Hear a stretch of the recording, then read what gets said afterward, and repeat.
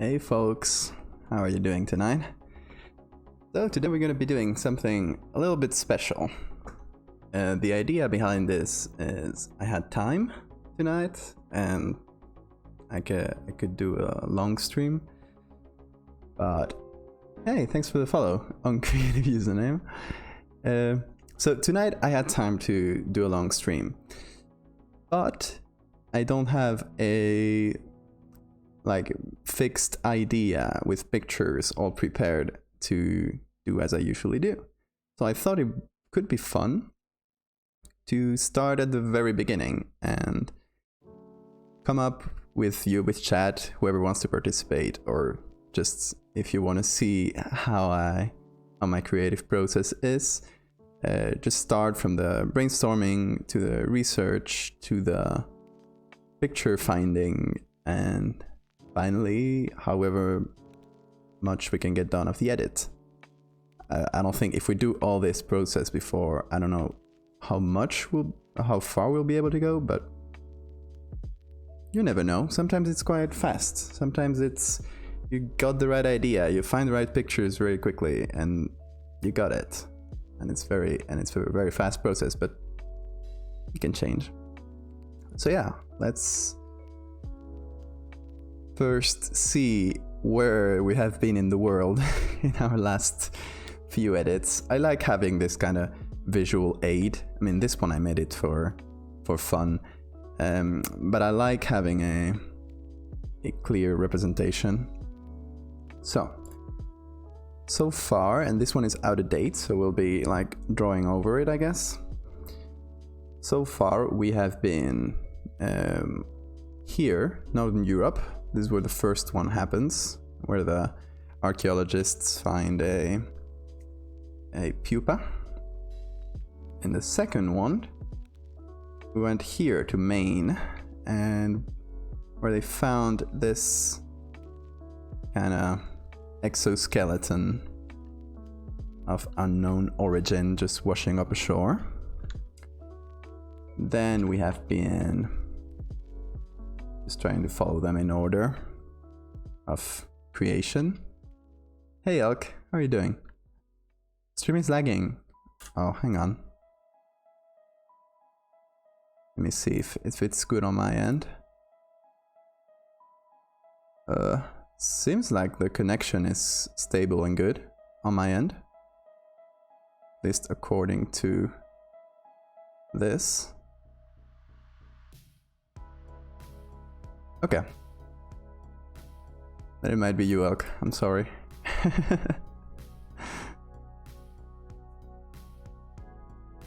F's in the chat. So yeah, we were summing up where like the last locations of my edits and kind of their basic facts, so we can come up with the next one. Okay.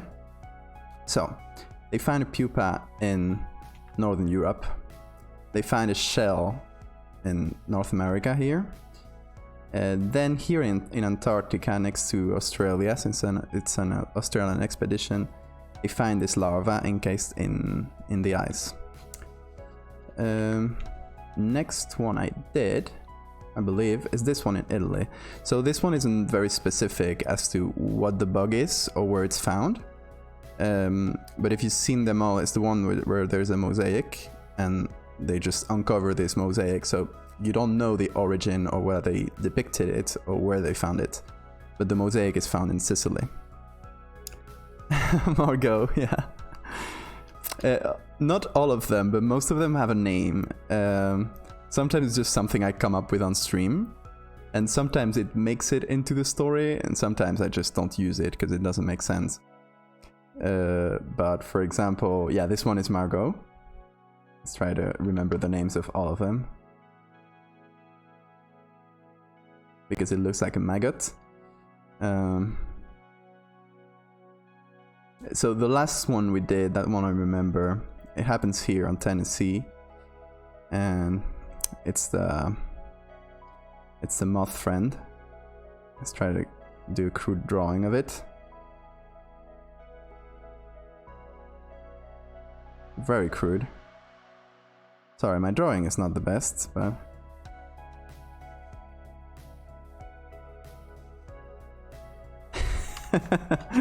So this one is called Timothy. For obvious reasons.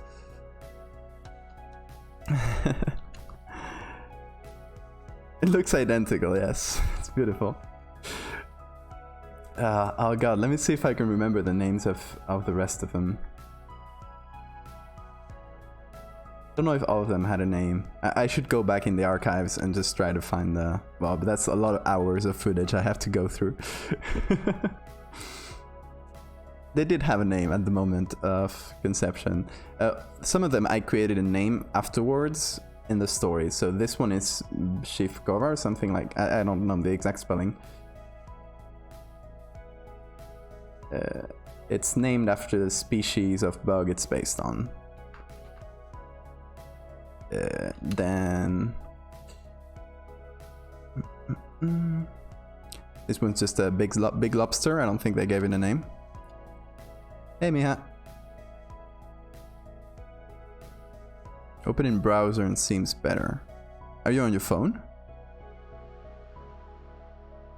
Or do you have a desktop Twitch app or something?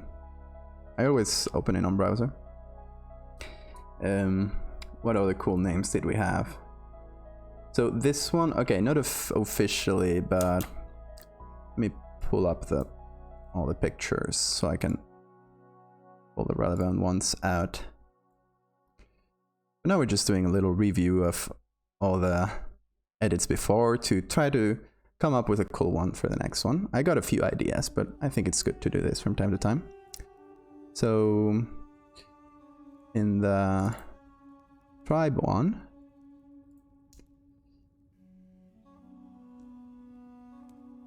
they have, it's not literally the name of the bug, but they do have this mythical creature called Kinya, which is an actual word in a local language from there, which is represented here. And I guess we could call the bug that, since they have a lot of similarities. So I just called it Kinya.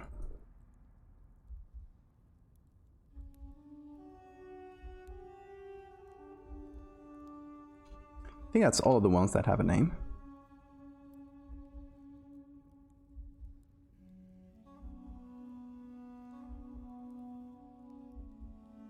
I don't know if there's a desktop app.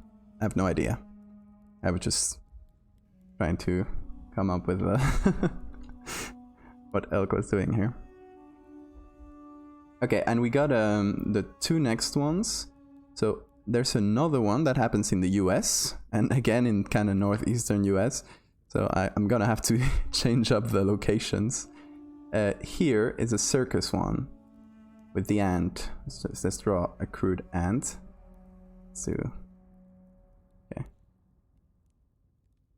And oh, this one has a name that didn't make it into the story. It's called Anthony.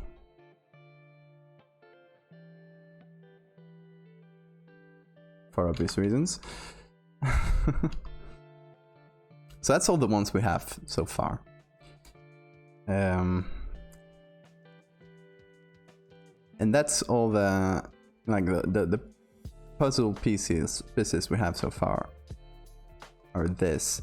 So what I'd like to do, one of the things I'd like to do is kind of cover the whole world, because I think one of the fun parts of this sort of stories is that they span the whole world and different points in history. So for a lot of these, I tried to find a cool point in history and a nice part of the world. So for this one, in Africa, I like the beginning of the idea is, oh, I should do something in Africa in the early 20th century. It's not a very beautiful part of history there. It's kind of ugly, but I think it's interesting. So it's an interesting like baseline to build a story upon.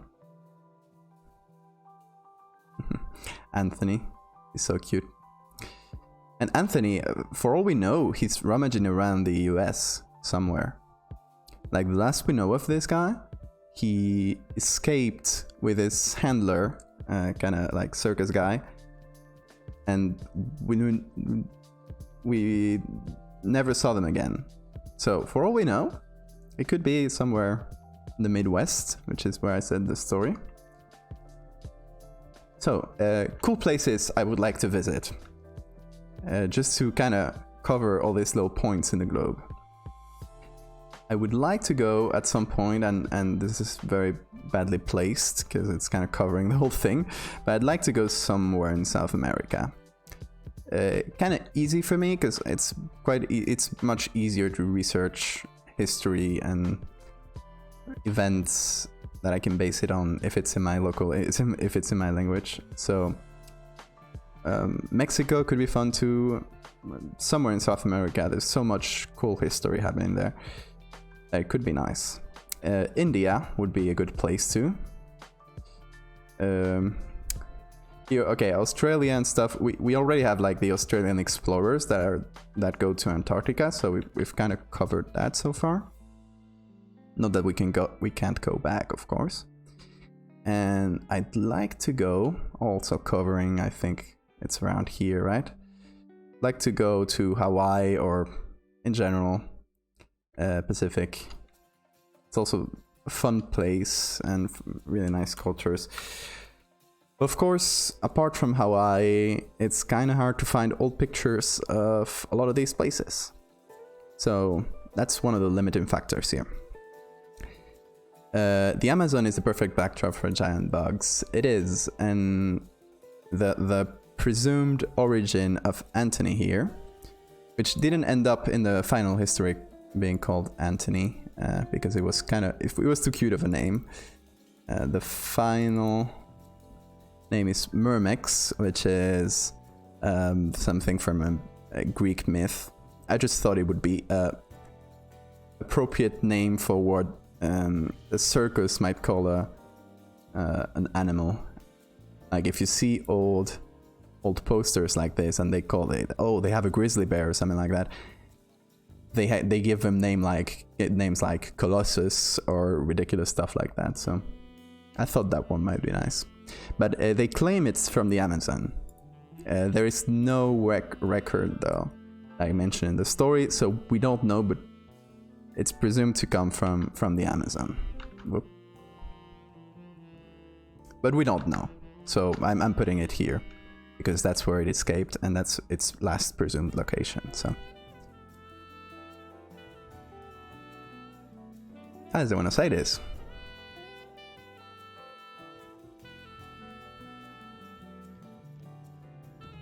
These rainforests, what's left of them? Yeah. Well, if we were setting it in early 20th century, it wouldn't be as bad, I presume. Thing is, it also has to be documented. So one of the early ideas I had, actually it ended up becoming this one. Instead of setting it in an African tribe, in the beginning I was gonna set it in an Amazonian tribe. But that didn't pan out because I didn't find any good pictures. There's not a lot, honestly, like early photographic material of the Amazon, which sucks because it would be such a nice place. And I mean, I guess that applies to rainforests in general, except if you're going to like maybe Mayan ruins, and well, I know the Mayas were not in that area, but like how do you say precolombinas? Well, native culture ruins, that could be easier to find because that's a lot of the exploration of those ruins happens in that era. So that would be probably a bit easier to find pictures for. But okay, we've done a little review of where we've been so far, right? And where we could be next. Next, I wanted to explore some ideas I already had, because I had a note in my phone with 10 million ideas, most of them very bad, but a few of them could be good. What I was exploring could be nice and could fit one of our locations. Are you making a map? Yeah, okay, let me remove this. This is an old map. It's old, I mean, from a few months ago. So it's missing the last 2 edits. But I'll update it at some point. I'm just lazy and I don't want to draw this, because I drew this by hand, then I scanned it, and then I put it over here. So I'll update it at some point. Probably put it, I don't know, somewhere like in the pinned tweet or something right below it. By the way, how many of you are coming from the last influx of followers I got? That was crazy. For those that don't know, my follower count on Twitter, thanks to one tweet basically, doubled from, or more than doubled. So a couple days ago, it was in 1,300. And today it's more than 3,000. So yeah, more than doubled. That was absolutely crazy. I don't have to do anything with this, but I'll let me click close to the Bay of Fundy. Where's that? Hang on. Browser time. And you'll see one of the things I had thought up. Yeah, that's thanks to Trevor. Bay of Fundy.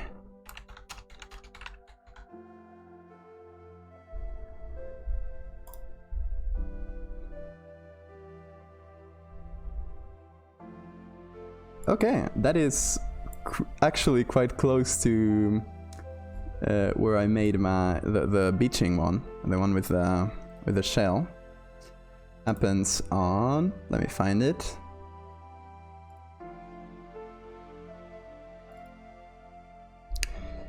Northport, Maine. So not that far.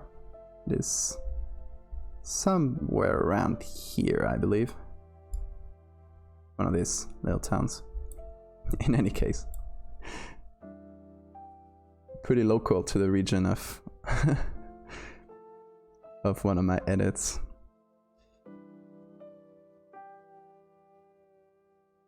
Yeah, that's Trevor. Yeah, he has got like 200,000 followers, something like that. So yeah, he's retweeted my stuff like about 4 or 5 times at this point. Which really is super nice of him.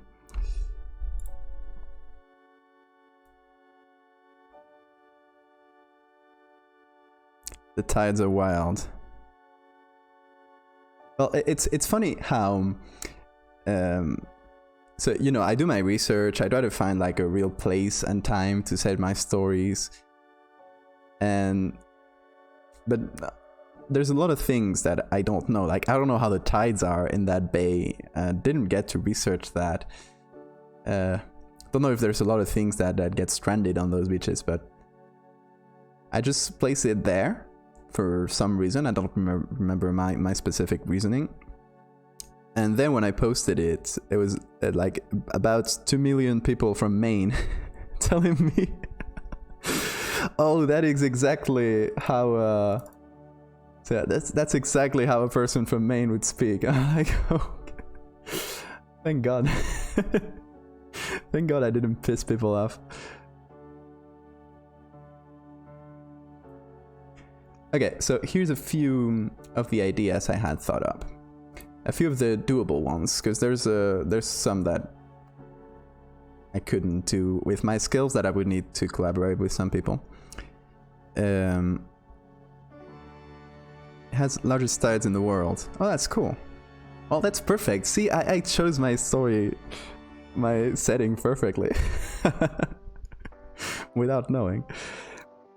So when a few of the ideas, let me read them to you. So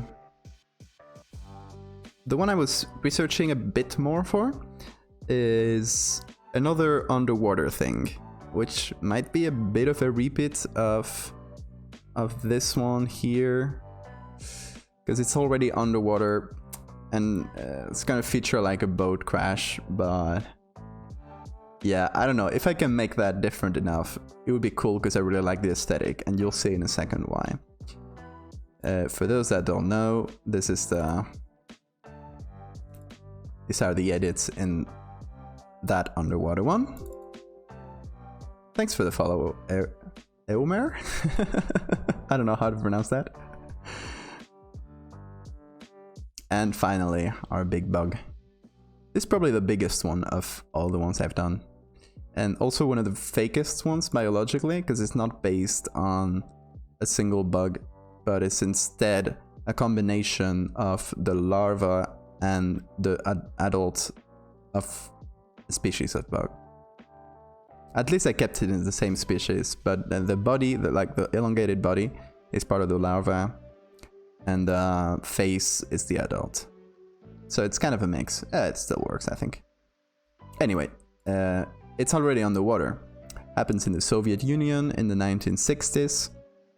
They try to cover it up and actually make use of it, and we don't know what comes of that. Might make a sequel at some point. But what I was thinking right now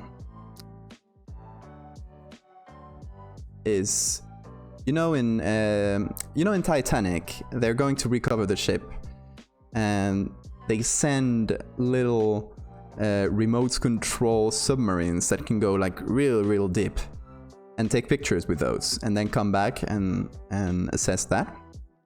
Well, that is the aesthetic I really loved, and you'll see why. Those pictures are fantastic. Look at this. The artifacts, the bad quality. Even the letters are like all messed up. There's some black and white, there's some color. Guess it depends on the model of the camera. Look at this. This is like perfect horror material. It's obviously really low quality, but it's fine. Like, this is like, I don't know, 600 pixels or something. Oh, let me catch up with chat, sorry.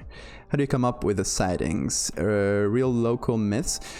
Not really. I try to... Like, I don't know that many... I wish I could find out about every local myths from all over the world, because I love that kind of stuff. But the way I come up with them is...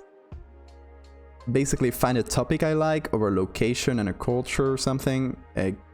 Basically what we're doing now. We kind of read about it, maybe like, oh, this is a boat that they're researching. What's the name of the boat? Well, turns out it's a Japanese boat that got sunk by accident by how do you call that? A submarine. Don't blanked out on that. So it got knocked by a submarine, and it sunk, killing some people. And it was a kind of brought a lot of tension between Japan and the US because of that. Happened near Hawaii, which is a really good location. And they sent these recovery, or like remotely operated vehicles. ROVs, I think it's, yeah.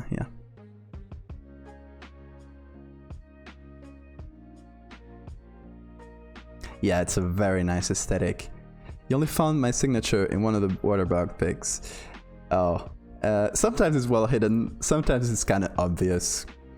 I don't put it in all of them, mind you. I put it in at least one picture per, like, story. So if they come in a pack, maybe only one picture has the signature, If I had to come up with all of them, a place to put it in all of them, I don't know, I would die.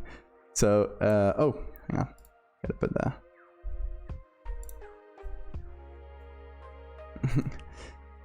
It's here in this one, in the underwater one, in a box. For those that don't know, I always hide my signature in every edit I do. And it's always this symbol. It's a V and an A. So sometimes, yeah, it's well hidden, sometimes it's not that much. For example, let's go to the mosaic one. That's probably the most basic one. It's right here. Kind of obvious. And the reason for that is the original. Here, in the tunic of the Roman guy, there was a literal swastika, which in Roman times obviously didn't have the meaning it carries today, so obviously I had to remove it. And I said, well, That's a nice place for a signature.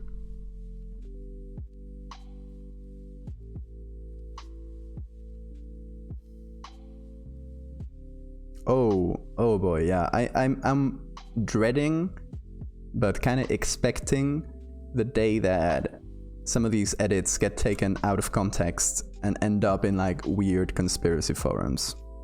Sometimes I do Google reverse image searches to to see if it ended up somewhere weird.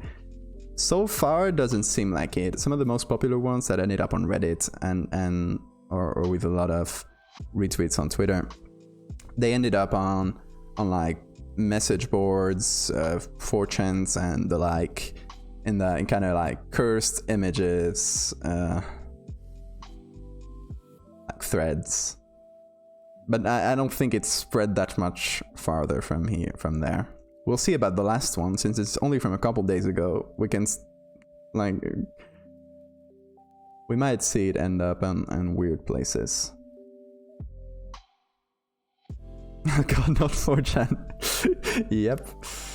It ended up there. That didn't spread too far, thankfully. I like that it spreads, but in a legitimate way, so you can still connect it to me or my account or somewhere where you can obviously see that it's fake, you know? Okay, let's see, more signatures. There's a pretty obvious one. It's a symbol on the shield here. Oh, this is a fun one. This is my self-portrait. It has nothing to do with all these, but it's kind of, I like the old school daguerreotype style. Don't know how you pronounce it. So I drew this, and this is Ron. That's why it kind of looks different, but I think from a distance it looks close enough.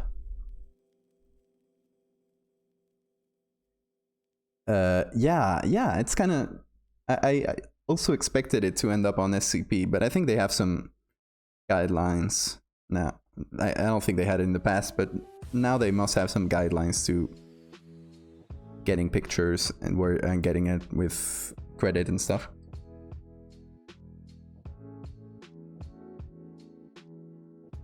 So at least I hope they ask me before. I don't think I would give permission, because it's kind of its own thing. So I wouldn't want that to end up in like SCP forums. If someone wants to do a, like, I don't know, a fan art or something inspired by what I do and puts it in SCP, I don't mind at all. Like, absolutely go for it. But for my own, it's kind of like modeling it in another world, which I don't know if it makes sense to you guys, but and some pretty strict guidelines for pictures. Yeah, that's what I figured. Okay, let's see. More signatures. Okay, so this one is probably one of the shittiest, because I forgot to put the signature until like super late. I was like, God, I gotta put it somewhere, so I put it in next to the box here in the print. It is something. And in this one's, it's also super obvious.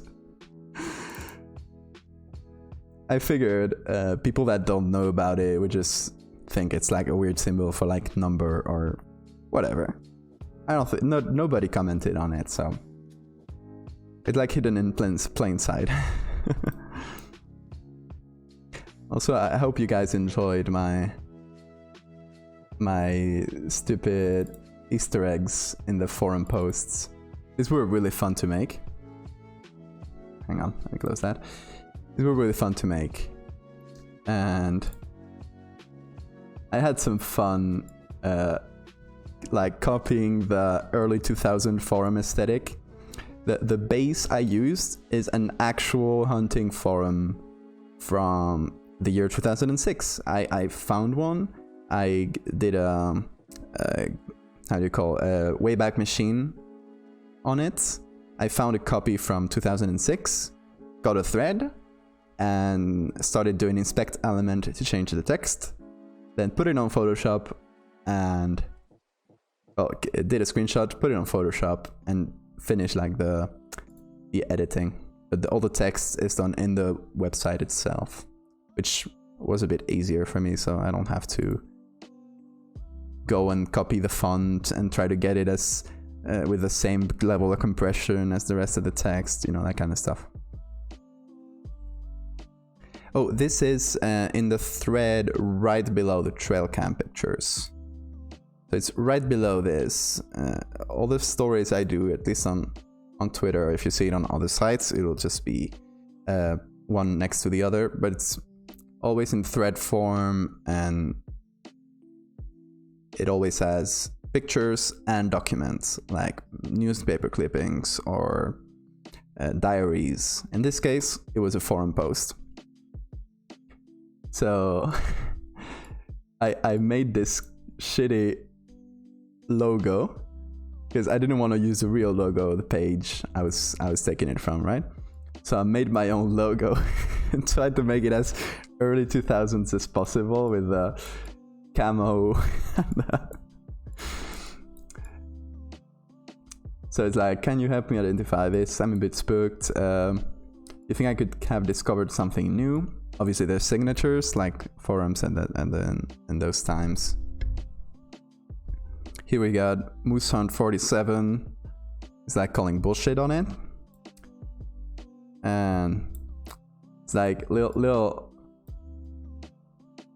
reference here. I have no idea how to use Photoshop in 2 words, of course, either, if that's what you imply. And then on the second page, we have my own self-insert character. It's called Deviant Val.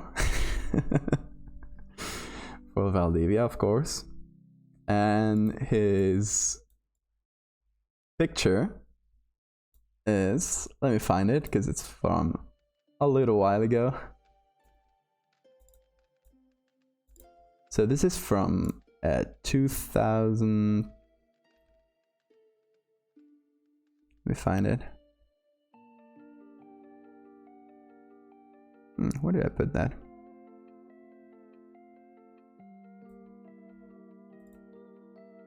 (2012, 2013).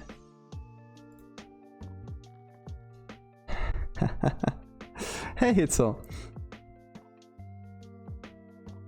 Where is this from? 2005. Oh, this last edit.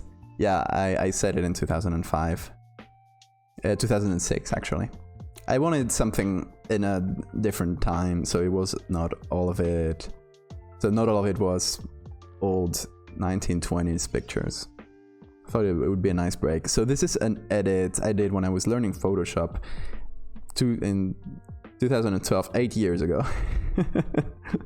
And this is probably my most copied thing I've ever done. Like, you might say, oh, I was a kid, I just posted it to DeviantArt and I had like maybe 100 followers there. For some reason, let's do okay, let's do a little reverse search on this, right? I'm sorry for getting off track. We'll get back to the edit in a minute. Okay, so I'll just gotta get to Google Images. Nope, that's not the right. Whatever, images here.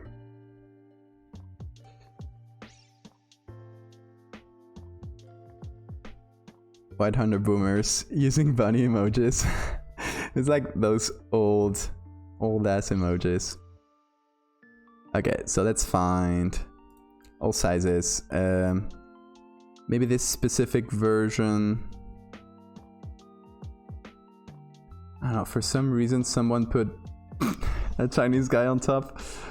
Posted it on there. Let me see if I can find the others, because I found it on...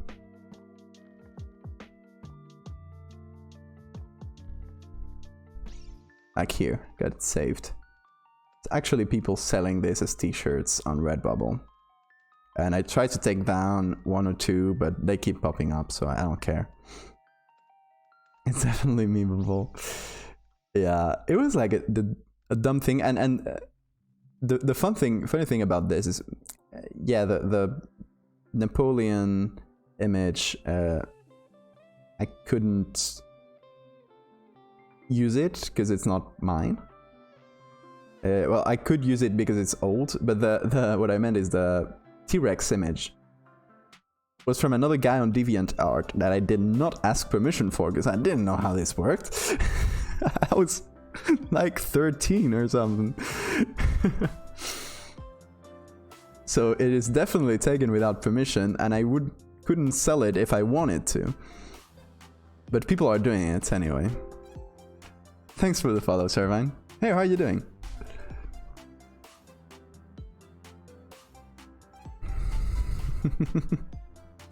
So there we go, that's what I have to deal with.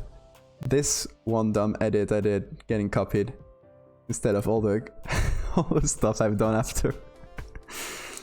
Well, at least I'm not trying to sell my recent stuff, because that would actually be more harmful, because I'm probably gonna sell this at some point. Don't know how, as a book or something. I don't know.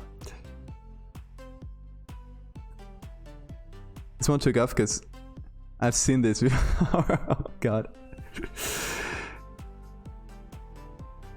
So we were coming up with ideas and well, kind of memeing around too. But oh, is the music too loud? So I had it a bit louder than usual, I just realized. So we were coming up with ideas, and one of them that we have is using pictures from remote operated vehicles. Those are the little submarines that are unmanned and controlled from the surface with a cable, right? But they can go super low, and they're used either for rescue operations. I don't know if these ones are used for rescue operations. Probably just the manned ones. But they're used for research, for sunken ships, that kind of stuff. And got a lot of good pictures, and I love the aesthetic. Because you got the text here, it's super... like compressed bad video. Sometimes, I'm trying to find them here, but there's some where it's super glitched. This one is pretty glitched with the text. There's some where the text is not even readable, and I love it. Look at this. This is perfect. Look at this text. It's beautiful. By the way, what's the poll about? Is there a poll? I might be something super old. Hold on. I used a poll, like extension, once when I did a... Skull? Yay, nay? Make it less visible. Oh, I don't remember what that was for.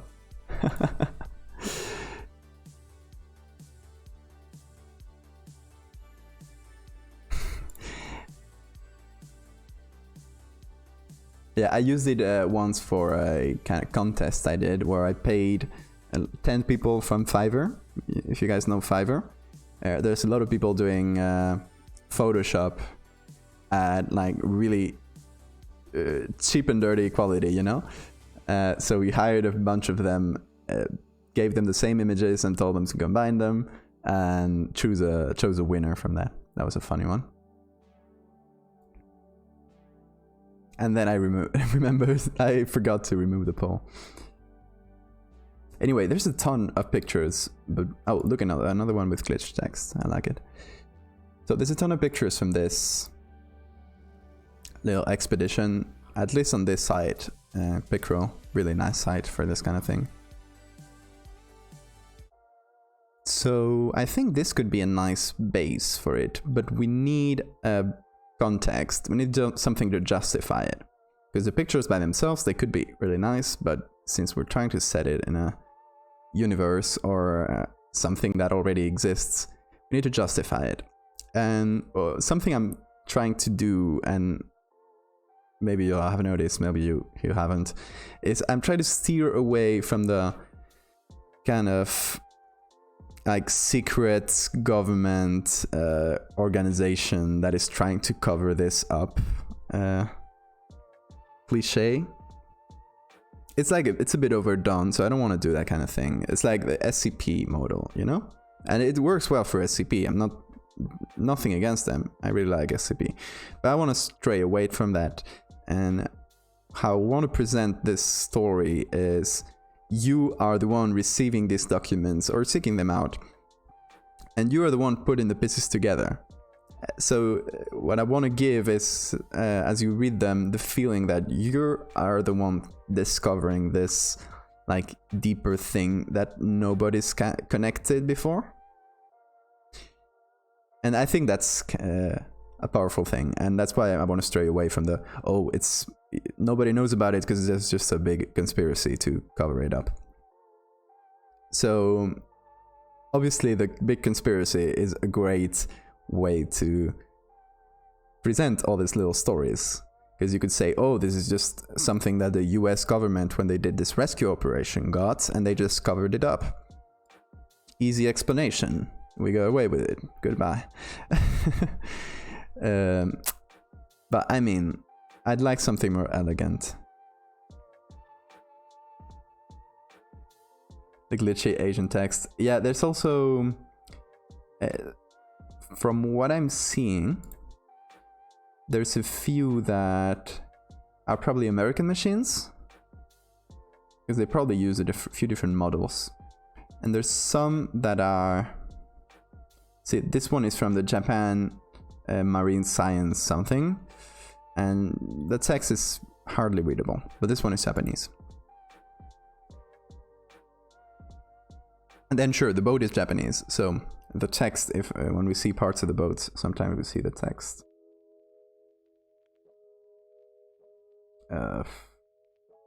There's some pretty good ones with the front of the boat. Oh well, here we go.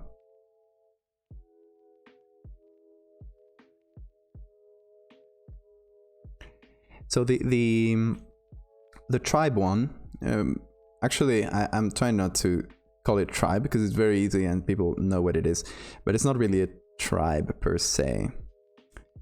And it's based on actual societies that still exist in Africa today, that are hunter-gatherers, and they're anthropologically, however you say that, they're not a tribe. They're something that we believe, scientists believe, was what came before tribes, actually. In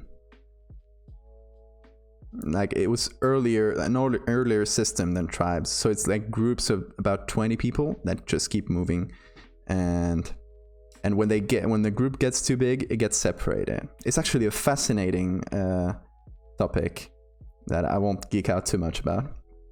Yeah, I call it tribe because people understand it better. But in the text itself, I try not to use it.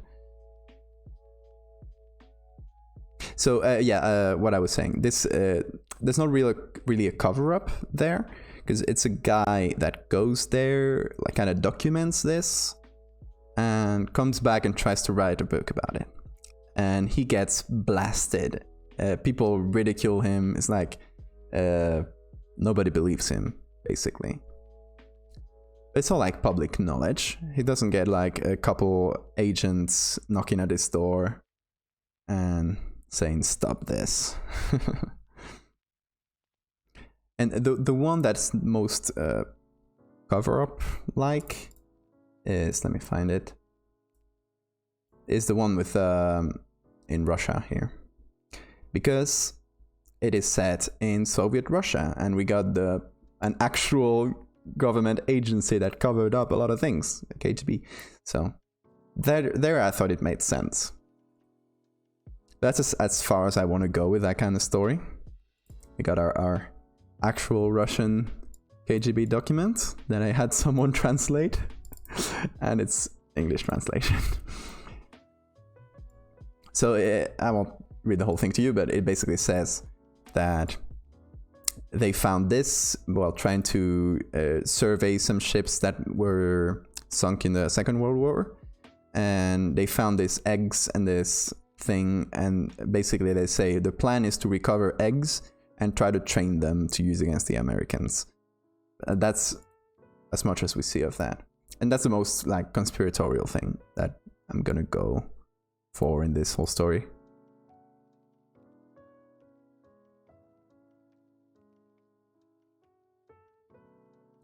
Oh, I was asking about the kind of discovery feeling you were talking about. Oh, with the African thing.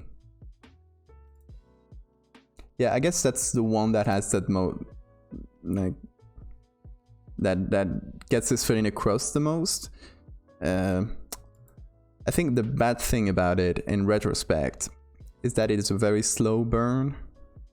It's not, at least for things like social media, it's not very snappy. It doesn't get your attention quickly. So most people will pass it and won't read it. Because the only interesting picture, like really like scary, so to speak, picture is this one. It's the last one. It's the end of the story. So for that one, I kind of wanted to build a little bit of tension, a little bit of mystery before we get to the actual meat.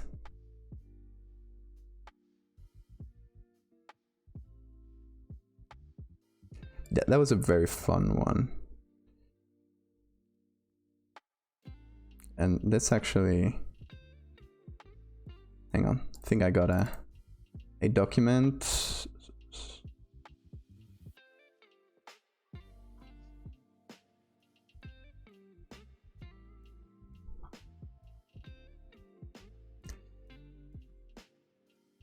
I'm trying to find the name of the like culture I based it on. I think it's Hadza. Oh, that fell down. Yeah, here's a Hadza people, if you guys want to read about them.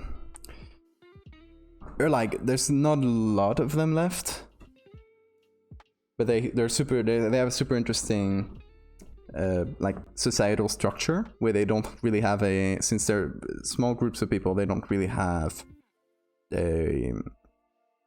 like an order, like a, don't know how to call it, but it's very nice. I recommend you guys read it, like the Wikipedia article or something at least. Anyway, that was one of the most fun ideas I had with a recovery vehicle. But of course, we need a justification for it. Something to explain, like, how did these pictures get to us? Why aren't they public knowledge? Meat? So, one of the ideas I had to justify this is one of these recovery vehicles got lost. Maybe the cord got cut, something, it fell down in the ocean. And then someone recovered it. Hey William, thank you for the follow. But if someone recovered, to recover something that's so deep underwater, you can't have just some hobbyist divers. Because we're talking like hundreds of meters underwater. That's not even a remote possibility to dive that deep. So I don't know, how could these pictures have been taken? Like imagine like this picture or whatever with a giant bug on it. How did that get lost? That is my main problem with this one. Hey Ender. Good long snorkel and iceberg goggles. Yeah, I'll send you down there if you want to go. I think it's like 600 meters underwater, so... And I think the maximum you can go in diving is like, I don't know, 50 meters? Dolphin camp. Just train some dolphins to go down there. I don't think dolphins could go down there either. You would need to train, you know those the fishes with the light that live deep underwater, those ones. Okay, a few other ideas I had. Just gonna run them through you. Make a not a nest as in where they put the eggs, but maybe like a roosting place or something for a lone bug in some ruined place. I think that could be very fun. Like Chernobyl or something like that could be nice, or some kind of like uninhabited place, maybe like condemned for some reason for like radiation and stuff.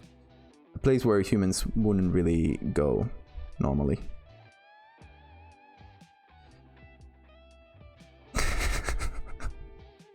See, we're already at government cover-ups. We can't do this.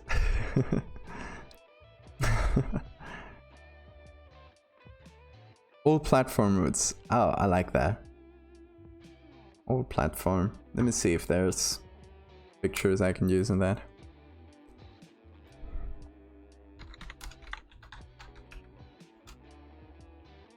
So this page is super nice, by the way. If you guys want to find historical pictures or even like texts from medieval times, there's tons of things here. Like I just looked for old platform and I got 1300 images ranging from all these years, which I can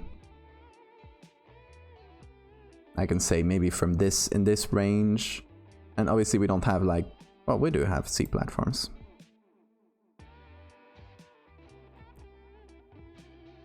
But obviously there's not a lot of pictures from this range of years.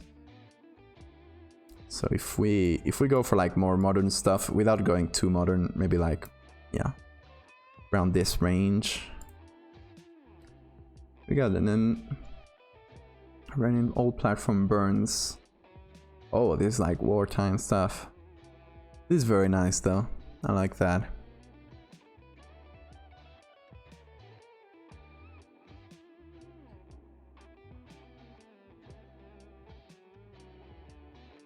Maybe the picture could have been recovered by someone doing underwater drilling for something. I like that. Government again. Yeah, it's kind of it's really easy to fall into government cover-up when you're doing something as inaccessible as deep underwater pictures, because not a lot of people have the means to do that. It's not like you're in many other of these stories that it's just someone with a camera in the right place could take them.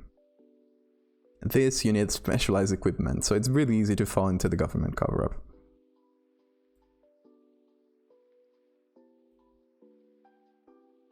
So there's a few of this Iranian... Oh, that didn't work. There we go. Oil platform burning. Slow burn.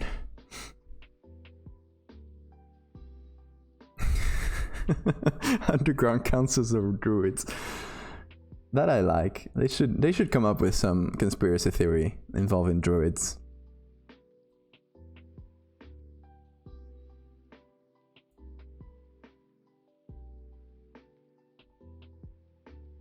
Offshore oil terminal, Kuwait. Oh, Operation Desert Storm. That's a fun one too. Well, not fun, but that's a good like historical moment to set it in, to set a story in.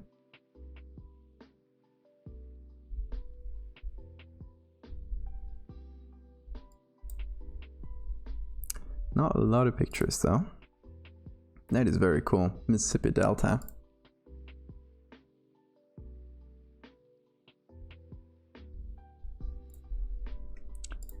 But we only kind of have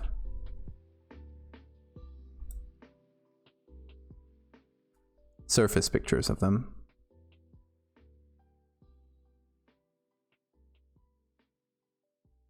Well, they did take a lot of pictures in this press conference. A lot of them.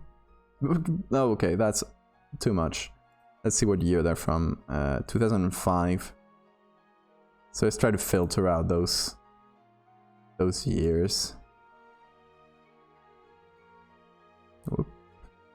Okay, well, still some bad.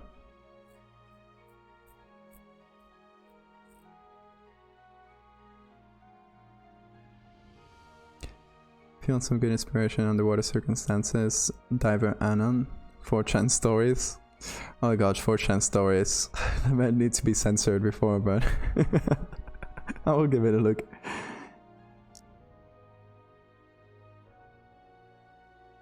You need some land hermit crabs. Oh, hermit crabs are so cool. See, I'm kind of limiting myself to what range of species I can use. So all the ones except for one, which is an exception because I did it before coming up with this rule.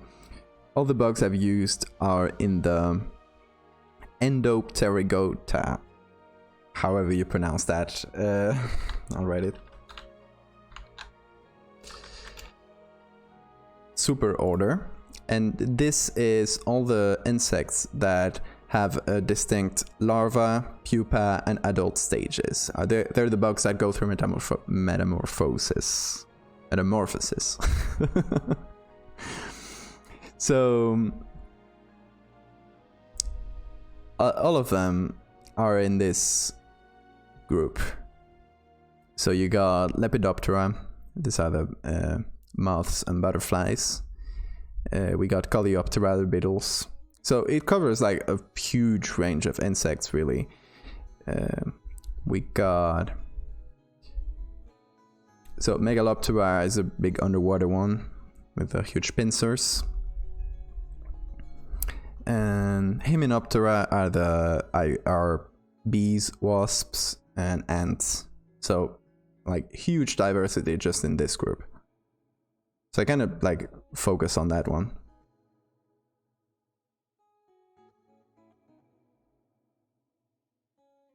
What's the thing you're doing again? That's what we were figuring out, Ender.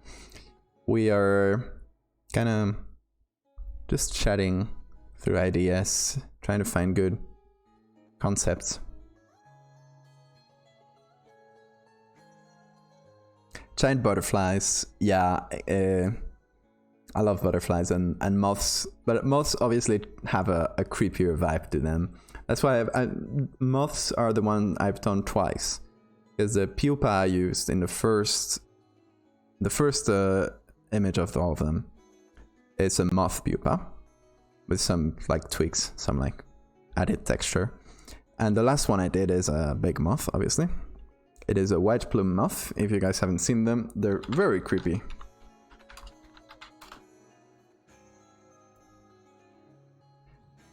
I mean, this is a picture I used, by the way. They would be creepier if they weren't so tiny, but they're pretty small. Yeah, they're weird like that, but they're a type of moth.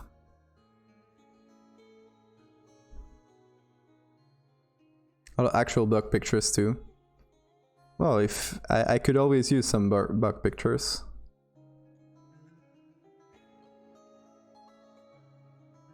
It looked like a silk moth pupa. No, it's let me see if I remember the type, the species of moth.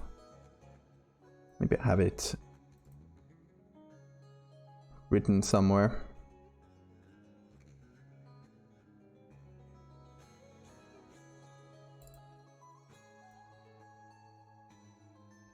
The artifact here. Oh, sorry for bumping the mic. Don't have it written down. It's a type of moth. It's a huge one. It's enormous. It's like one of the biggest moths.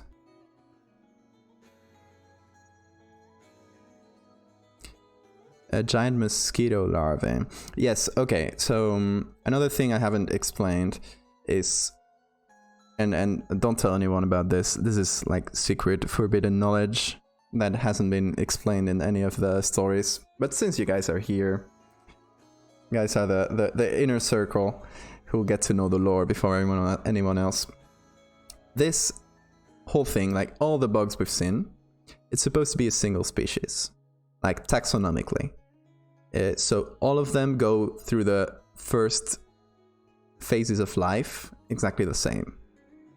They go through, the eggs are the same, the larvae are the same, and then after they pupate, they differentiate in like all these wild forms. But they're supposed to be like one or like just a small group of species. Hey, thanks for the follow. Milkinetta. Yeah, you guys are the in the know now. I mean, that's not all the lore I have, but it's part of the forbidden lore that is unknown so far. Yes, so okay, they're supposed to be a single species that just has a very large difference, right? And the life cycle of this species is they are born underwater and they spend their larval stage underwater, where they grow and then they pupate and they come out the water.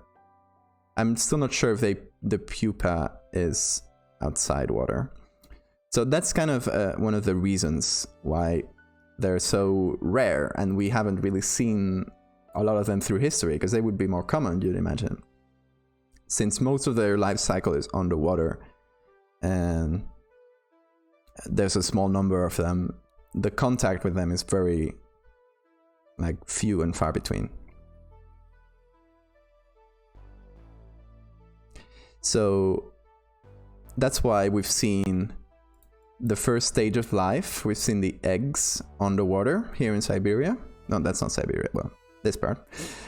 And then we've seen a larva in the Arctic in the ice. Like, why would a larva be randomly in the ice? Well, it's because that first stage of life, they spend it underwater, and this one probably got away from the pack or something and ended up getting frozen. Are you ever gonna do German artifact hunters encounters? I don't know what German artifact hunters is. Do I have to look that up?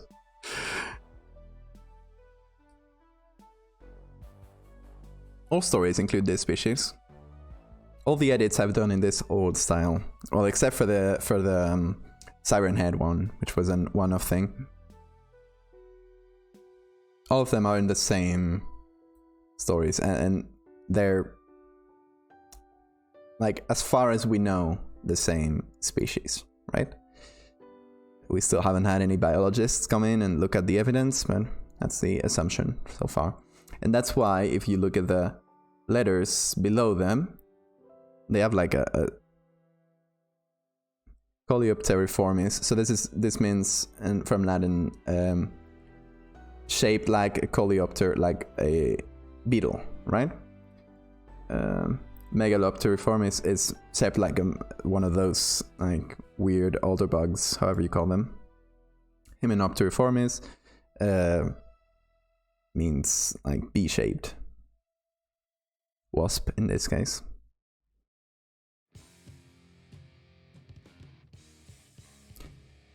It got ice powers? No, it doesn't. It doesn't.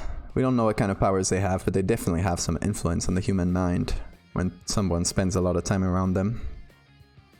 The form of the allotex is partially influenced by whether the pupa moves to land and stays on water. Yes, so my idea behind this is that depending on the environment and maybe some pheromones kind of thing, it influences the form it's going to take. So it's like ants. Ants have different forms. And you have like worker ants, queens, ants with wings, without them. And it comes down to the same thing. Like pheromones and some other external factors that determine the form. So theoretically, we could get like something that's a weird mix between a beetle and a wasp with like pincers, but also wings. Well, I guess beetles have wings, but also like stinger or something like that.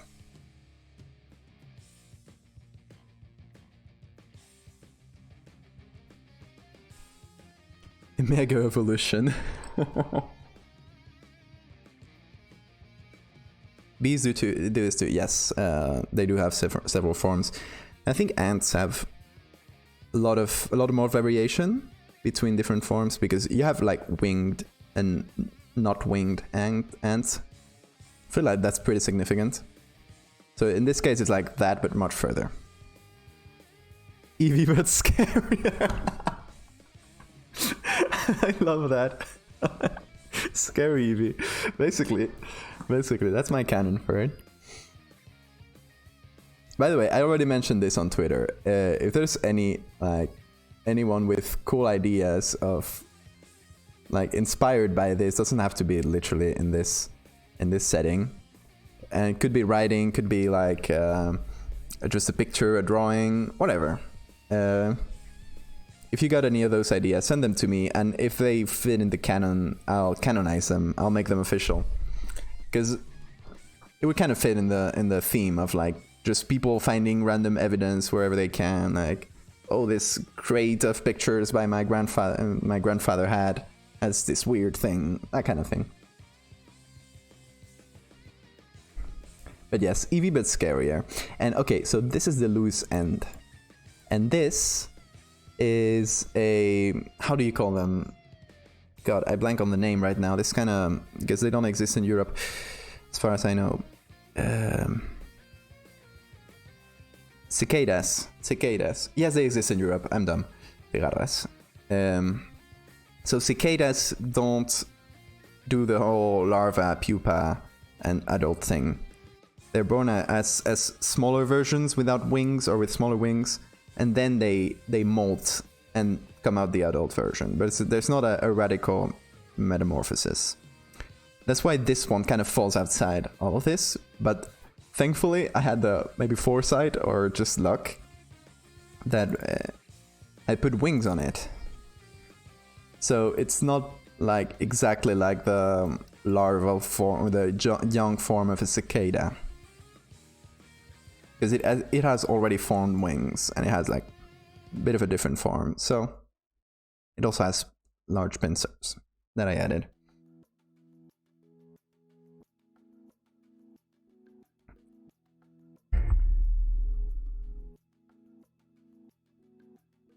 You're tempting me. Yeah, I mean, I would absolutely love to see people taking this concept and doing their own thing. Even if it's completely different and they put it in SCP, or that's fine too.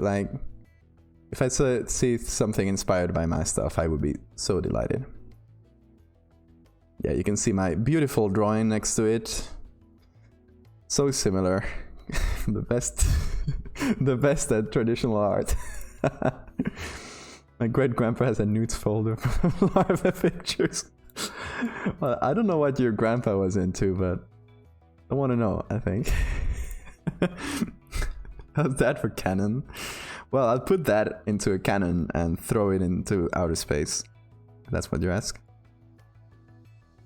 Anyway, so this larva here, it is based, although it has some different features, it's based on a... What species was it? I don't remember the exact species, but it was a beetle. So that's the official larva, you know? There's not going to be 10 million variations of larva, and we're going to keep the larva pretty similar. So I think for this one, if we do underwater, we can do larvas again, but alive this time.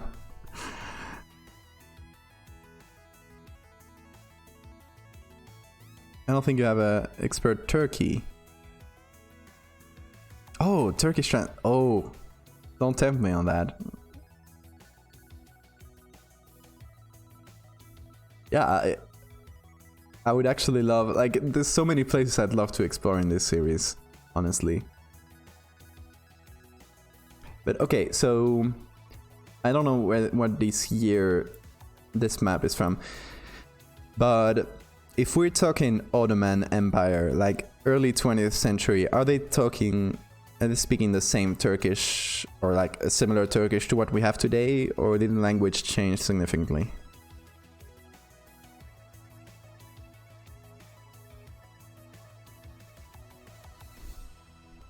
Inspire government expedition to uncover ancient species. I would be very flattered if government took this seriously. Arabic Turkish merged. Oh, okay, that's strange. It's kind of weird. Well, I'm obviously not gonna dump that on you, but if I do something in modern Turkey, Ottoman Empire. In those times. I'll let you know, and maybe we can figure it out for the language and stuff. So the language is one of the difficult parts. That's why mostly I've done it either in English-speaking parts of the world or in if it's in other parts of the world presented by an English speaker, you know, or translated. So the Russian one is translated. The one from Africa is an English explorer that goes there. This one is Australians that go. So I try to more or less keep it, when I can, present it from an English speaking perspective. So at least it's more accessible to read for an English audience. About a bug in Transylvania to explain the vampire rumors. I like that. Like a vampire, a mosquito. Let's see, are mosquitoes in this? We do have to find that. Maybe Diptera.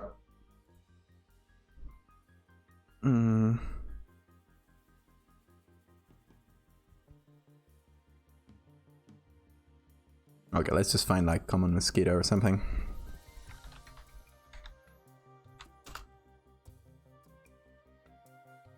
Okay, so they are Diptera. Yes, they are in this family.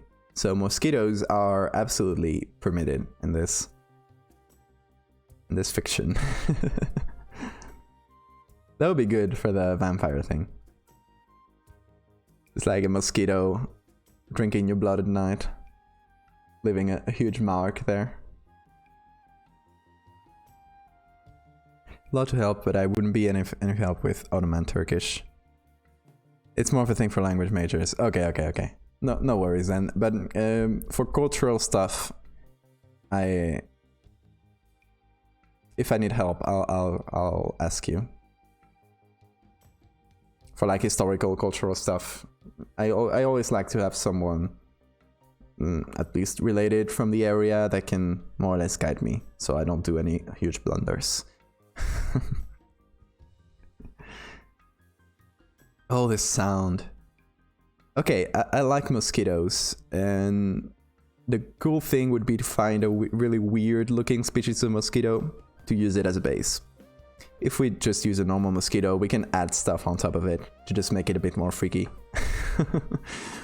I have a ton of... Hang on. Okay, so I have a ton of cool insects that I've just found over time. I've saved in my bookmarks. Like this cool bugger. Or weevils. Weevils are pretty strange. They have strange pupas. Although I guess a pupa wouldn't change too much. Let's see. We have this cool mantis. I would have to check if the mantis still fits in this group of species, because it might not. But this is really scary. It is enormous too. As big as a hand. Just don't make us ride camels. Okay, no. At least that much I know.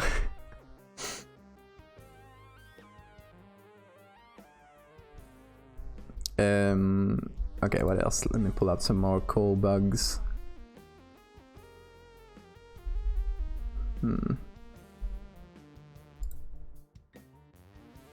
Oh, this is a cricket. This is like a metal cricket. It's very strange because it looks like the face from a normal cricket with the body of a... I don't know. I don't know what that could be.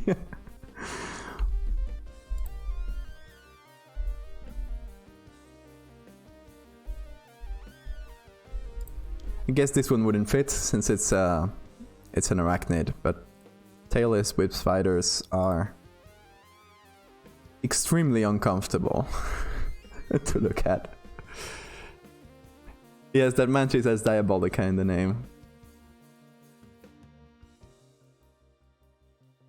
Like hickory horned devil caterpillar. Another with devilish things in the name. I love that.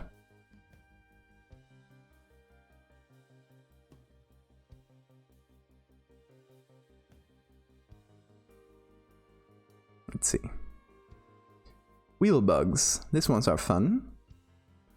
Very strange looking. I don't know what kind of bug this is.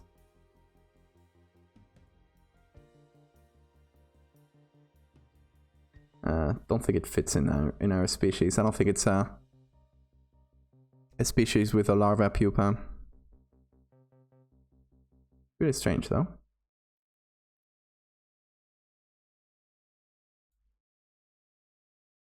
This is probably the creepiest moth thing. I have no idea what that is. But it looks like alien tentacles coming out.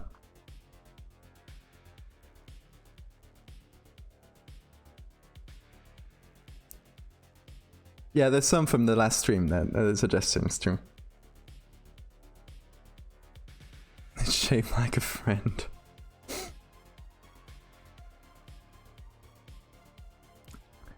Look up lobster moth caterpillar. Let's see.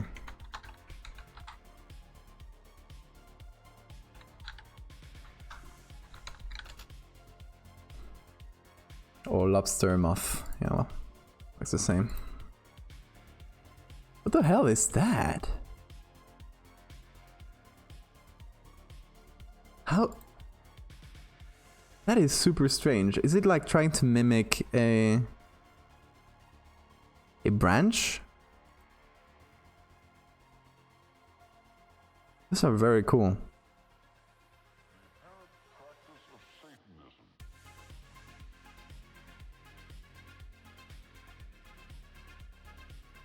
What the hell? It's framed for the old gods. It sure is.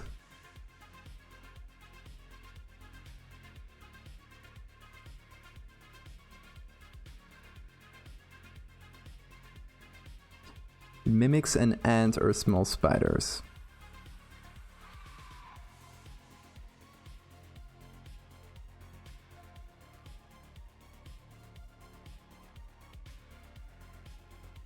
That is strange. So he's trying to mimic a spider.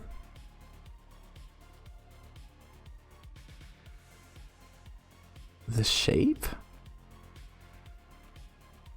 It's like the big abdomen like this. I don't know. It's still very weird. Yeah, it definitely looks like it's spraying. I love this one. It is going right into the big folder of bugs that I was pulling pictures from.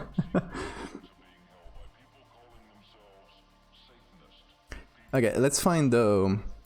If we're doing the underwater thing, let's find larva and let's try to find the same species of larva I used back then. Where's its face? This is a face, I believe. Yeah, you can see it eating here. It's just doing like this with the hands. It's praying. It's like, oh Lord, save me. Why do I have to be a moth? Couldn't you choose anything else? Okay, so let's find beetle.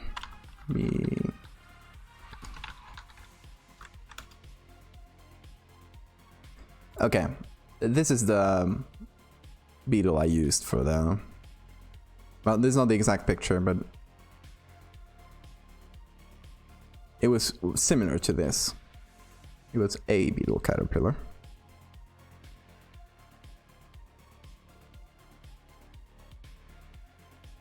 I mean, we can guess that the caterpillar will also grow, maybe get longer with time. We do have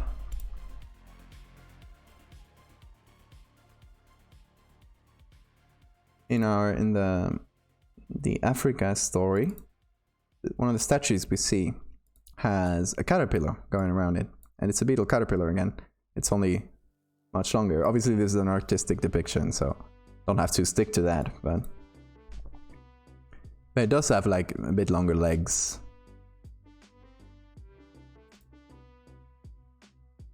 And then obviously if we go here, see it a bit more. Well, I guess it's not that clear. We can see like the general shape of it, the drawing too. Stag beetle larva, yeah, I think that's the one. I mean, there's millions of stag beetles, but it's similar enough for our purposes. It's not like I'm gonna get entomologists looking at my pictures. Oh wait, I did. When I posted the last one, I was like checking the comments and the retweets and like the quote retweets, and a couple of them were entomologists, and I don't know, I found that quite funny. Oh, here's the expert on bugs finding my bug edit. I wonder what kind of terrible misconceptions you'll see. So anyway, browser. So something like this could be good. And of course, if you guys are planning, or if you guys do photo editing and try to find pictures on the internet, just Google searching, don't do that.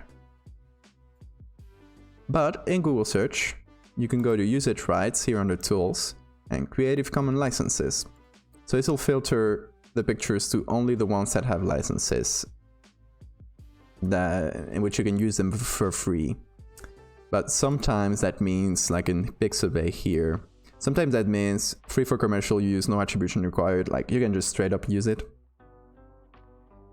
Sometimes, usually in Wikimedia for example, that means you... Oh, this one is completely free. Like this is 0. But a lot of the ones you'll find, Flickr for example, will have attribution necessary, like this. So do always check that and give attribution if it's required here. But yeah, a Google search with Creative Commons licenses like this is usually a very good first step to finding pictures.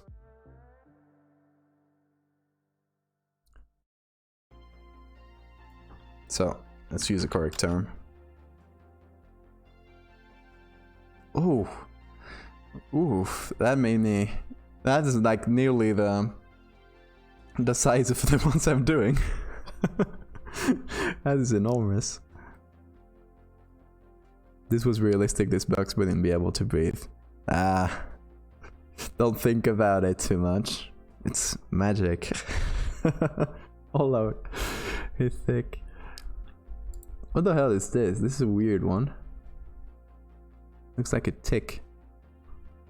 But yeah, let's do a stag beetle. Okay, that's what we're looking for basically. You can also filter by size. Only look for large ones. If you're doing a high quality thing, do that. Since I don't care too much if it's bad quality, because the picture I'm putting it on top is bad quality too. I don't care about the size here. This is a very cool one.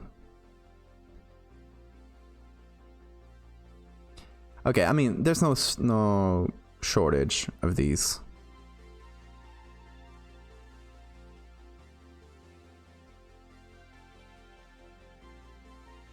I don't think it'll be too hard in this side or in others. Another really good resource I use a lot is Wikimedia. So Wikimedia has all the pictures that are used in Wikipedia in every language, and all the pictures have at least a Creative Commons license where you can use if you give attribution. So super cool place to check. It has a ton of things, especially if you're looking for anything that might be under a Wikipedia article. So we can look for beetle larvae. And you'll find a lot of, like, not interesting things, but there's a lot of good stuff too. Ladybug pupas, let me see.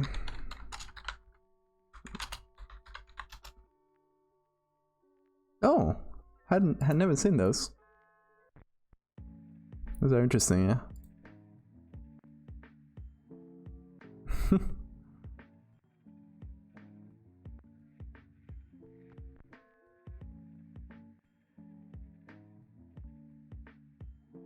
That wouldn't be canon, but I really want to make a hermit crab piece based on this series. Absolutely go for it. That would be fantastic. I don't care if it's canon or not. I love to see that kind of thing. We need more horror like this in the world. Or horror, I don't know if I classified it as horror, but we need these kind of stories in the world. The more the merrier. These ones are pretty cool too, and they're actually the ones I showed before in the statue, I believe. The same type of larva. So you could say it's like the same larva, but a bit more grown up. Okay, we're getting into books here. I don't think we'll find much more.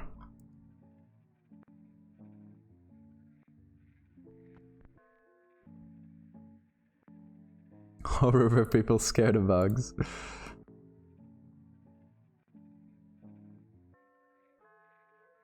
I mean, and in general, I really like those kind of short stories, kind of the original Lovecraft feel, without the whole mythology thing, which is also very cool. But the original Lovecraft short stories, which have that kind of feel. It's like someone going through, discovering like separate documents and kind of going crazy on his own. That's the kind of stuff that I want. So, more than the Lovecraft kind of genre of cosmic horror, what I like about Lovecraft is the storytelling method.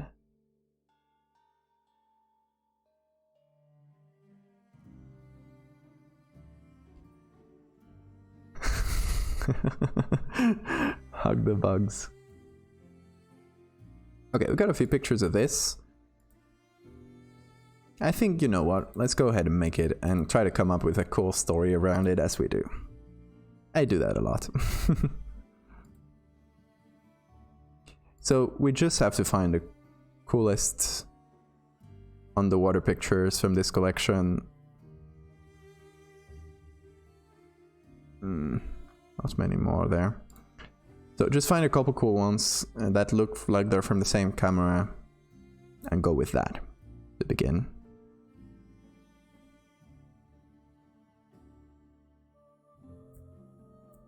I mean, there's two kind of people, there's two kind of reactions to the stories I'm doing. It's either kill it with fire, or I want to hug them and I love them. It's one of those two things. Okay, I got a ton of already open. There we go. There's a few more here. So this one I really like. It's already opened on here. Hang on. Just open them in separate tabs.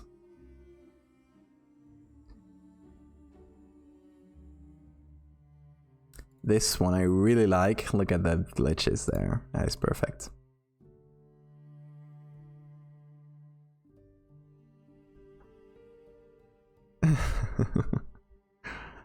For me, I'm more of on the love them side, but I also recognize their potential as a, like, their creepiness factor. So I guess I'm somewhere in between. But I mostly love them, and I love learning about it. The giant beetle for a pet. Well, you can get a giant spider. There's people that do that.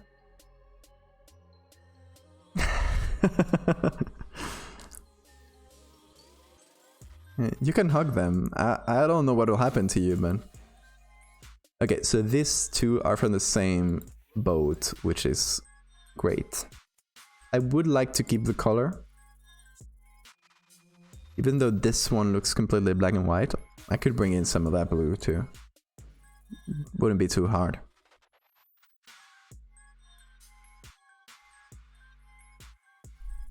I mostly want pictures where there's some black space like this.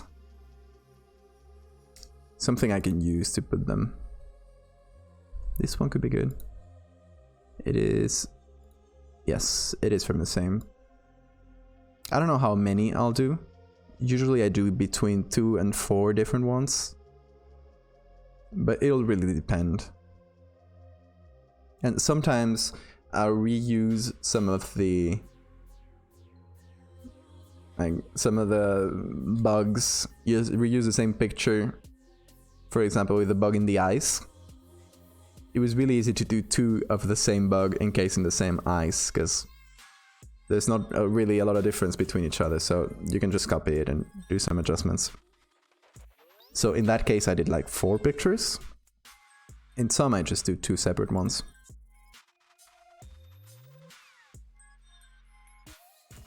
It seems like the outside of the boat, or no, I think it's the outside.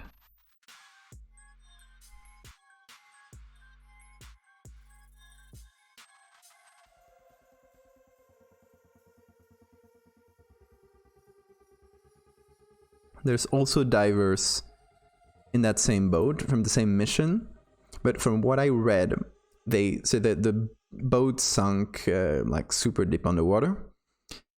They did a first survey with the machines that we're seeing. Then they picked up the boat and actually lifted it up and brought it way closer to land. They brought it closer and to still on the water, but in a range where they could bring people in. So it wasn't that deep, and that's what we're seeing here with divers in this weird helmet. Looks like a TV screen.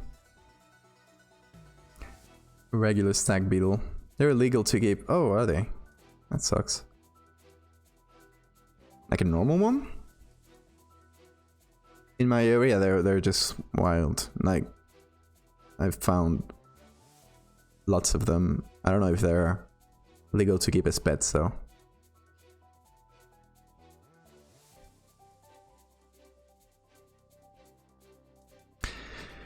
That ice larva look really big. Are all of them like that, or is it one that mutated? Well, I still don't know. That's something we can just figure it out as we go. I think what I would do is do them just as big, or like with some size difference between each other, because you know they can be like larvae that just came out the egg, or they can be larvae that are already really big and are about to pupate. So you could get quite a range of sizes there since they grow.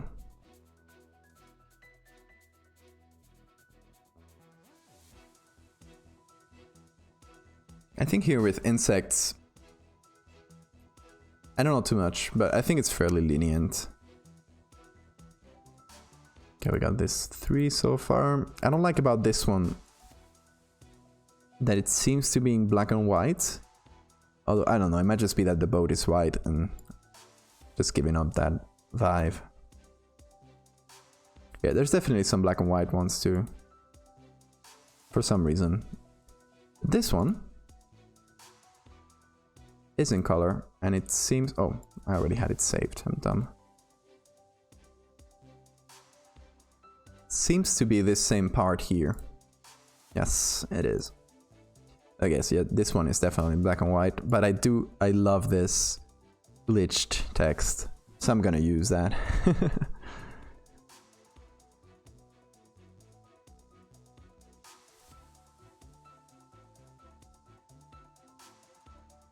Primary agricultural area.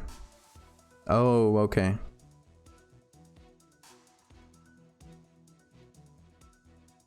Oh, giant land snails.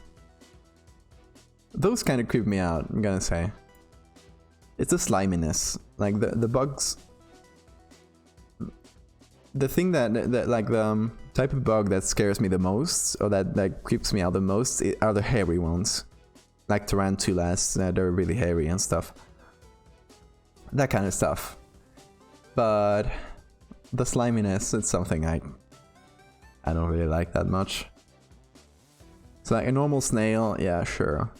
But one of those giant snails are just, I don't know, there's something about them.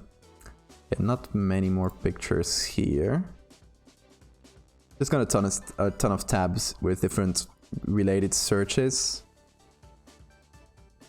So that's why I'm cycling through them. Oh, there it is. So I had found this one, I really like them. Because it's the crushed hull of the boat. Guess where the impact was made. It doesn't have the text though. So it might be from... Well, it is from a remotely operated vehicle, so I don't know. This doesn't have the text on top.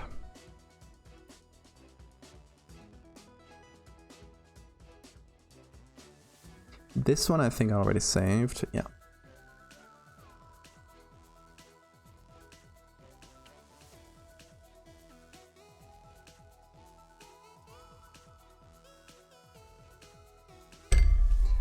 Oh, sorry about that.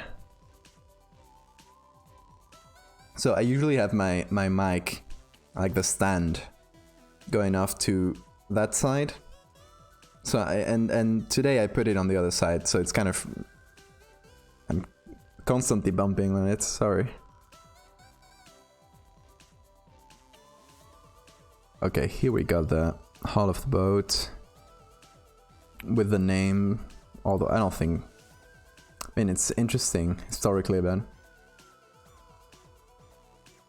Fishery High School. That's strange. Okay, I don't think there's many more are worth using. And there's some like little details or pictures where you only see the boats. There's no place to put anything in there, so not a lot I can do with it. This one is pretty nice. It's kind of hard to distinguish anything. Guess it's the anchor. Here we got indistinguishable. I don't know. Okay, here we got the boat and the seabed.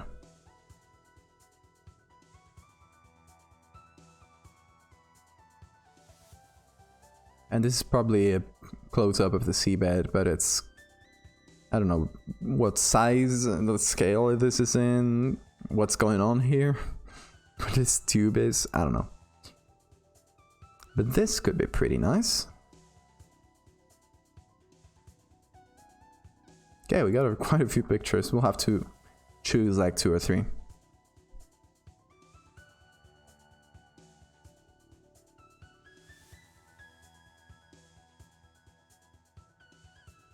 Raise moths, but can only raise native species. I guess that makes sense if they're worried about the crops.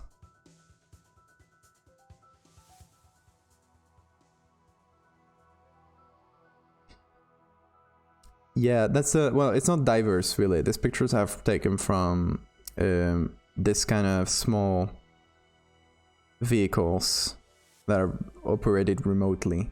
Because it's super, super deep underwater.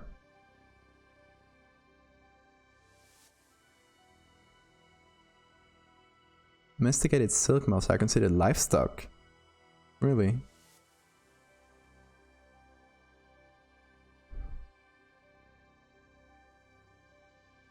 Roman snails, because they're used for... Really? Strange exceptions. I guess it makes sense.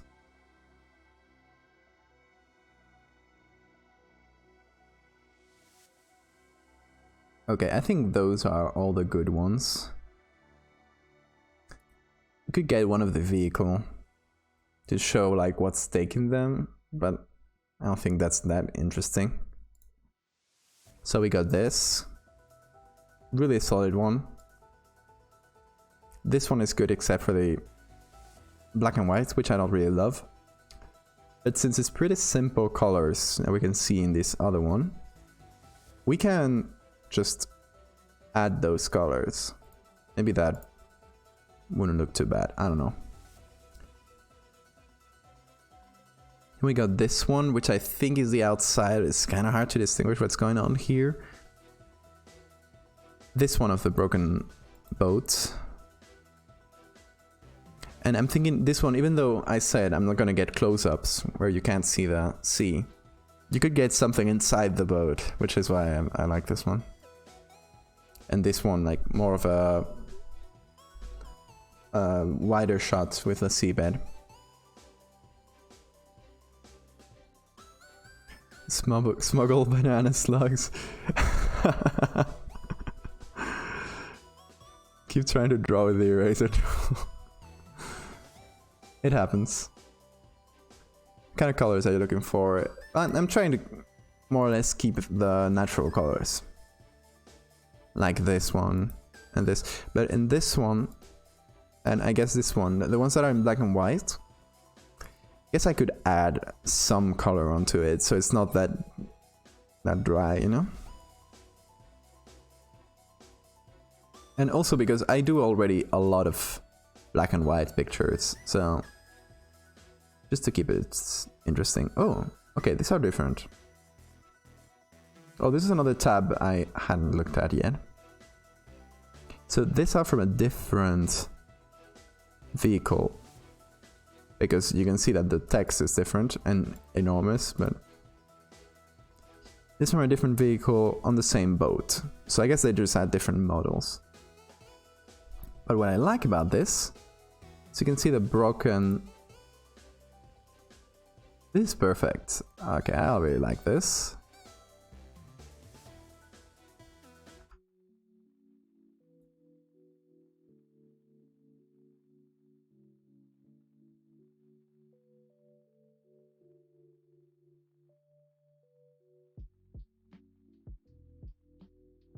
Okay, and these ones are the same, I think. Yeah. Nothing new there. Okay, but we had missed some.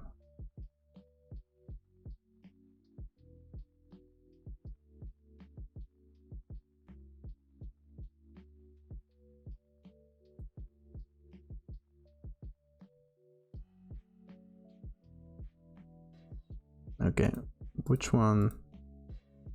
Yeah. Between this and this, I think I'll take this one since we can see the inside much better and we can just like put a scary bug face in there or something. This one is nice, really colorful. It's from the same mission, but from a completely different machine from Japan. I like the colors, but not a lot I can do with this. This is like pointing at the seabed, so. This one. Okay. All the rest of them, yeah, there we go. So we got 1, 2, 3, 4, 5, 6, 7, 8 pictures. We gotta choose like 2 or 3. I think this one. Hang on, let me download all of them. Hopefully I can download the original. Oh, they make you do this. They added this recently and it's really infuriating.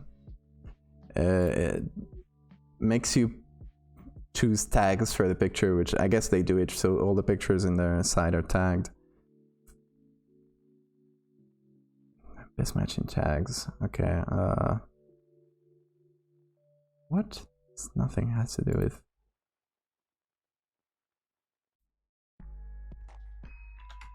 Motor operated vehicle, some of them.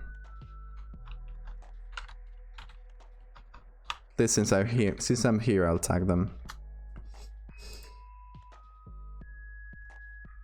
Okay. Come on.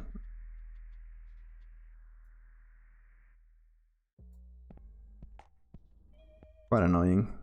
I think I'll go to the original source instead of having to go through this little puzzle every time I have to download something.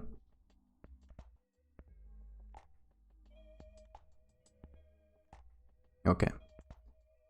These are in the US National Archives. So this is often what I do with this site. Since it's very good because it combines a lot of pictures from many different sources. And all of them are open, completely free to use. But it's a bit annoying when you try to download stuff. So what I do is go to the link, the source link, and you just get some of the title and look it on here.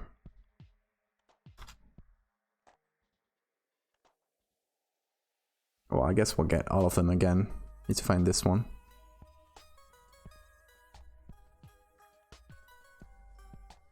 Okay, so this.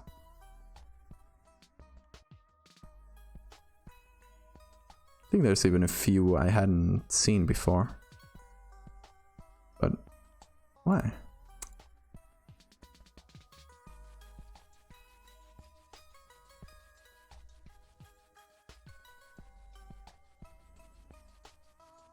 There we go.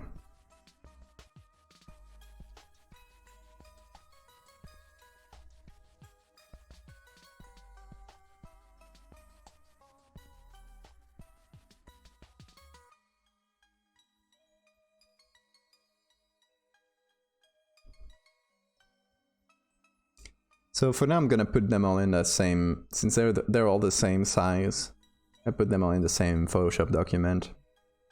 So we can at least take the text from some and the image from others, just I mix them up a little. And we got a couple. Got this one too, which I thought I'd seen somewhere. Here it is.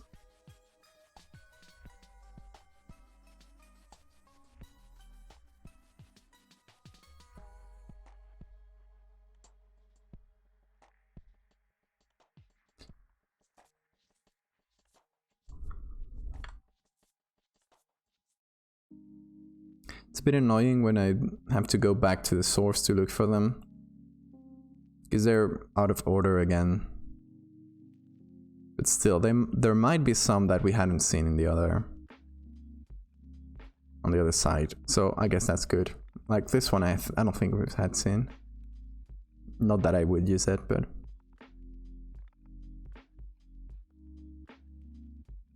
okay, this one with the seabed. What is that? It's kind of the cage of one of those vehicles, I believe. I don't know.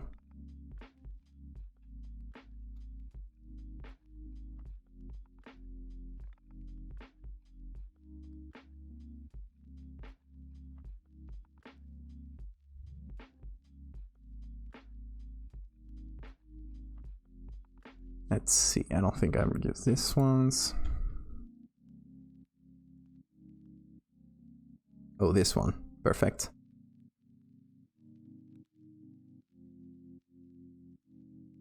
Great. In this one I think I would add the same text as the others.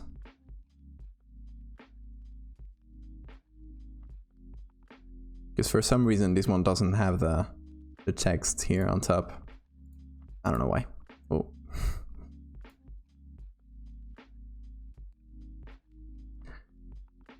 Let's see.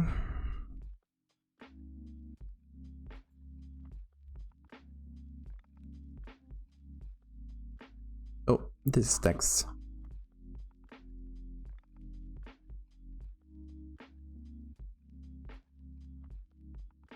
Okay, we don't have all of them yet though. They might come from a different source. We have this one still. Which apparently still comes from the same place, but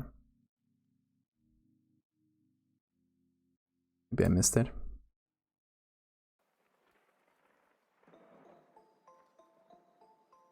Yeah, there it is.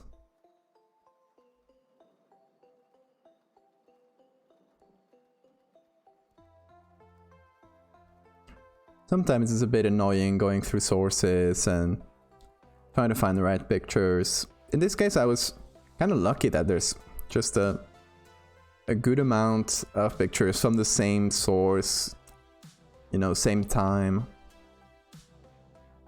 that were fairly easy to find. So it can get much harder than this, actually. This one we got. Well, this one I don't think we'll use. We got it. Okay, I think we got all of them downloaded. I'll keep the tab open because, you know, we might go and look for more, but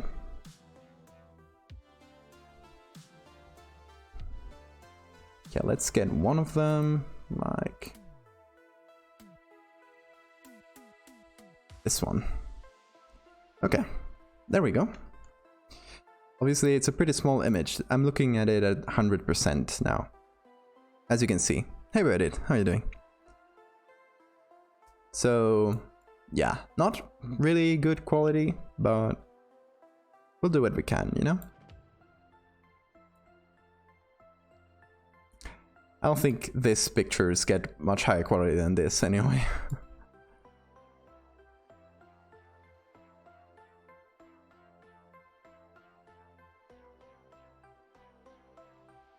Okay, I think we got all of them.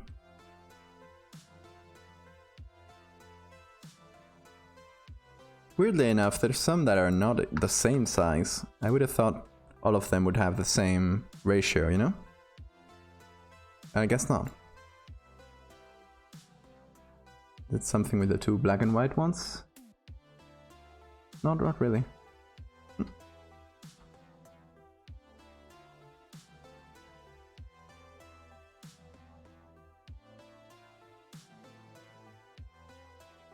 Well, I guess I better just line up the date, time, all the text on top.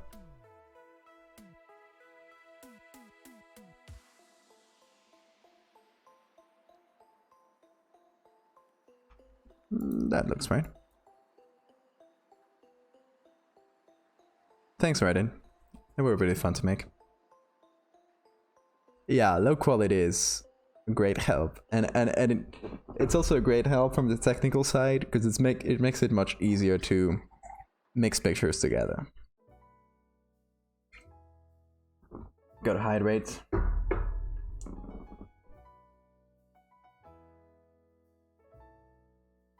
Remember to hydrate, everyone.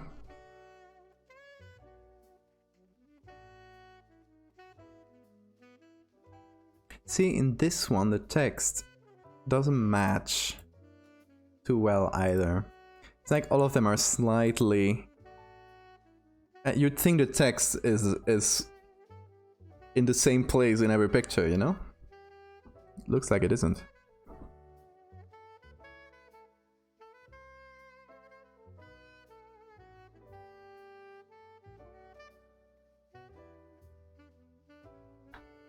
Try to at least have it.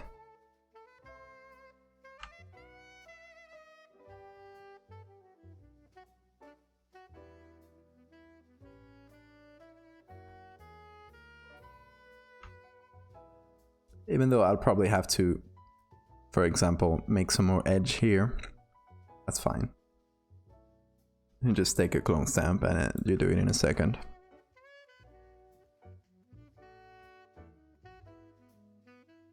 Kind of blur and misfocus my shots to blame the camera for my photos being bad.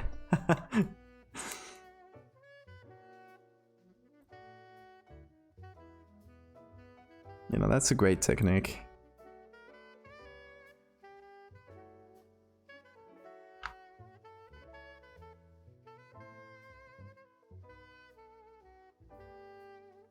These are similar enough. Well, This one does not have... It is the same ratio, but it doesn't have the text. So, easy enough, you just take from, I don't know, here or here, more like, where it's easy to just copy the bright parts, remove the dark ones, and you just put it on top. Shouldn't be too hard. So I think we got our base. We got our baseline here. First thing we're gonna do is take the image, size, and just make it a bit larger, because this is gonna be hard to work with. Okay, so now this is 100%. We got a few more pixels to work with, even though obviously I haven't made quality better just by making it larger. It'll help, hopefully.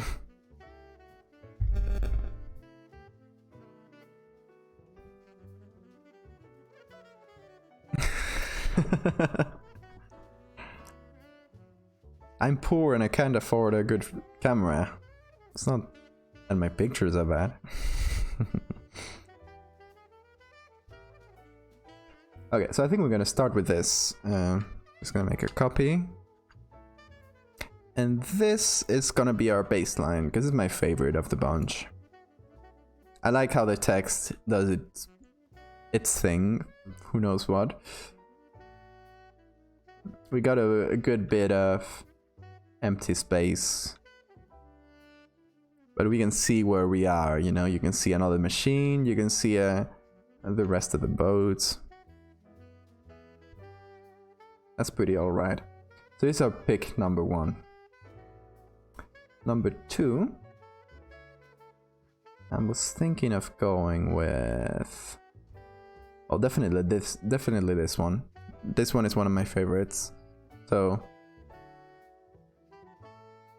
1, 2, and for the third one, let's see. Maybe this?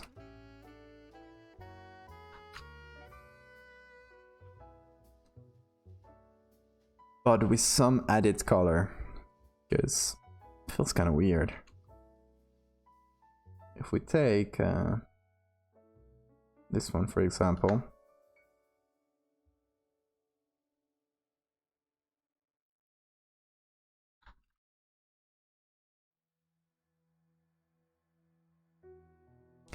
Yes, so these pictures are from a boat accident that happened in 2001 next to Hawaii, where a Japanese boat was sunk by accident by the Americans. They were trying to surface a submarine and they crashed. So the boat sunk, and later they went to recover it, and this is like the first time they go down, like way down, because this is super deep down, with this like unmanned vehicles. Thankfully, it's really well documented. So, okay. So, not exactly the same, but works well for our purposes.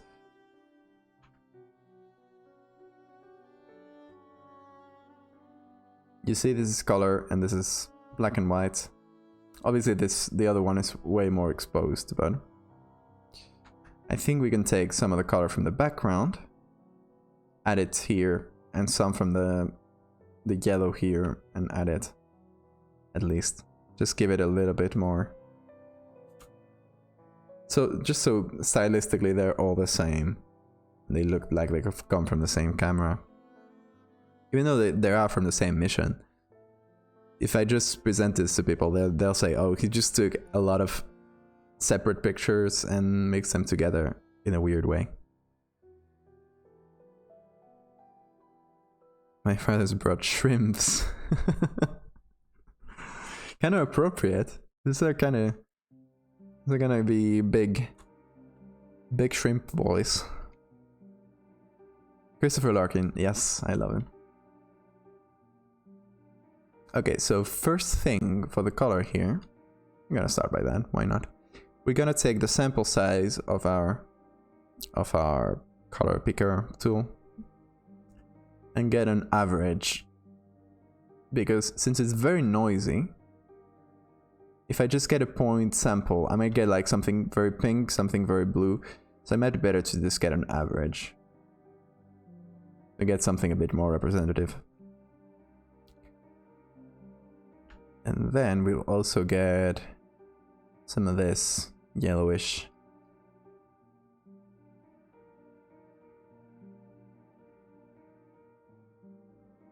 Then we get here, we go to color.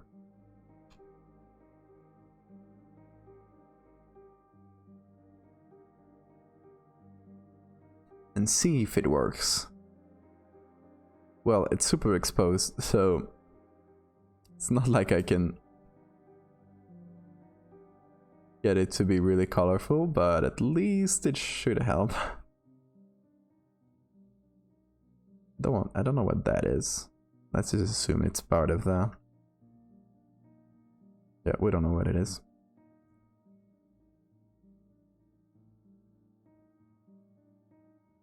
Clearly Canon colors.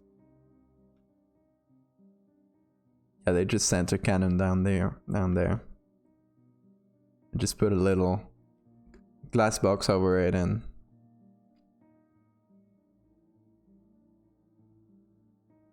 Okay. And the thing with the color here is that if I add the color, and you'll see here, all the noise and beautiful artifacts will kind of dissipate. So it'll be like a solid color thing instead of a mishmash of RGB. So maybe others like... doesn't really work, right?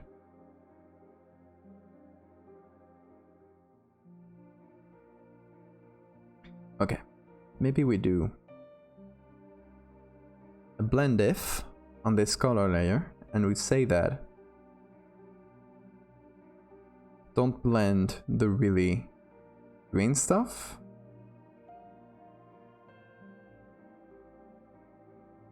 and don't blend the really blue stuff. Just kind of let that noise come through in a way. I don't think there's a lot of red, but get a bit less green.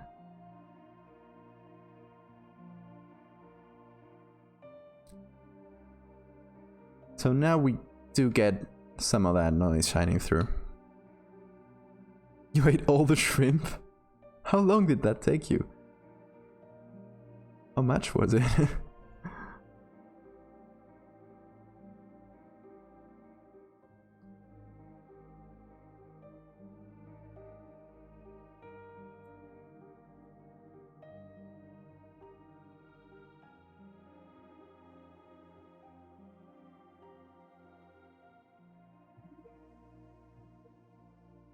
By the way, for all of you guys that use tablets, like I have a Wacom Intuos, I recommend you can get them on Amazon or anywhere.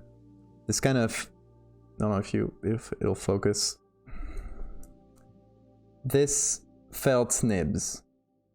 So yeah, it's sort of like, it's literally a felt. It's super soft, and it won't damage the surface of your tablet as much. It won't scratch it. Only 7 shrimps. Yeah, that was still a very short time. I'm impressed at your shrimp eating capabilities.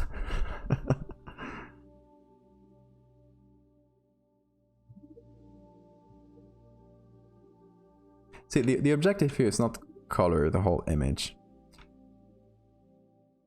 but to make it look a bit more like the others, a bit more colorful. So the dark parts I should color a bit more. Not like there's a lot of space for color, but you can still get more purple. Let's get color again. Paint it on here only, on the brighter part.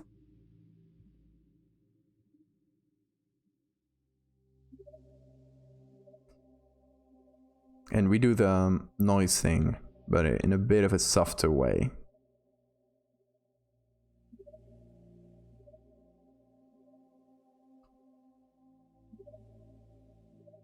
Or even just use...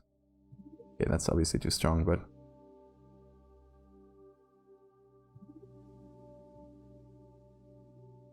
Just like multiply in a really soft...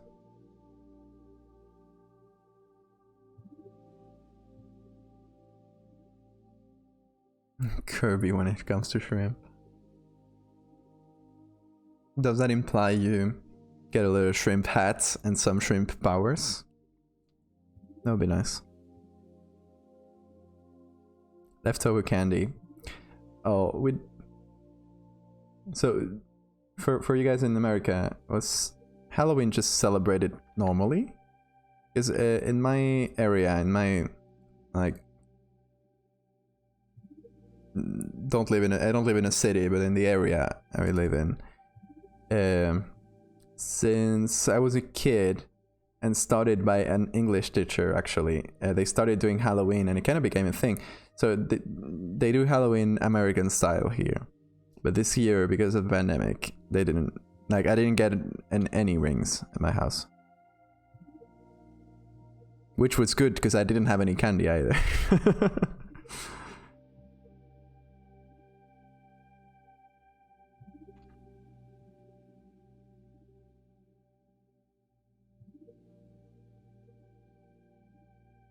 Yeah, you could say it's taken by a different camera, but I like consistency. I don't really want to make it like this. Already does quite a lot.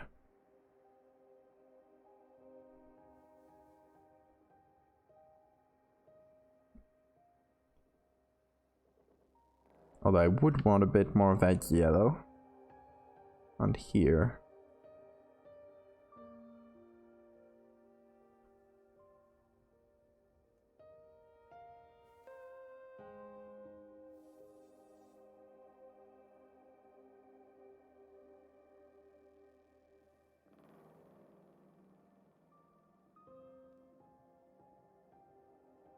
You don't get trick-or-treaters, even without the pandemic.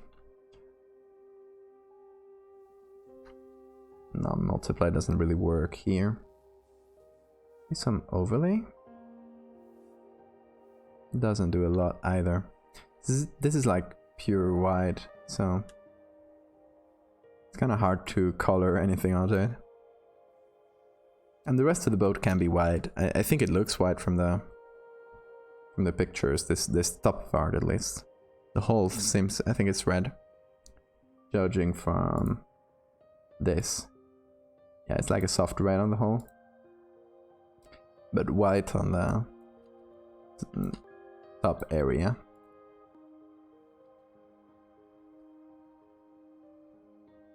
Okay, and we could also get some of the colors from here. Make a little gradient map. Let's see.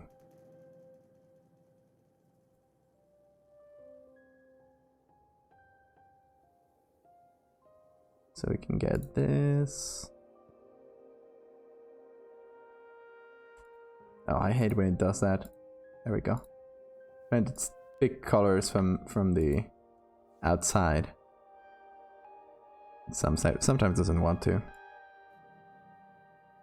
Okay, so I just made a little gradient like this.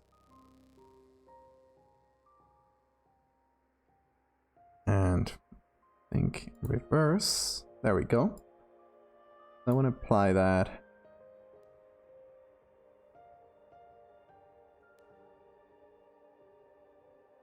Maybe as overlay.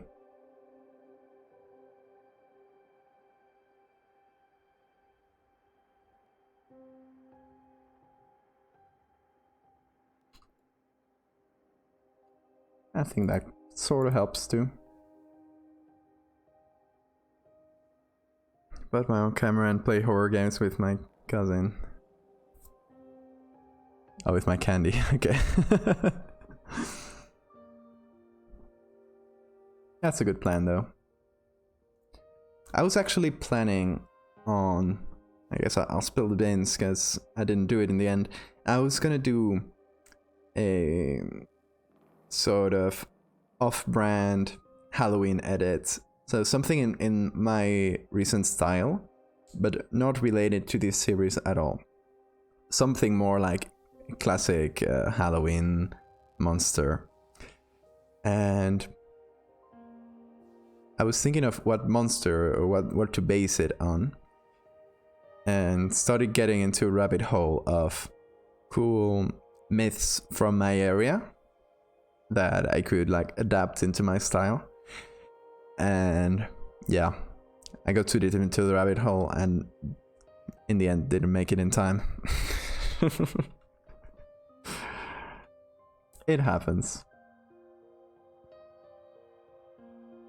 Okay, let's do the edges here.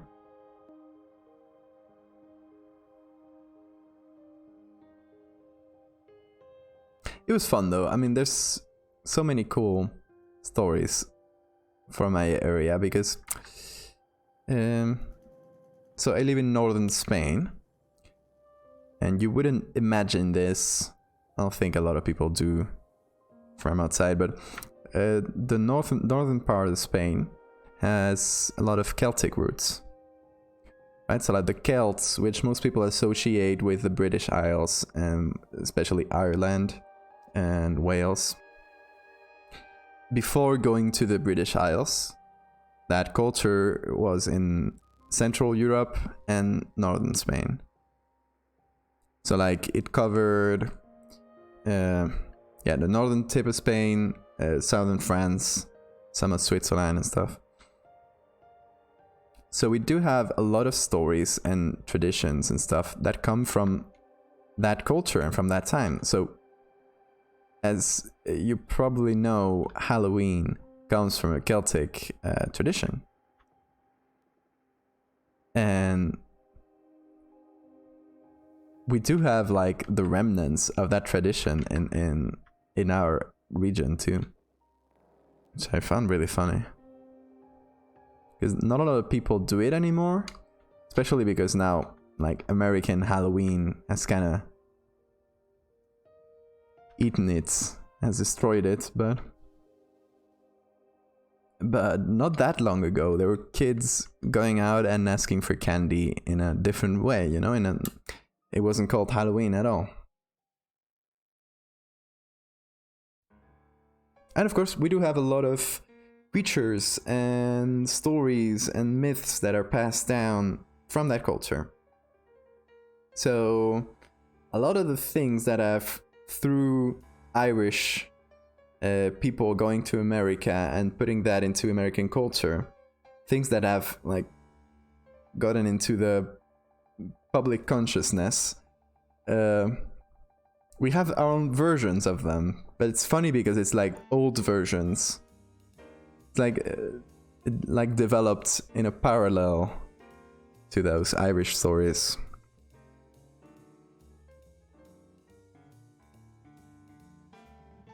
Okay, I think this one as a base, for now it's good.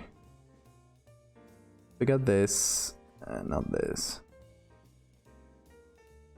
We got this 3.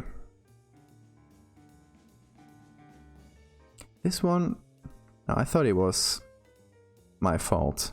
It just has this kind of edge here. That looks kind of fake, but whatever. It looks fake, but it's real, so it stays. So, bug time. Kind of set the stage. All this I'm gonna save as... Okay. Let's see what we can use. And I purposefully didn't choose the bugs yet until I had the bases, because I want to know what can fit into those pictures. So I first choose the base, then do the bug. Okay, let's see. This one I thought was pretty nice. Oh, get me to the picture, please. Why? Do I have to refine it here? No. Here it is. Ridiculous. Okay. Good resolution and stuff. That's fine. I don't need it. So, I mean, these two derps here are just kind of flailing. So, I don't think I can use this. But this one here seems pretty usable. This one probably too.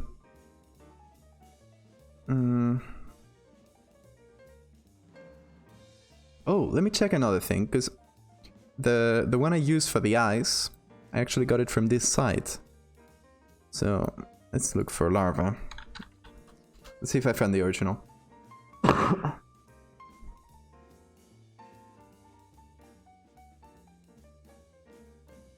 I think I need to go to older things. Images. Oh, not a lot of them.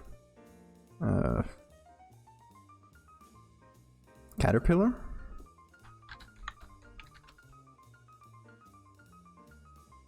That's not the same. I mean, caterpillar is specifically butterflies, right? Grub, I think, is okay,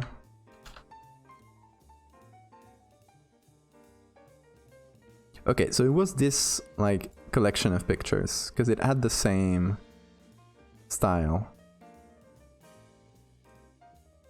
Let's see if we can find it. It would be, at least for reference, it would be good.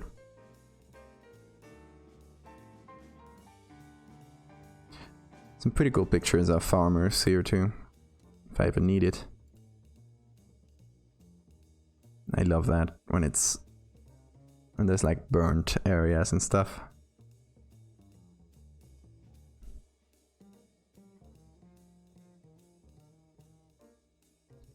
Fascinating how really all the cultures are connected somehow. Yes. Yeah, if you go back enough.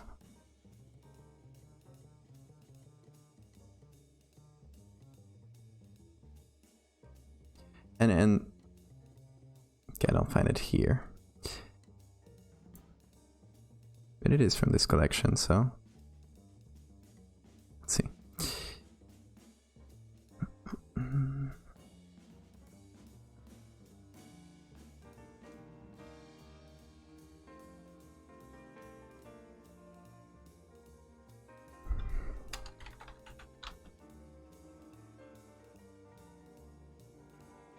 Alright, mate.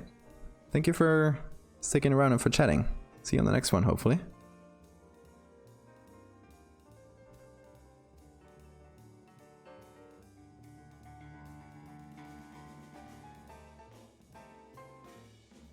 Aha. This is the one. That's the one I used in the ice. I moved it and I warped it so it was in a little bowl. But this is it. I did add some bigger legs though. And like little tails too. So it's not exactly this, but it's based on this picture. Actually, you know what we'll do?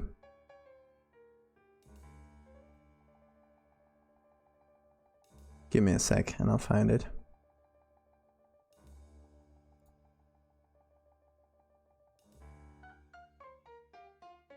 It'll take a while to open. It's a very large document.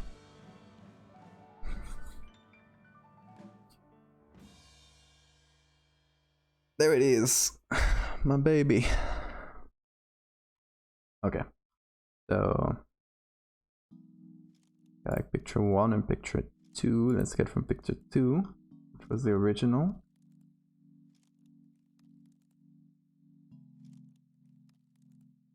And let's try. Okay. Here's where the larva will be. Gotta navigate my own mess sometimes. That's the bug. Okay. Just take this whole thing and do this. if it works. Let's see. Let's give it a minute to think. Okay. Put it on top. There we go. Whoa. Kinda did a thing, didn't it? Okay, hopefully I can fix it.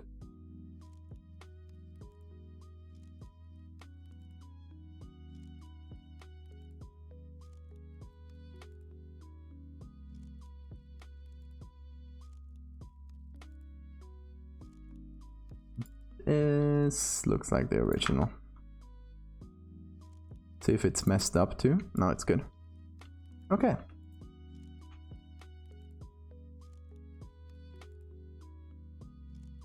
Oh, I didn't save the unwarped version though.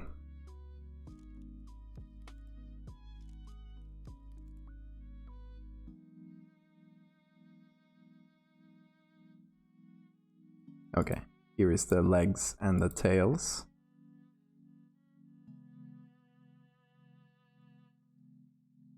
Let's see, why is it so messed up in that way? Oh, there we go. It's just that layer.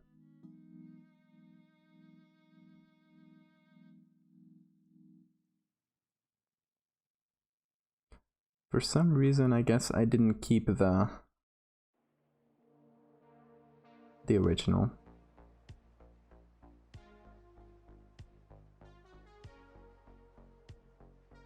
Well, now we got it at least as a base.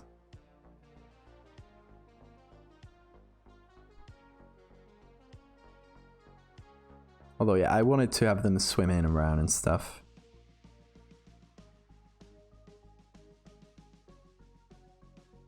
Maybe the back part can be separated in a way.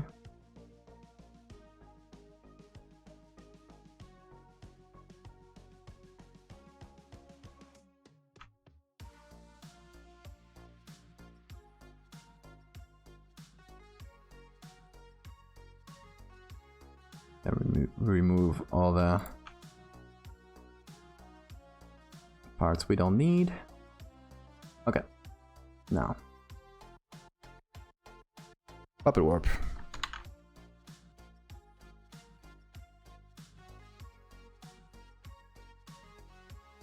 Puppet warp is great.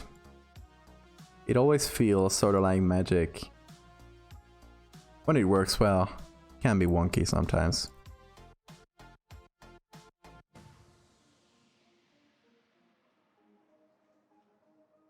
Not gonna worry too much about details, since a lot of it will be in darkness, not really visible, so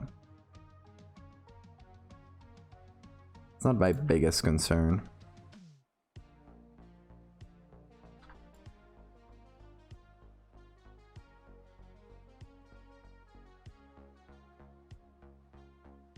So for the legs and tail, they look like they're very different, like way blurrier. But do not worry about it, because this we should also make super blurry, so it'll even out eventually. Okay. So this is actually one we could use on its own. How do you feel about this? Oh, this bug friend.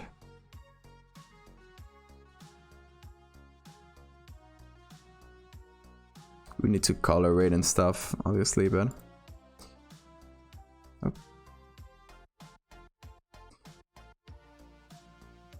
And we could put it in many places. I think this one doesn't really fit, because I want one that's kind of looking at you for that. Could go well with this one. It's kind of swimming along, you know?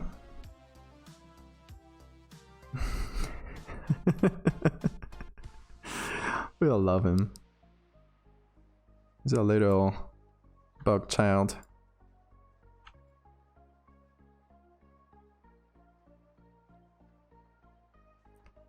I think it would go well either here or here. I think it feels more correct here, since the upper part is pointing up, and in the other one it's swimming sideways, I guess. Okay, so we got that, and then from this same edit, but not these same pictures. So I'll just leave this. From the other pair of pictures, we also used another. This one.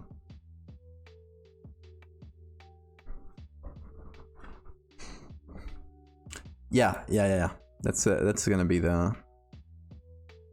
It's like they weren't taking a picture of the bug. They were taking a picture of the boat, and the bug just happened to be there, like swimming around.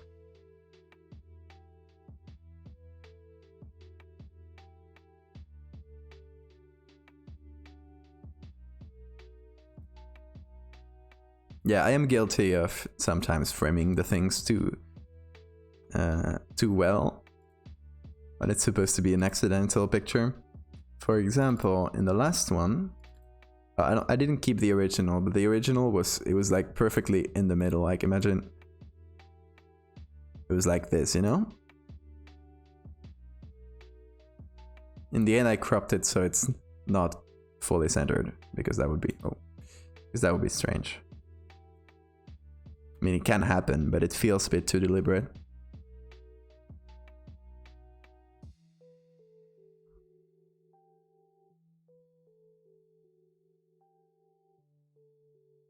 Okay, let's peel all the layers off.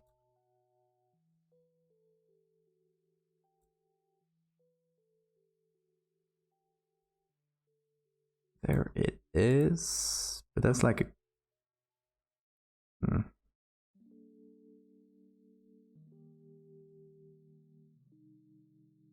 Okay, this is the original.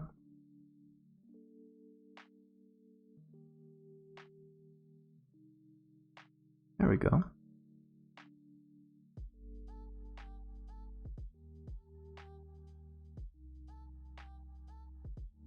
There's our baby bug. Oh, are you? Okay, so this is like the full version. And here... Okay. And here it is separated into two.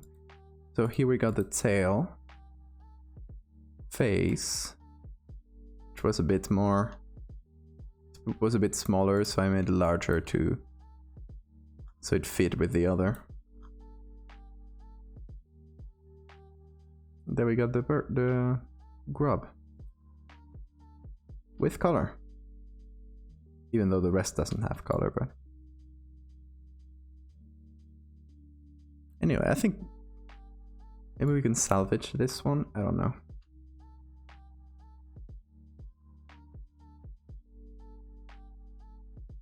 Yeah, there's some parts that are black and white, some parts that aren't, but it should do well enough.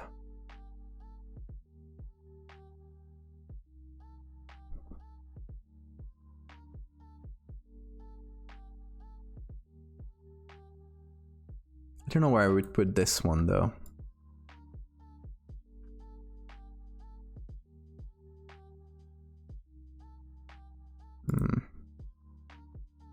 How about... Oh.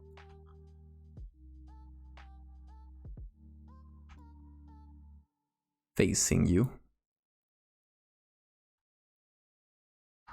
And let's see. Maybe.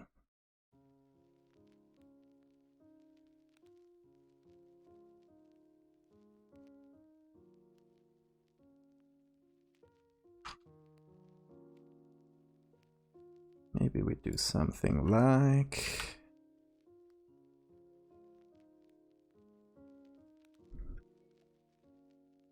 Yeah, especially if, depending on how quick we want to make the story. If we want to make the story into a slow burn, like the other underwater one, where we don't actually see the bug until the last picture. We just pull them up, so we kind of see them getting in And then the second one we already see on the water. And just out of frame here, you can already see the body of it. It's not too noticeable. We focus on the eggs. And we see the eggs in a close-up. And then, yes, finally we see the bug. And that's already a deliberate picture, like it's...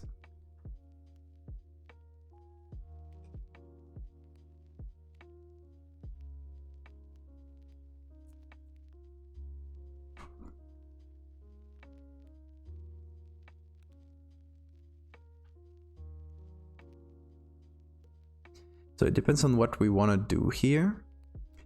If we want to do more of a slow burn story like that, we could just have the bug be clearly visible in the last picture. Sorry.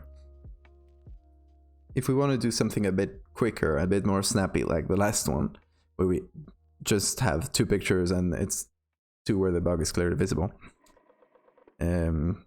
we can have him visible since the beginning. I don't know, I guess it depends. For now I'm just kind of trying things out, seeing what feels right. And I kind of like this. Kind of like the bug crawling around and just turning this corner. How about that? And this, depending on how we want to pace it, it'd be the last one. Where we, like the first one we see it clearly, you know? While maybe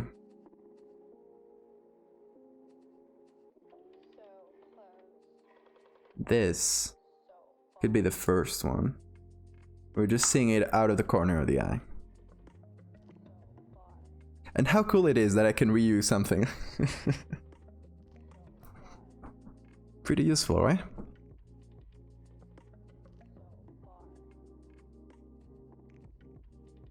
How long have we been live? 2 hours and a half. Oh, that's not bad. I thought we would have been longer trying to come up with it.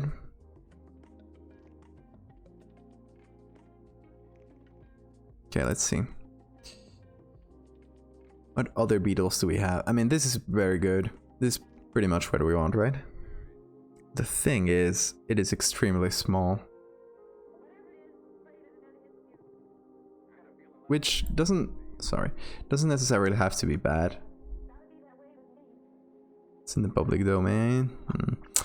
Okay, let's see. Maybe we can reverse Google search. Trying to find the largest one. That's just a scaled up version of the same one. So not a lot of help there. Yeah, it's all the same. Unfortunate.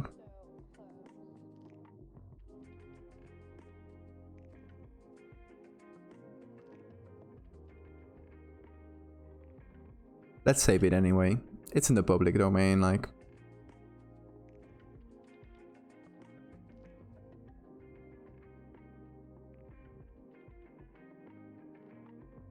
Oh, that is extremely small.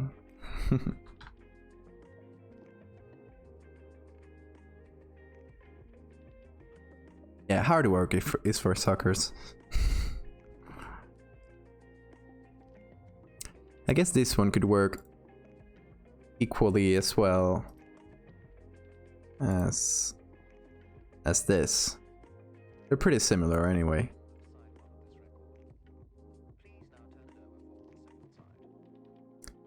Difference is quality, definitely.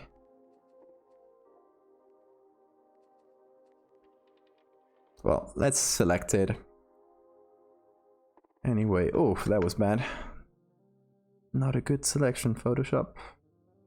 Guess it kind of struggles with smaller pictures. But this was good enough.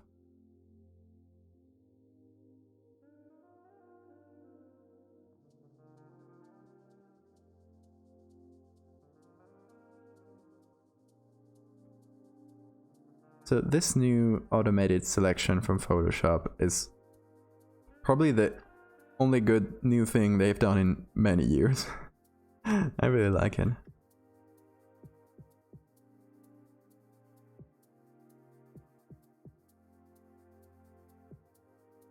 Like, it already did big... Oh, sorry. Gosh, I was in the browser. I was selecting this, okay? Sorry for that. Sometimes I forget to change the tab. I was selecting this, and I basically let Photoshop do the whole work. Like, you can do this. And it's pretty good. I mean, it's not perfect, but it's a good base. And it saves a lot of hard work, so... That's what I did here. Are we gonna refine it a little? This is also a new one from Photoshop, so let's try it out. I haven't used it a lot. Don't like that. It's kind of trying to guess the edges with artificial intelligence.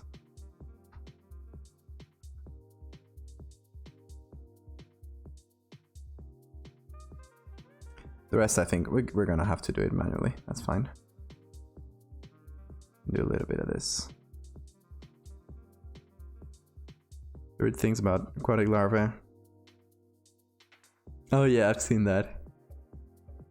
They're very funny. I mean, I guess what we're doing now is applying putting a terrestrial larva on aquatic environments, but whatever. Not like I can change it, like it's already been... I already decided a while ago, so... No point in complaining about my own decisions. Hey! Yes, more bugs. Of course, what did you expect?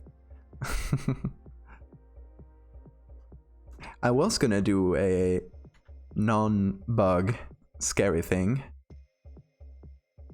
for Halloween, but I kind of missed the deadline. Whoops. But yeah, here we are. At least the one I did and posted near Halloween did really well. Did actually the best one. It's the one that did the best so far, with a lot of margin. Oh, you guys know Simon Stollenhag? I don't know how you pronounce that well, but it's Swedish artist. I really, really love what he does. And he retweeted me, and it was like one of the coolest moments. Yeah, the big moths. They did super well. If you've seen them on Twitter, they have like more than 1,000 retweets. I stopped counting after a while, we can check.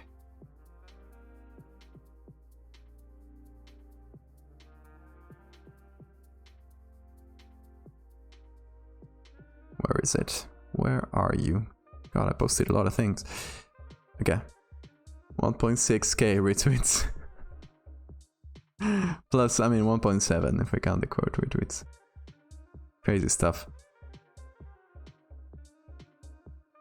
Yes, it was like completely... And it's the kind of thing that I don't notice, because you're getting a lot of notifications, and you don't really check like every person that's retweeted you. That would be crazy. But I see that people are answering, and you know how when you respond below a retweet, it automatically tags the person who retweeted it too, which I find super annoying. And I saw that replying to Valdevia and Simon Stollenhag. I'm like, what? Why would they tag him? It turns out it retweeted. And that I posted too. Where is it? Okay, so I had a lot of fun with the people that took it a bit too seriously. And this one was my favorite interaction. Some guy responding, "Who really believes this shit?" The man himself comes in and like defending me on the replies. Yeah, I'm a huge fan too. So that was very surprising. I'll send you a signed portrait. This one was really fun too. Someone sends me a DM request, And in the second tweet, I say something like, any new information would be appreciated, something like that, to keep in the tone. And this guy is like, hey, I saw the thing about any info appreciated, and, well, I got something of interest. Like, taken so seriously. And he correctly identified the species of the bug. So, I mean, that was good, but I really liked that first message. It really made me crack up.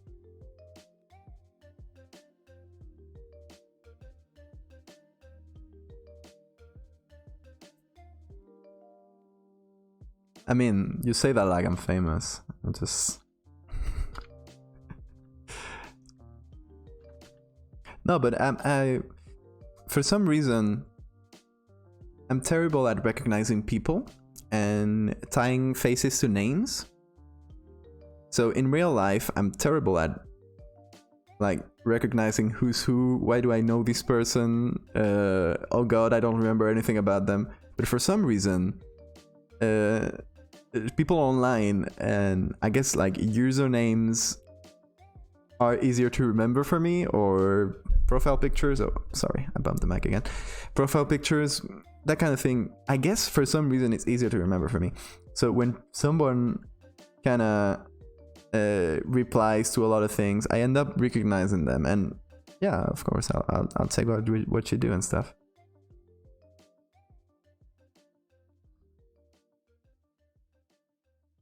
Same with you. Yeah, I don't know. It's kind of it's like it's stored in different parts of the brain. I think my problem is with faces mostly, because I have this thing when I thought it was normal, but it turns out it isn't. When I try to just close my eyes and picture someone's face, I am unable. I can't. Like, maybe I can like for a millisecond, but then it just fades out. So I guess my brain is not really good at the face part. For instance, I'll recognize people for different things than the face, like their haircut and stuff, and they'll cut their hair, and I'll the first time I see them again, I'll have trouble, like, oh, who was that? That kind of thing.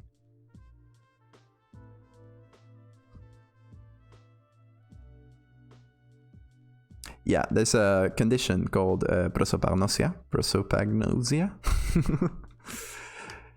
which is not recognizing faces, although it's usually like way more, like, to call it a condition, it is usually very severe, and it's usually after a brain injury, like a head injury.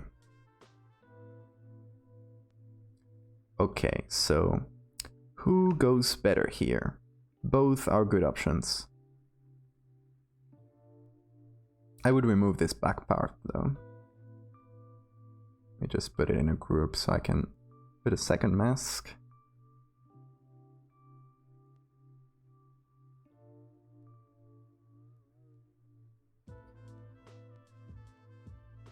I think this one has a better silhouette.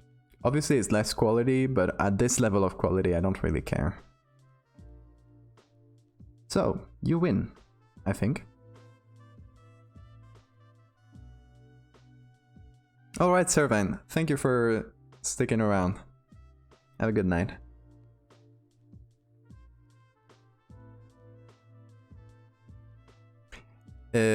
So the story, and today what we did is start from the very beginning. I mean, I don't usually do it. I usually think of the story, think of the concept, find pictures, and then start the stream up. But since I had time and I wanted to do something, today we started basically from scratch. So I still don't have a very specific story for this one, but I really like the aesthetic of this kind of remote operated vehicles that they use for sunken ships and stuff. So that's why I went for that. Okay, let's do black and white, just on top of this, and then we'll kind of repaint it with ambient colors. I mean, we can also reduce the opacity of the black and white. We'll do that. But first, what I like about the black and white filter is that you can do this and you can mess with, for example, the reds and the yellows, how dark they will become in this black and white. And I think I'd like to make the face kind of dark, because that is how it looks in the original. Since it's the same bug, so it should be.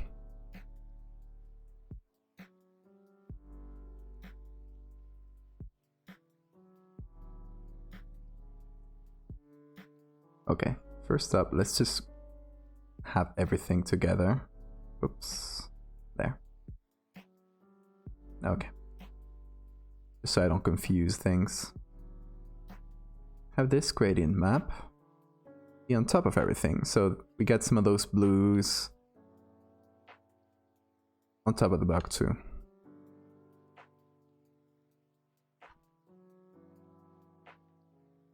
And we'll do some levels. First, let's get the darkest point to be as dark as this. It's not pure black. There we go.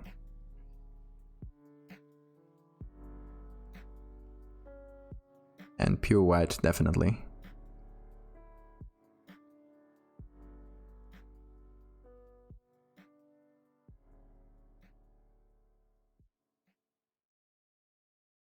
Okay, here's the idea. I'm gonna kind of darken the whole thing a lot. And then I'll just, in the filter mask, I'll remove that from the parts that is illuminated. So this whole area is where the flashlight is shining. So we'd get maybe this.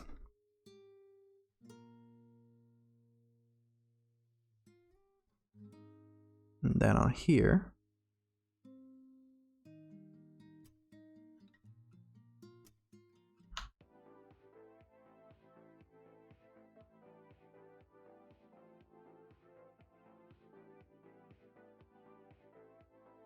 how about that?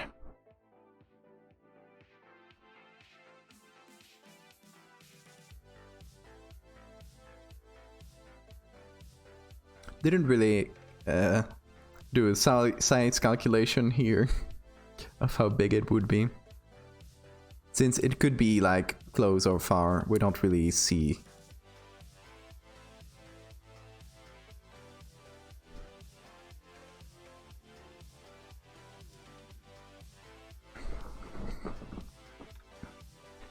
We still need to figure out though, how do we explain this?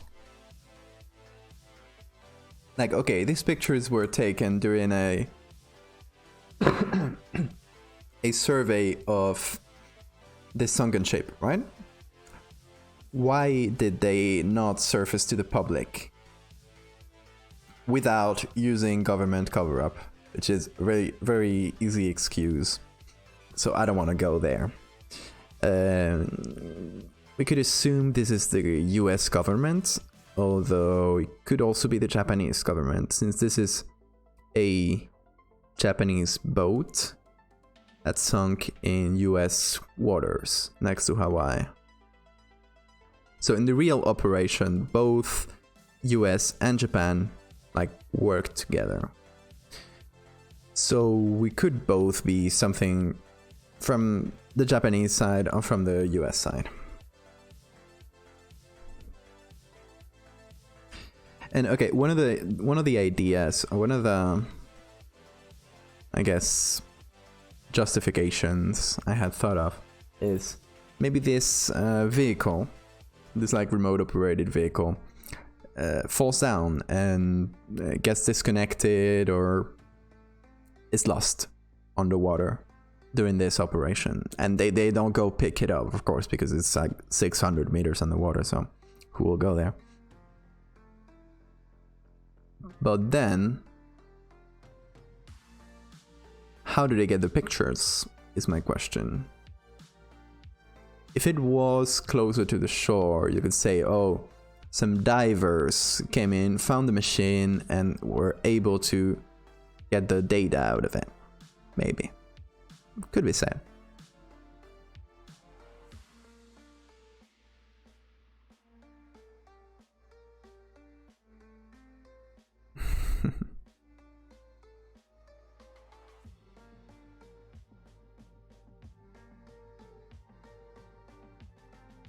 What would hurt?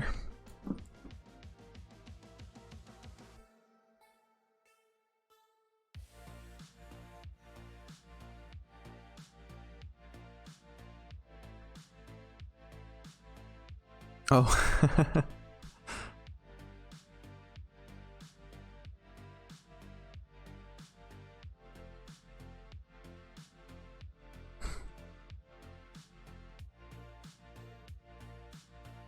Okay, here's what we're gonna do.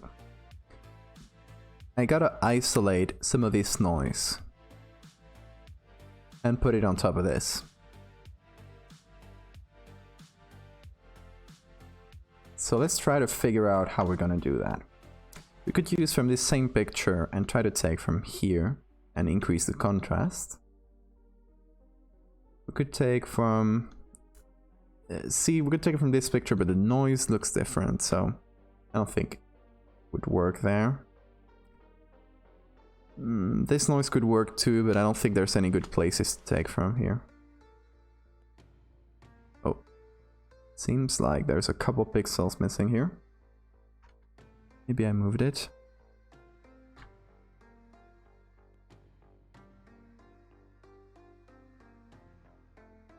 Okay.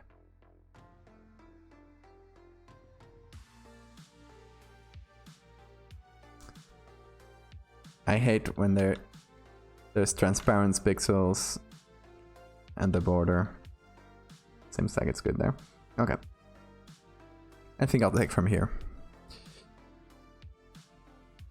Yes, that's the thing.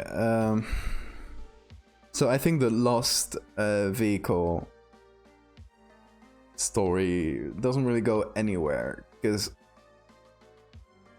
it would still have to be recovered by a government or someone with the means to do it. You couldn't have somebody just getting it.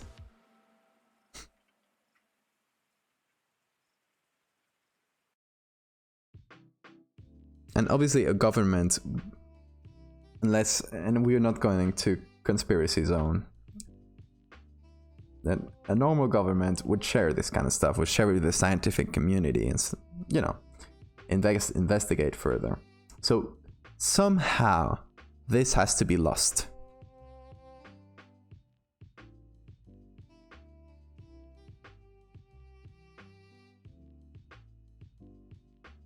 Yeah, okay, so that was talked about before, but not in a so we talked about both things separately. But I find it interesting what you're saying. So they, yeah, maybe they're scanning to build an oil rig, and that's where they find these pictures. So we're taking it into the hands, this information, into the hands of a private enterprise, like private company, which is better than governments, because you could have reasons why a private company with interests in this area would want to hide that information. Maybe they're like, oh shit, I think we've just discovered a new, like, super endangered species, and if we let this out, they're not gonna let us build the oil rig, because they're gonna say we gotta protect this very special little bug. So they just shut up, they hide it, and maybe someone leaks it out, and that's how I get it. How about that? How do you feel about that? Is that too much of a stretch?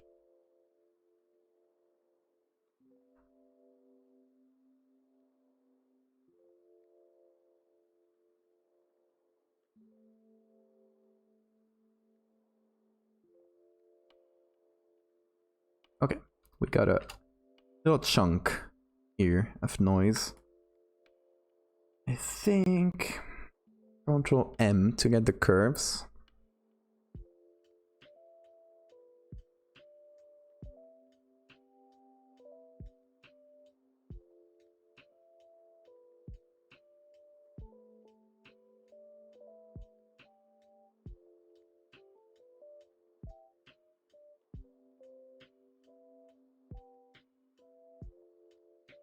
Like, I want these little squares to be as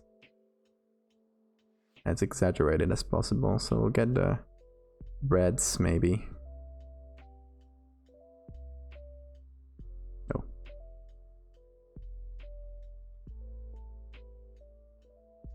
Yeah, it's not a lot I can pick. But we can... Oh. Shoot, I undid it on me.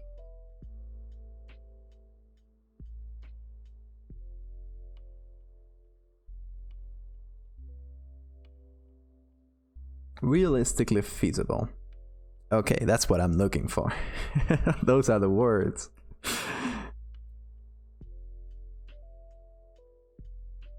Okay. So hue saturation, and we'll pick every color and try to kind of pump it up, because we're gonna apply that and lower the opacity and stuff. So we want the effect to be as big as possible. So we're just gonna increase saturation in general. Whoa. Whoa, that gets really crazy.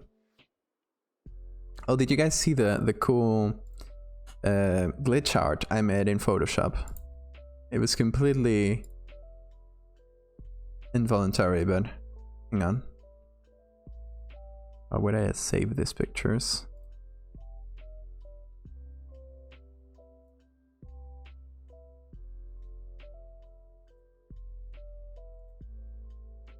Here. This was Photoshop in itself. I just captured the screen and then retouched it a bit. The original was like this. And I tried to recreate it, and it was not possible. It looks so cool. So what happened, like the context in which it happened, I was using the crop tool, right? And I was like, maybe I cropped a little bit, and then I used this to zoom in, and you see now it disappears. I think it's like part of it. It's part of the bug.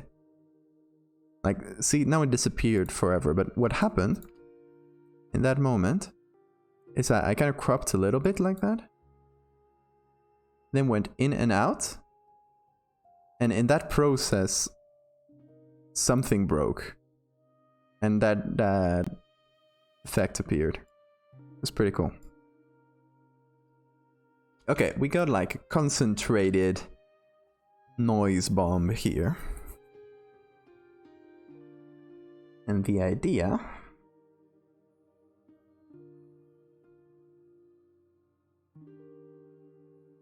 is to put that, like, maybe copy it a couple times.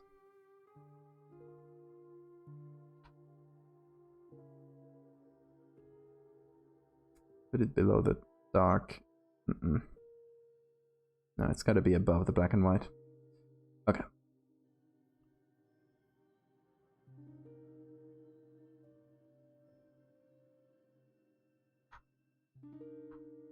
It's a little more down here. All right, now let's see how do we apply this.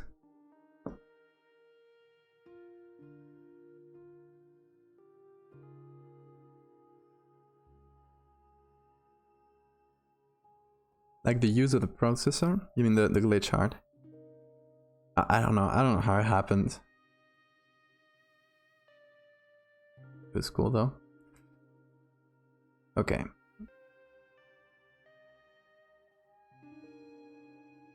Color. Overlay isn't bad. In normal, in low opacity. Nah, because it kind of muddles everything.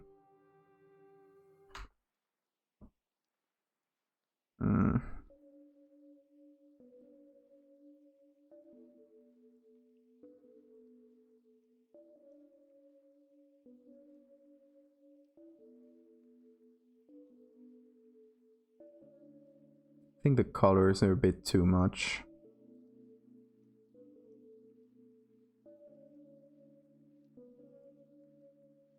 Okay, so this sort of darkens it, since it is overlay. But it doesn't work that... not that bad. Kinda like it. Do that. Remove the hue saturation.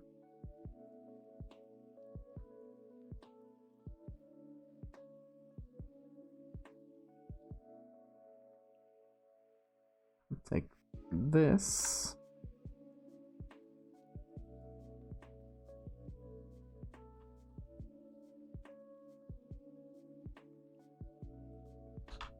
There. Just for the legs here.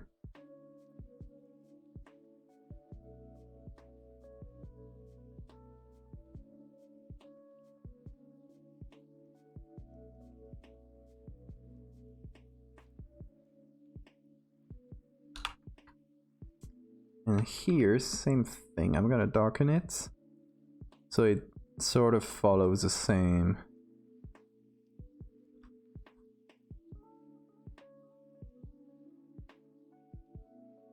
So we can't see the edge here. Try to tune it well.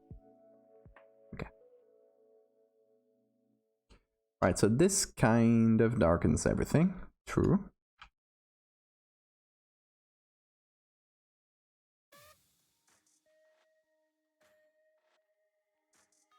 It also gives us some of that color noise. So what I think we're gonna do, I reduce the opacity here.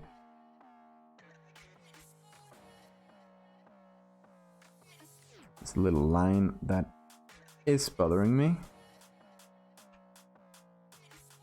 Hang on. I'm gonna take all of this. All right.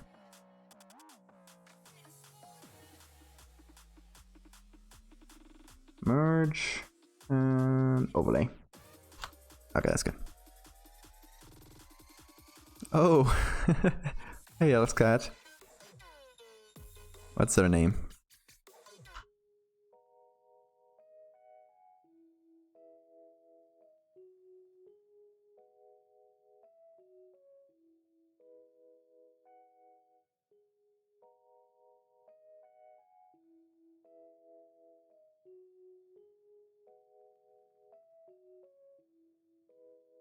Let's copy these levels. 21, 0, 45.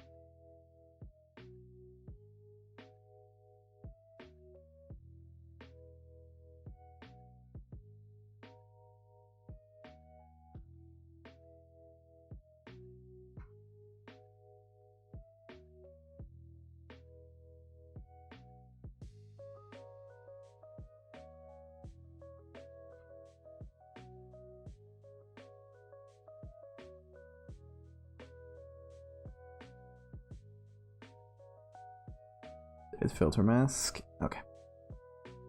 Now.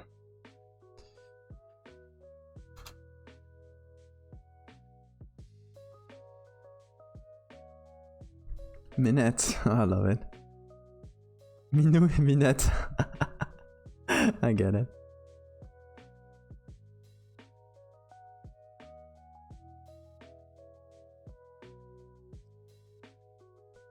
Oh, I kind of like that. Like blowing out that whole area. So it kind of feels like that.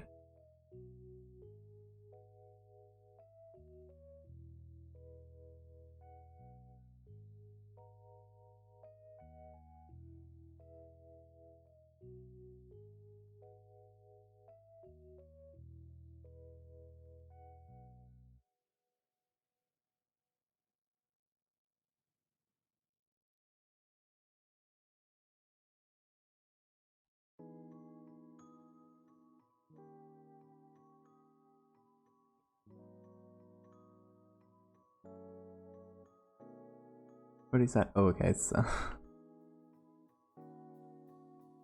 noise thing.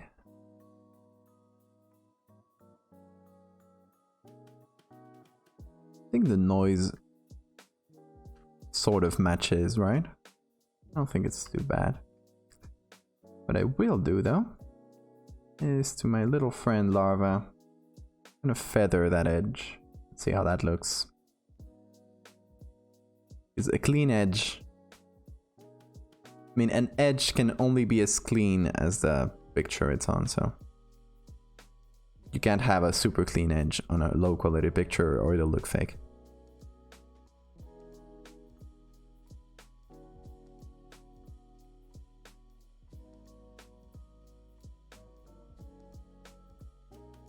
I think I went too far with this.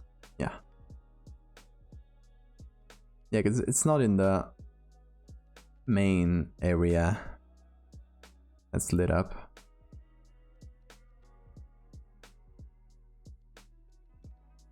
Okay. How are we feeling about this, guys? This is very strange. I think it's just a bug, though. I mean, a Photoshop bug. Oh no? Maybe the levels here. Yeah, it's a combination of things. Doesn't matter. Because what I want to do is pick the whole... There. Better. I'll have to take care of this in a second.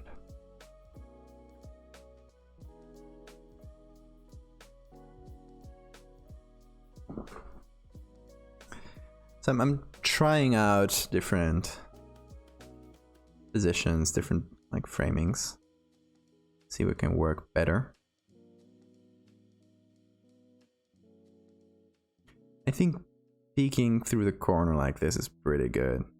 Like basically how we had it. Not a huge difference. But we do have a couple things to do. First. This. What the hell is this? Must be part of... I don't know. Oh. There, it's part of this. Okay, mystery solved. It's part of the shadow I painted at first.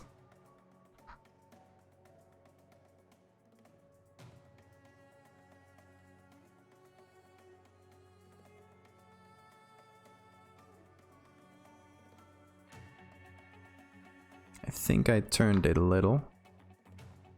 Let me align this. Let me get a ruler out. Yeah. Should be better aligned. Seems better, right?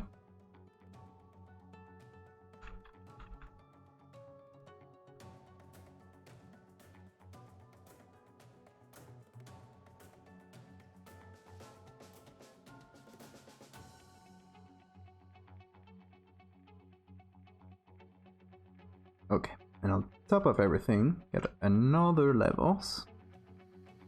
Just so the darkest part doesn't exceed the darkest part of the background. If that makes sense.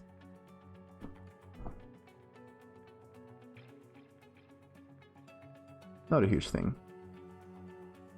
Just a touch. Okay.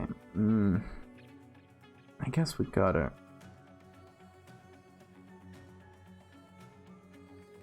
There. Check our things. Okay, so we got the noise. Matches fairly well. Maybe we could reduce the opacity a little because the colors are maybe too strong.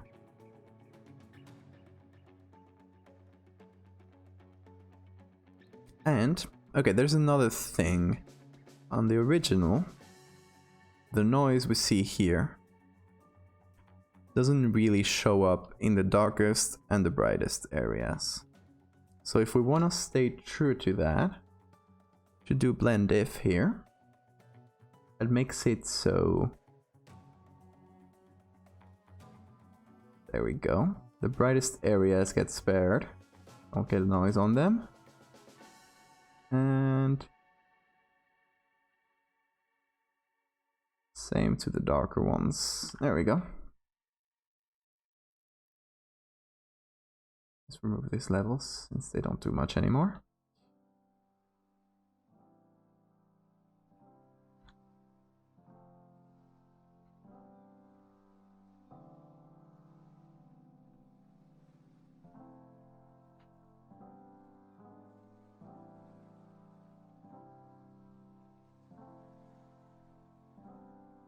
Remove some specular highlights from some areas.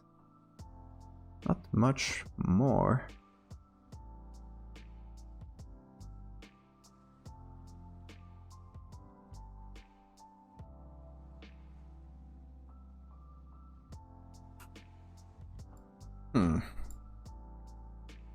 Maybe this still feels a bit too on the dark side. There's some areas that feel a bit too dark, I think.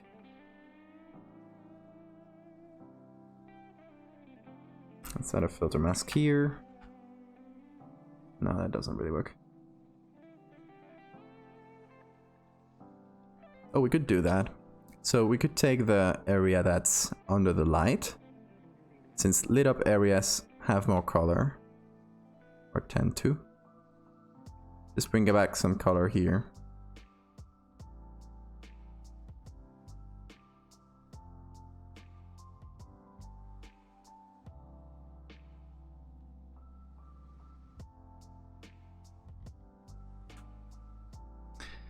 I don't know, still feels too clear. What we can do is copy the background group,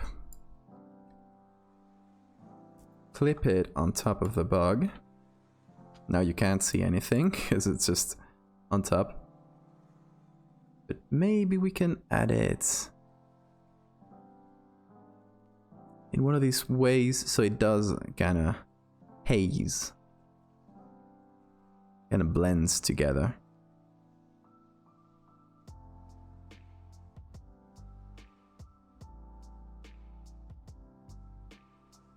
Screen maybe? Screen makes it too like a strange color. What about color dodge?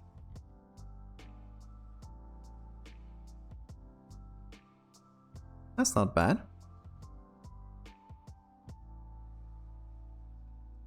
Linear dodge, at least at 100%, seems like a bit too much. Maybe lower though?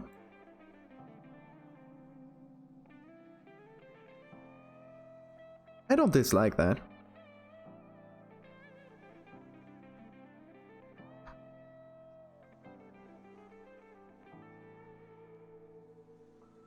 Maybe a combination of both is in order.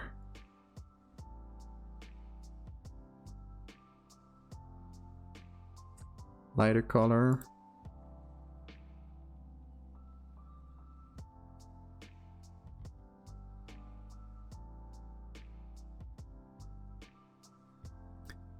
Yeah, that's what I was playing with, but in kind of a different way.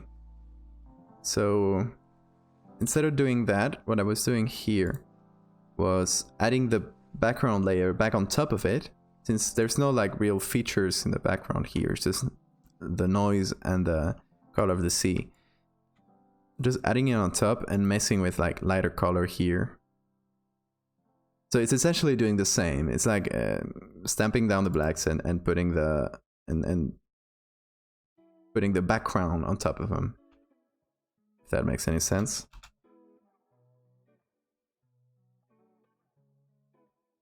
So you can see that back here. Now it's kind of a dark gray, and it keeps those lines.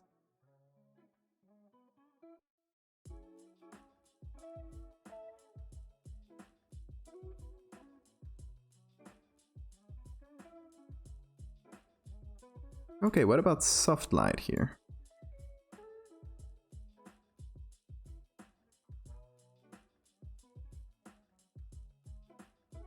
Why not?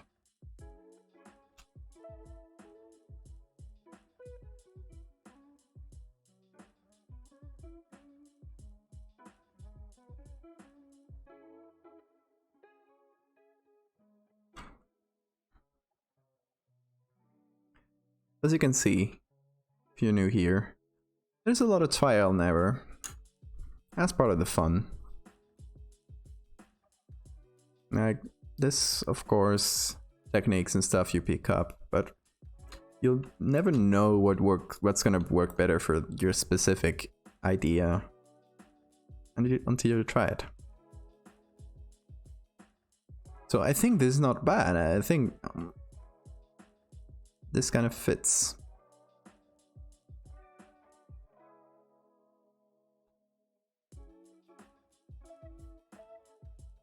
Let's see. What if I add this gradient just on top of this?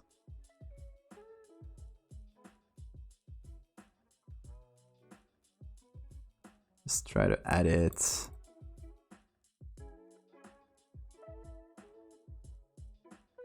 Okay. Oh.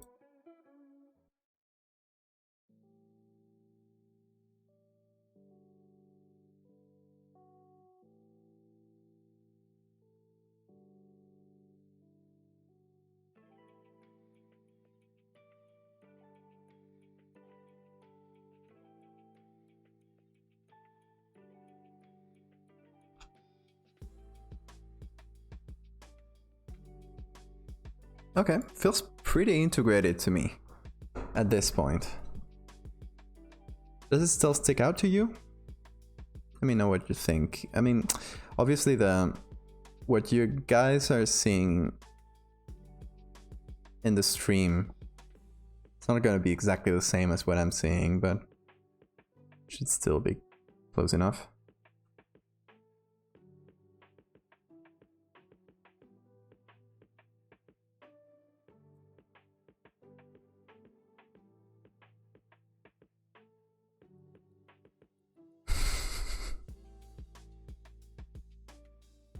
We all want to pet him.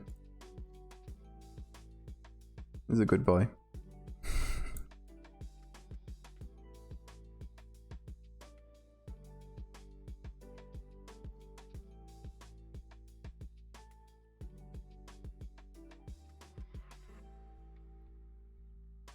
See, here we don't really distinguish too well what's going on, but I liked it better before. But we don't need to, we just need that vague sense of unease that something is in the background, and then we'll see it a bit clearer.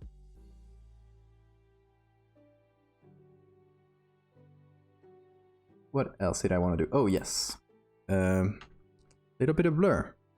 I forgot to do this. I should have done it before. Yeah. Since, I mean, we already have some texture on top of it from all the noise we just added on top. I think we should reduce some of the finer details to kind of match what is at the same level. And we can't really distinguish too much detail here, so I think a little blur is in order. Okay. I think I'm pretty satisfied with this first one. I'm terrible at naming things, so let me organize things a little bit better though.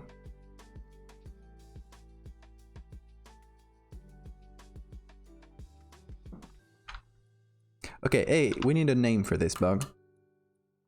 We always need a name. We don't know if it's one or more, but let's just say it's one for now. I mean, Bob.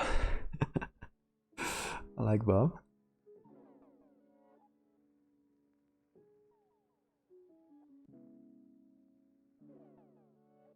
Or something that sounds like grub.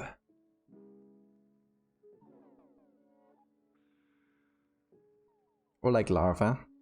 That's kind of a hard name to find a good equivalent for. Kind of like the moth was Timothy and the ant was Anthony or Antonia. The grub should be... that's kind of hard.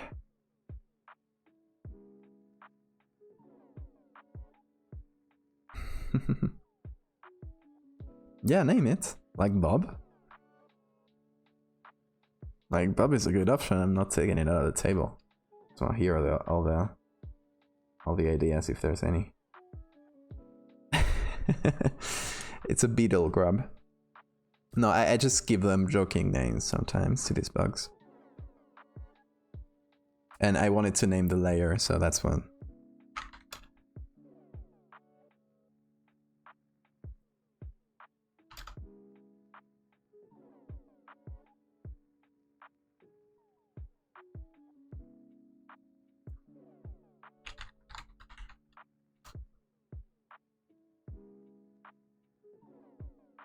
There we can see what everything is. Okay, we got picture number 1 here.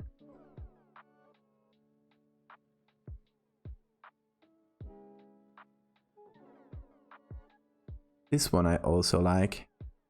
Graham. I like Graham. Do you pronounce the H? You say Graham or Graham? I guess Graham sounds weird, right?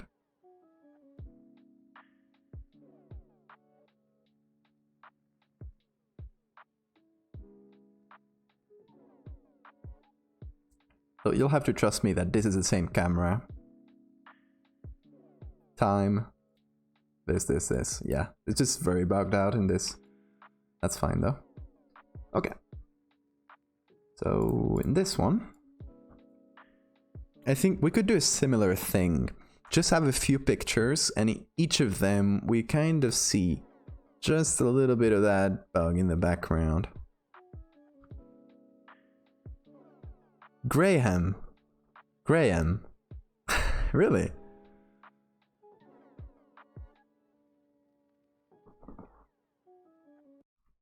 I'm gonna need some Americans here to settle the discussion.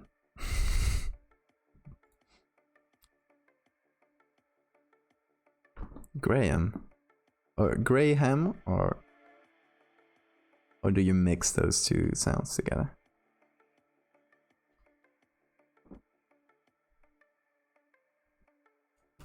Okay, we got a few different bugs. We got this bad boy, this bad boy, and this cute fella. This cute fella though is probably going to go for this, for our kind of star picture. So I'm gonna leave him alone. Canadian works too. You guys have a nice accent. I'll accept any help I can get. Oh, let's download the picture we saw before. Not this one, though I will save it. It is there. I think this could work. 4K too. Ooh la la. Okay, it's downloaded.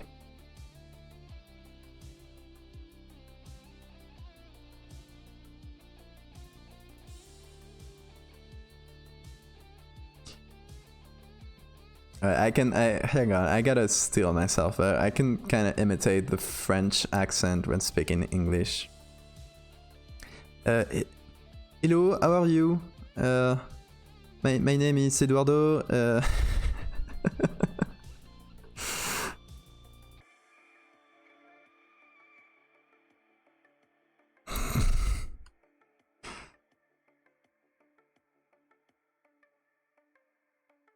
Okay, I need to see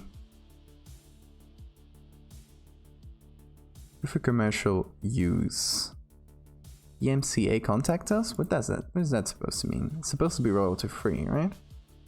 If a commercial use should be like, it's kind of like no restrictions really. Like contact you for DMCA. I don't know what that means. Hope that means I can use it.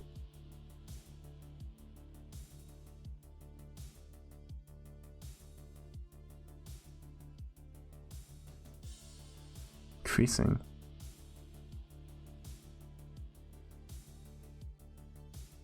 Okay. How about we use this cute fella? Let's see, does he look similar enough to this? Smaller legs. Kind of a chubbier body. But maybe we can increase the head size, since that seems to be a bit different in this too. We'll do that.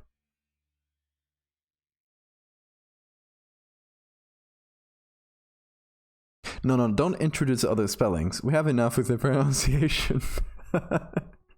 Don't make this harder. I'm kidding.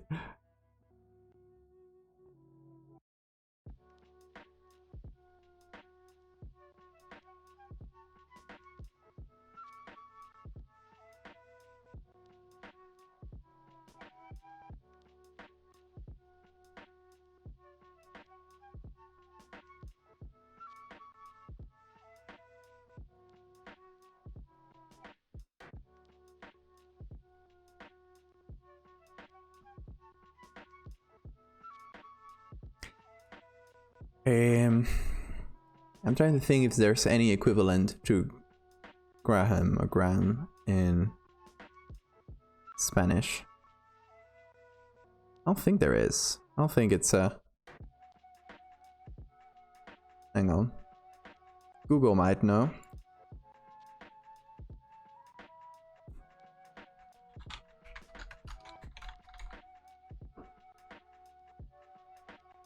No, don't translate it. No. I don't think there is a Spanish version of that name.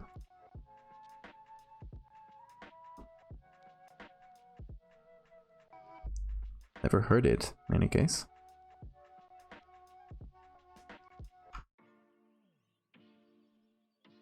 Okay. How about this? I like it. We can have it coming down from behind. Like that. So we don't really see, in any of them, we don't really see their true length. They're kind of semi-obscured. Must be British. See, the thing is that it kind of sounds Celtic, like a lot of other Celtic names, which do have their Spanish versions, mostly. I don't know. I'm talking out of my ass. Okay, this selection is not that terrible, actually. Good job, Photoshop, I guess. We'll shift the edge inside and we'll feather it. It's gonna lose a lot of quality, but that's... obviously that's on purpose. Need to name him Graham. Graham. Oh, that's not bad. Not well written. Okay. Let's see. First thing we're gonna do is we're gonna take this. I'm gonna take its cute little grub face. We're gonna just select that.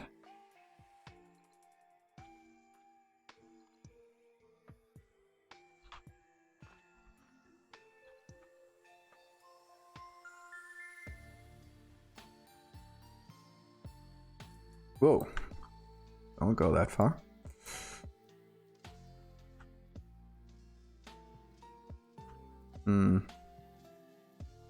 Bit larger. Sounds about right.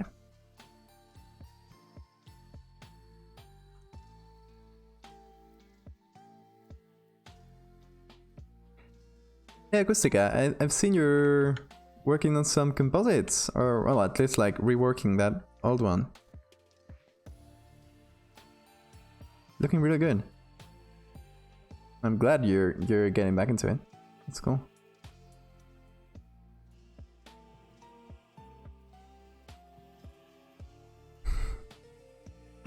Looks kind of oversized because the quality is so different.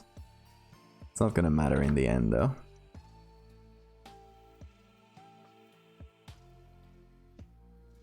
It's actually, yeah, that's like two little antennae, however you say that. I always have trouble with that word.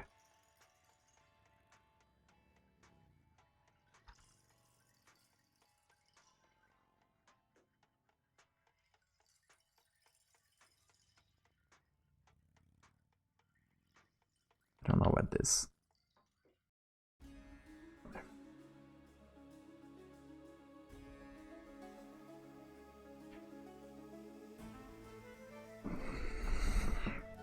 Well, you can do big bugs. It's all the rage right now. I'm just gonna say it got me more than 1,500 followers on Twitter. So get on the hype train. Yeah, it's like, I think it's fun to watch also. For me, I mean, I'm a geek for this kind of shit, so I'm obviously biased.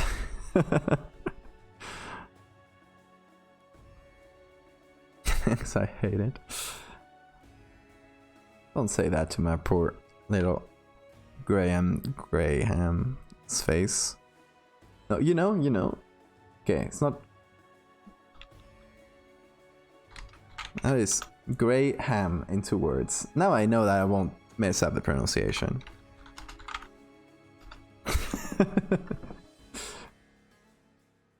He's also looking like a piece of ham. A big loaf of meat.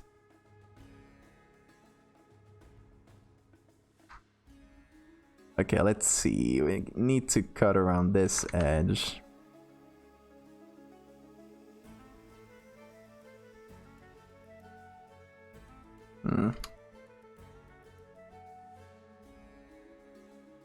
I think that's, yeah, that should be a nice spot.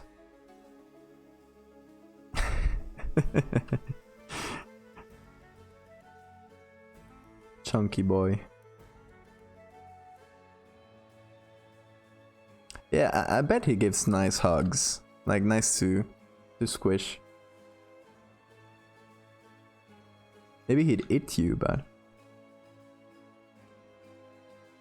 what's life without a little bit of risk?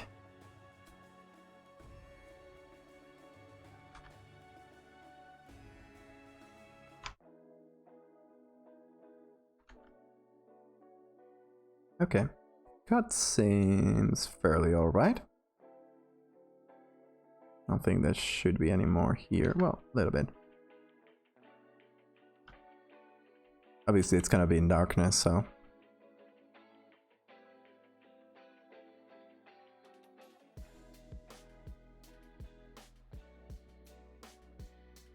David Fenn, that was the last one?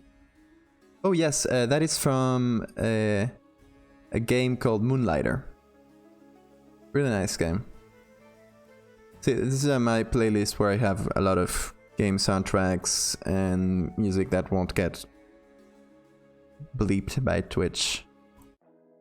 So most of it, well, a lot of it is game soundtracks. Yeah, Moonlighter is a super good game. It's kind of like old school Zelda, but you are the guy that runs the shop.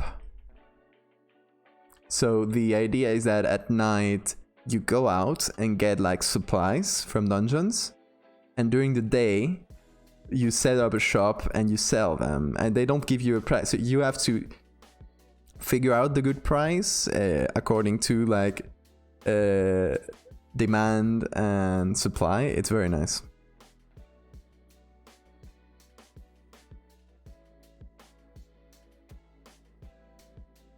Kind of slimy, yeah. On Titan Souls. I haven't heard of Titan Souls. Oh, also Moonlighter is a Spanish game, so gotta rep. There's like 3 Spanish in the game, so...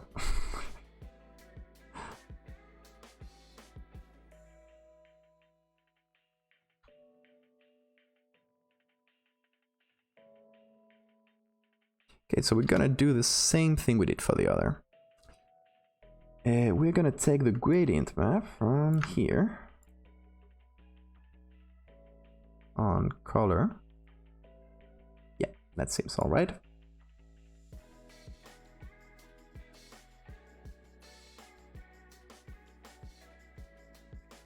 First, we're gonna do Little Gaussian.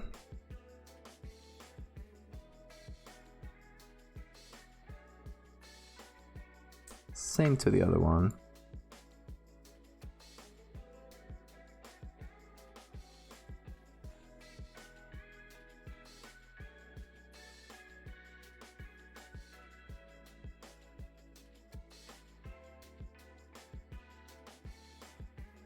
Try to darken this whole thing.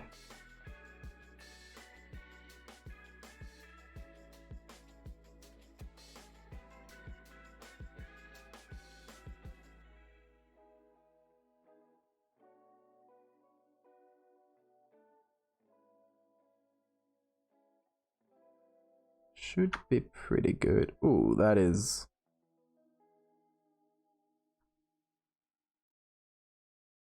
a bit too much for the face.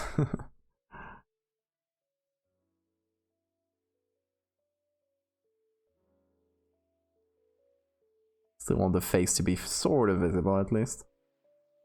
I'm gonna cut the edges though.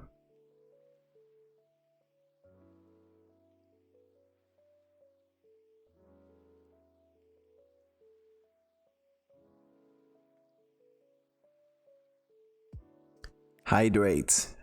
Do it. Gotta stay hydrated. I think I've drunk like 3 of these already.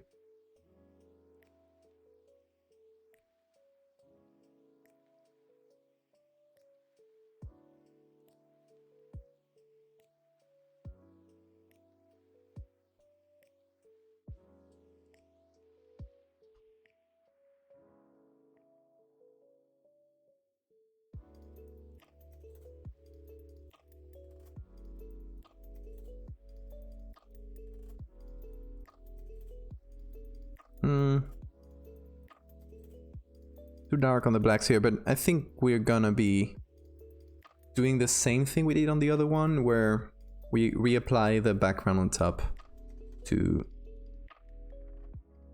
kind of reduce the dark tones. Hey, welcome back.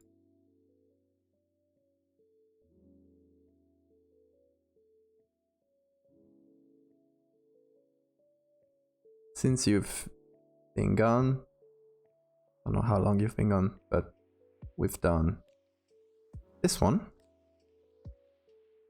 which now looking back, I think this is gonna need a little bit more blur.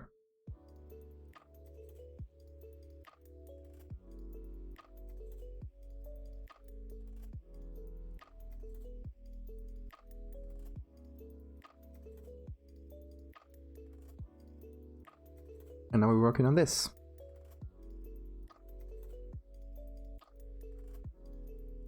There's like tons of grubs here. Grub festival. So we are gonna apply this and put it in lighter color. So what this does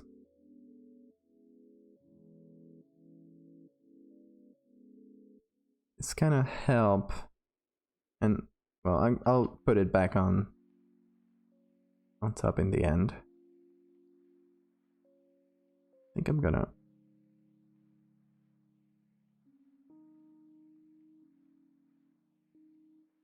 lighten it a little, actually.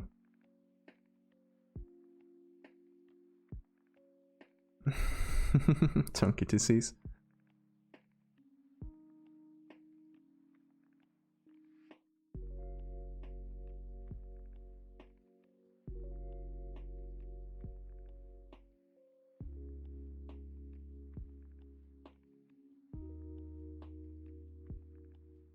Okay, base, let's do the same. Bit too dark there.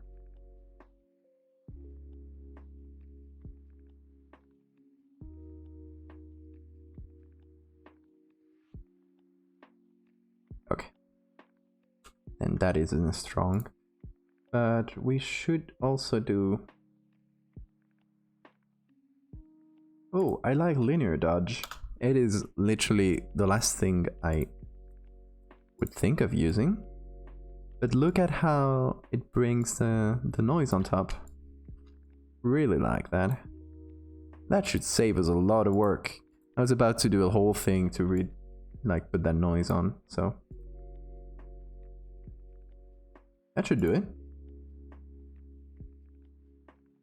Okay, now a normal layer, and we're just gonna paint with a soft brush, and we just trying to bring back, there we go, little leggies. Where did you think you were going? I think there's only these two. Yep, visible at least.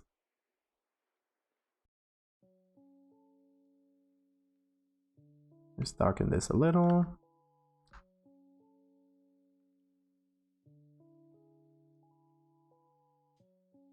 Let's see, maybe soft light would work better. Yeah.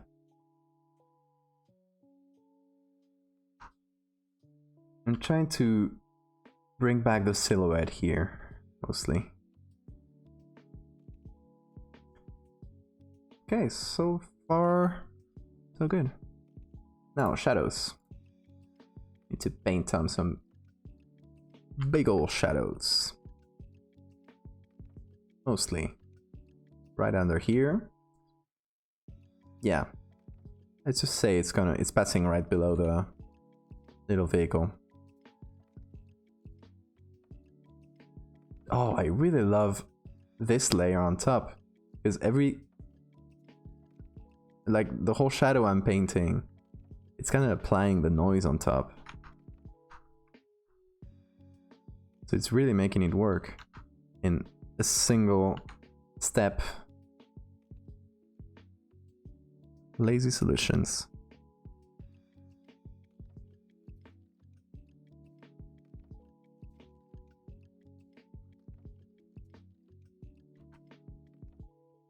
I think I'm gonna have to lose a lot of the silhouette, because it doesn't make sense that it's illuminated all the way. We have, okay, just to make sense of this in a simple way, we have two spotlights that do this, and then presumably the whatever's capturing the image also above the camera, like here and here, has a spotlight, like we can see in other pictures where it's the only source of light, like in this first one. I'm gonna put it on top, it'll be easier. We can see that the spotlights are presumably above.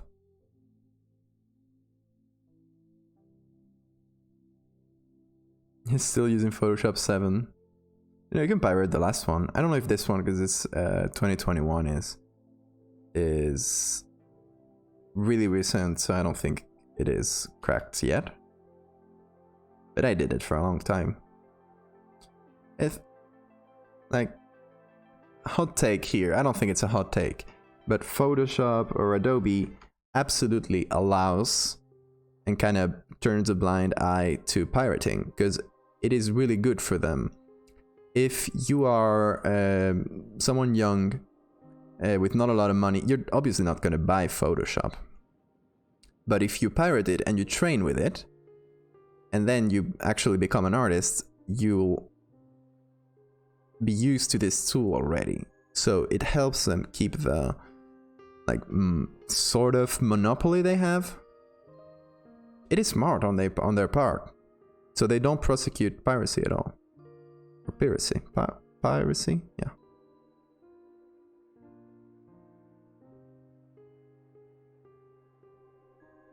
Yeah, they're kind of scummy. I'll agree with you.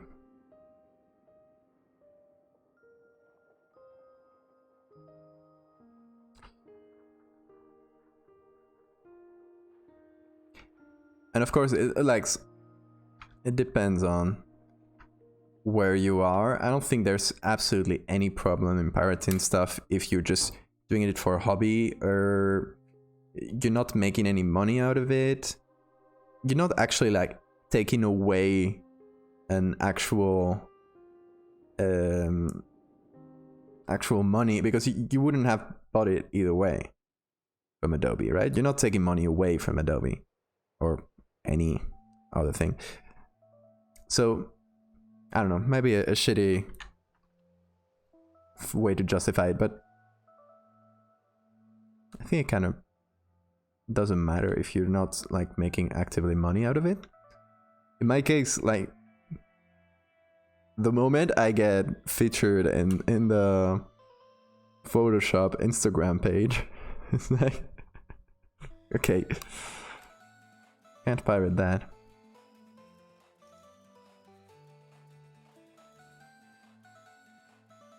Kind of work essentially pays for Adobe. Yeah. Yeah, if it's like part of your expenses and you're running a business, then absolutely. And that's the kind of people that they'll prosecute if they catch pirating.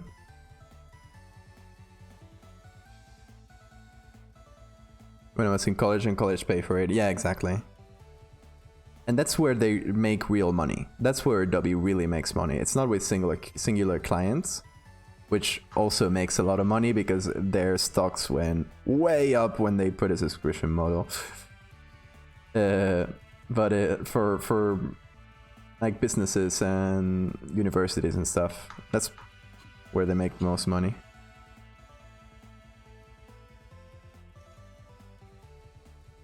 Yeah.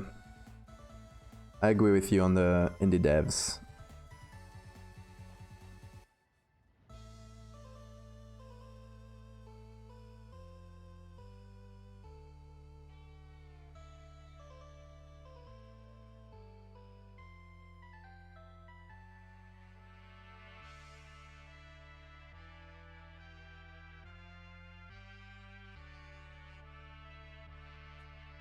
Okay, I kind of like this, but I think the colors are still not matching.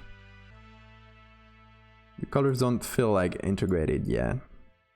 So maybe we turn this gradient map a little bit up.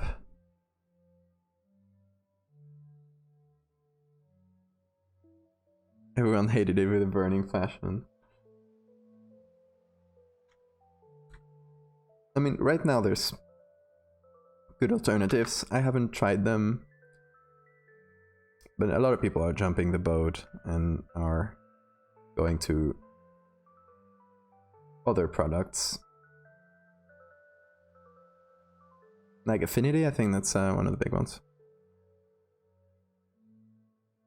And I'm all for it. I mean, anything that introduces competition in this monopoly. It's fantastic.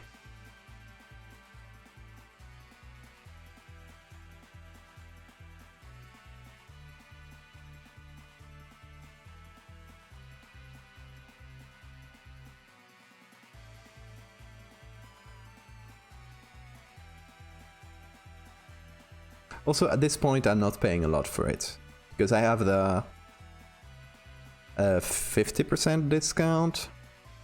I think it is in total. I don't remember how the discount is. It's a student discount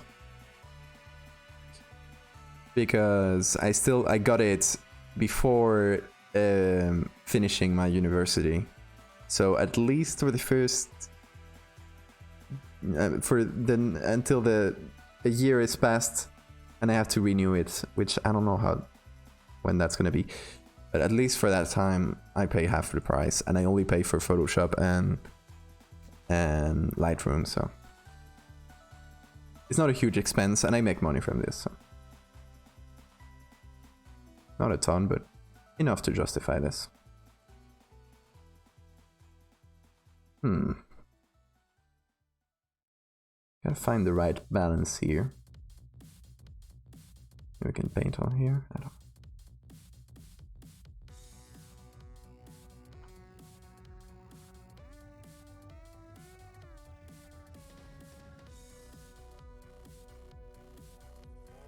How do we feel about this? I'm thinking, for one, that I need to make that edge softer.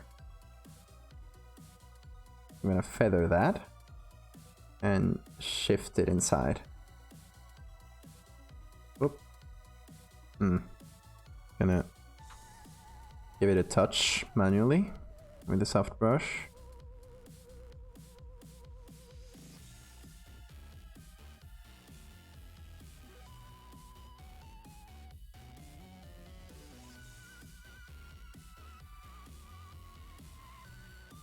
Yeah, it's like there shouldn't be that much light hitting it. I think you're right, Night.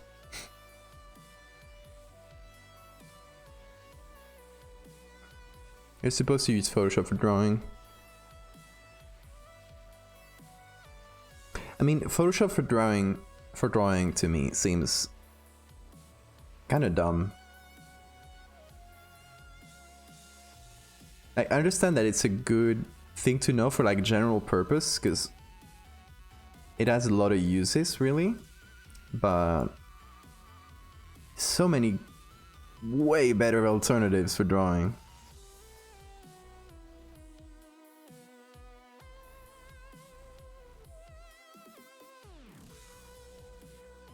Hey Vlad, how are you doing? Yeah, been a while. Been a while since I've streamed, basically. It's studying a lot, so don't have a lot of time for that. Yeah, it's just not designed for drawing. I mean, like, you can use it for it, but... And like, for example, me, if I want to do... if I want to draw something digitally, I'll use Photoshop, because I know how to use it better. I'm very accustomed to it. But if I want to like get into it and draw more, I'll learn another program. For example, this drawing I did for the circus here. That I just did on Photoshop on top of the... like there's this base poster and there was a horse here. I removed the horse and I put this. So I drew it manually and it was very difficult to get the right textures on the brushes and stuff. So if I did more like this, I would maybe learn another program, but for a one-off thing.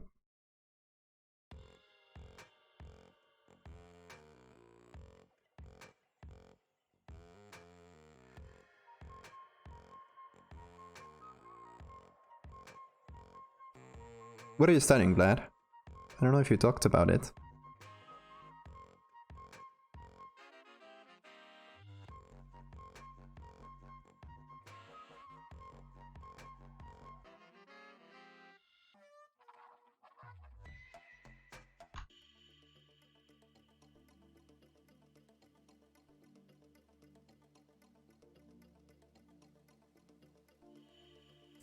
See, I don't want to blend it with the background too much. I still want the silhouette to be visible.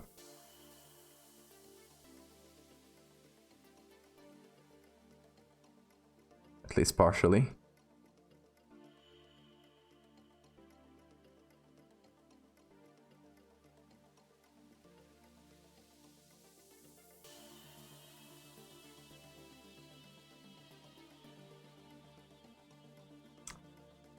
Maybe I'll go with curves for this, since I'm gonna need a bit more.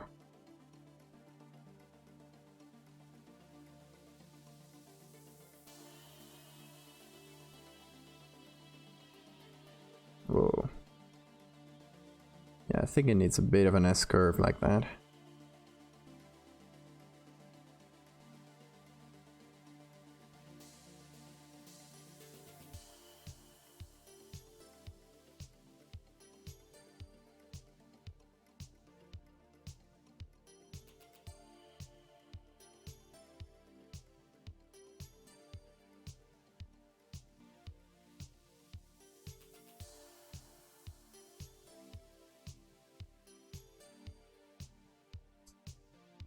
Went a bit too hard, I think. Engineer. And what kind of engineering? I don't know how it works over there, but in here it's basically every engineering degree has more or less the same year, the same first or two first years. But you get into like mechanical engineering directly and do that. Do you have like to do like more general engineering first and then get into something more specific, or do you get into something specific from the beginning? I don't know if that was clear.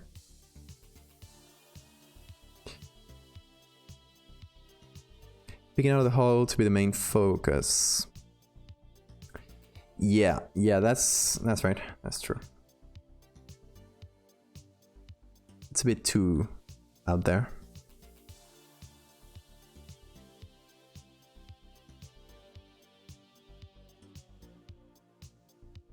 I think it needs to be a bit more like this, where it's not going to be the first thing that your eye catches. Like, I still want it to be noticeable somehow, but yeah.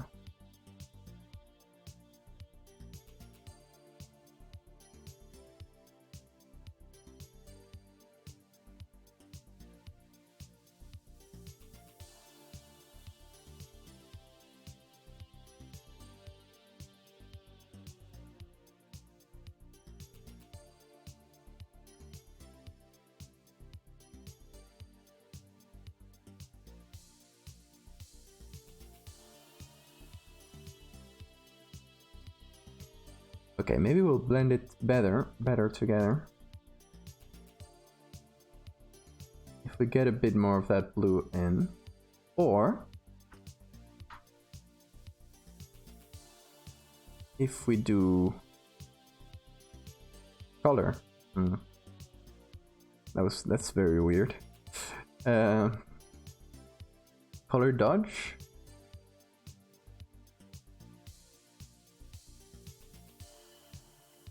Doesn't dwell out actually. It actually makes it brighter.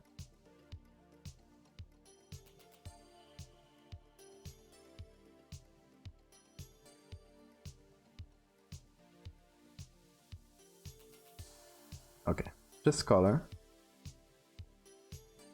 And apply that softly.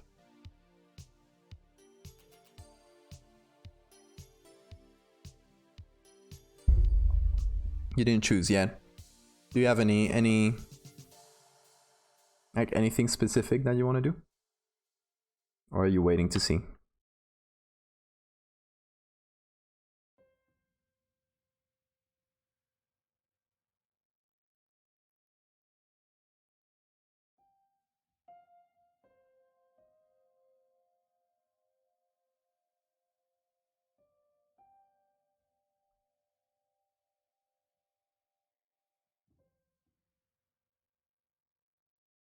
So what I kind of find hard to see,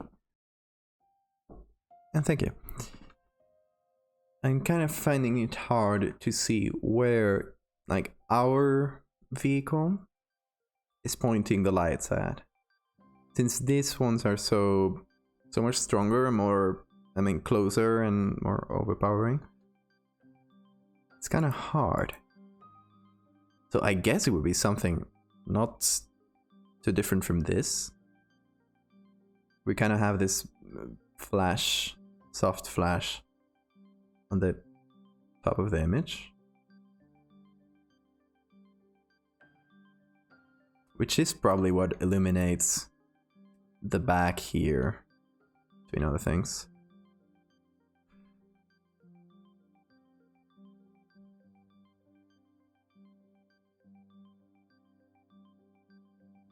Oh, okay.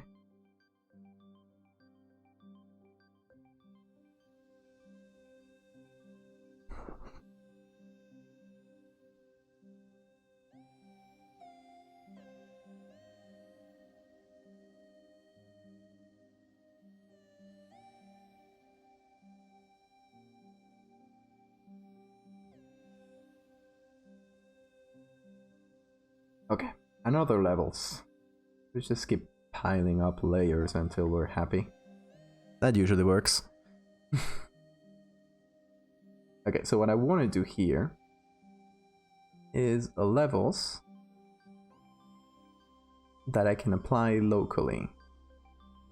So I want to just get something that kind of darkens the whole thing.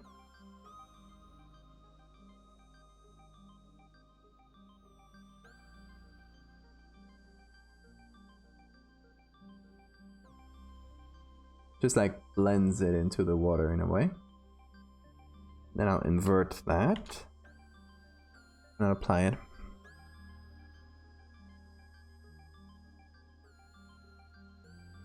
Yeah, that's a good way of doing it, because you never know if you'll find something more interesting.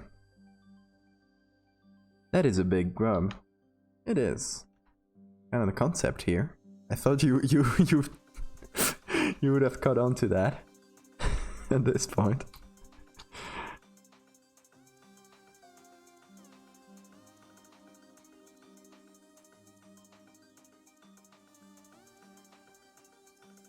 So why am I doing this instead of just applying a shadow and just painting it on? Because by doing this, instead of painting on a shadow like this, something that is indiscriminate, I'm painting something that still takes the lights and the shapes into account.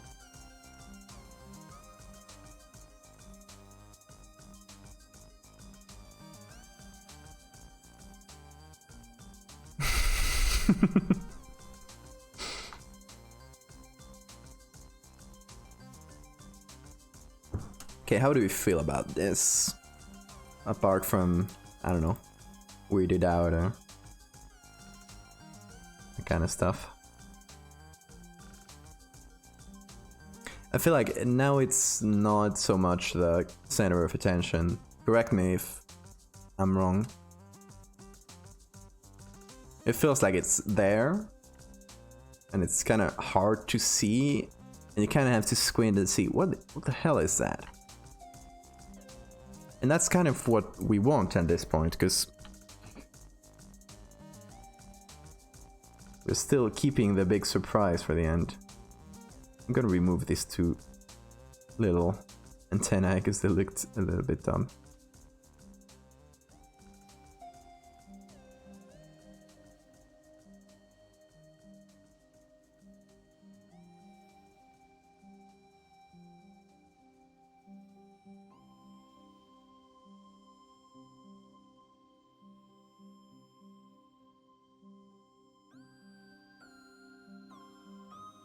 And right between these two. I mean, at this point I could have just painted this on, because it's 3 pixels, but...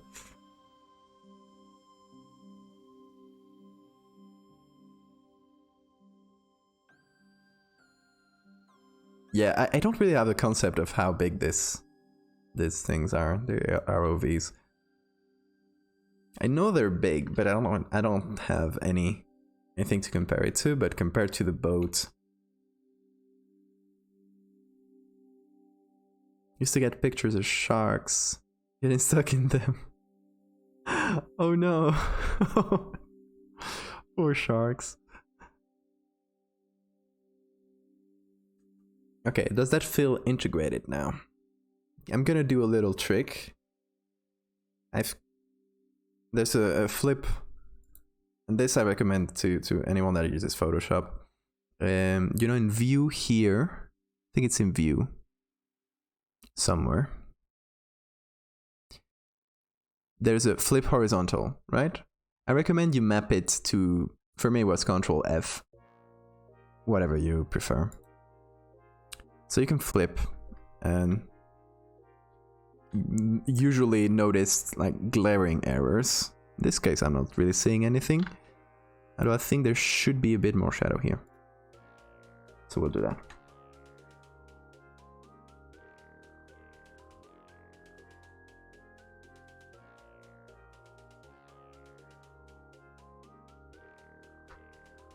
Nope.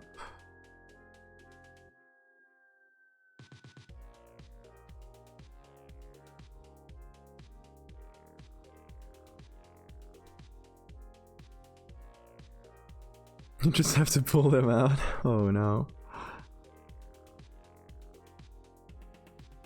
Alright, Vlad. Thanks for stopping in and saying hi. Yeah, hopefully you catch the next one. And good luck studying.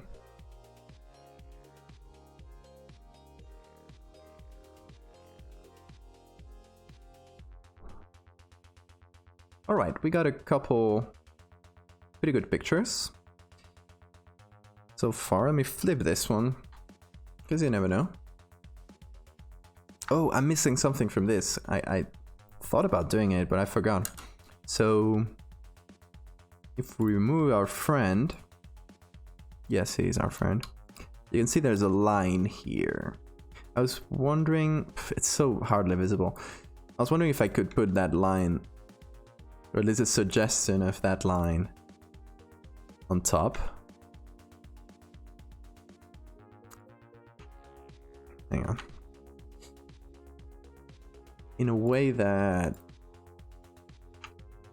it would kind of cover or go in front of it, so you get a more of a feel for the size and the distance.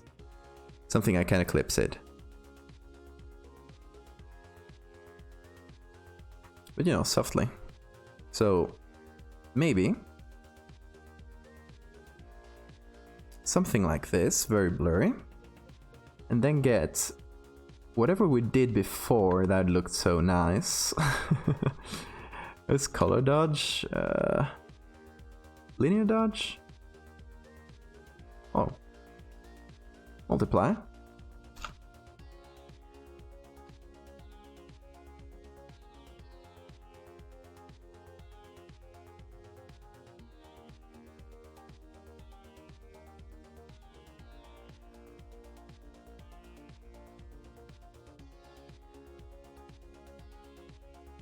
And then a bit of shadow so it just disappears a bit.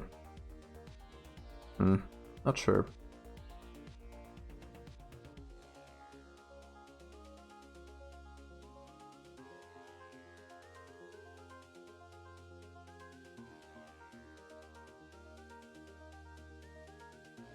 That's so huge. Yeah, maybe it's a bit big. Maybe I went overboard. I get it. But maybe it's bigger compared. If looking at its size now, if that line is in front, it is way bigger than the one we see in the eyes. Which, I mean, doesn't have to be bad. There could just be different sizes. Wouldn't be such a weird thing, but do we make it smaller or do we forget about this line? And just let people make assumptions about the size.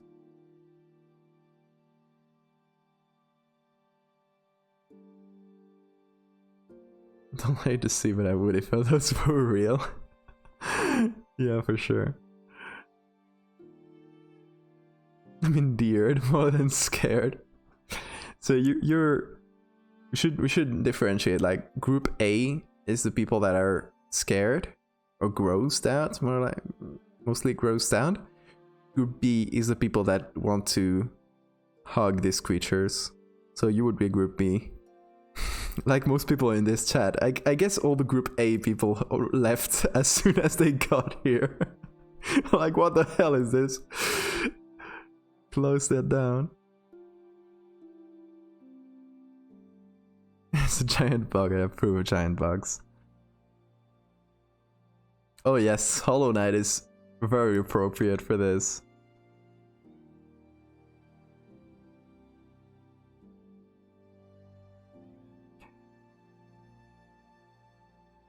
Let's keep the line in a very soft way like this. It's not really noticeable if it's going in front or in the back, but it's not bad either way. But it oh, that's true. Oh, I mean, okay. I don't usually do fan art, but I think this style with big bugs and Hollow Knight are kind of a good match.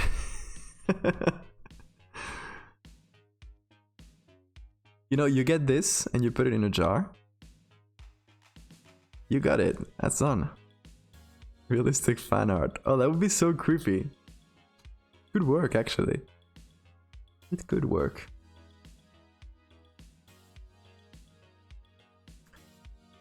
Alright, we need to bring back a little bit of just the highlights in here.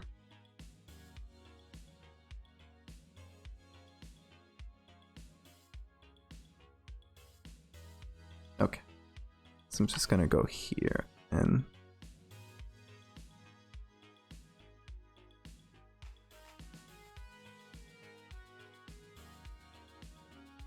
get a little bit more visibility on the face, so you can see that black little eye peeking at you.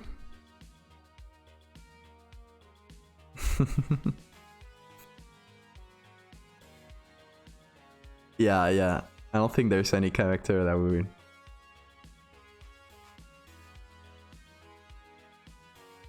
I don't know, what kind of bug is the knight, like the main character? It's not really anything, right? It's just like generic bug. It has little pincers, so you maybe stag beetle, but there's actual stag beetles in the game, and they look much more like a stag beetle. So I don't know. That always kind of confused me. Like every bug in the game has a clear species they belong to.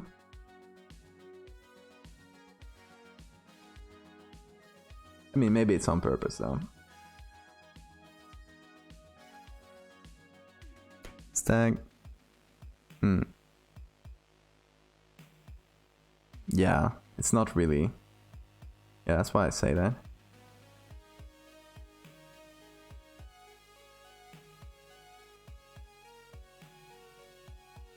Yeah, same with Hornet.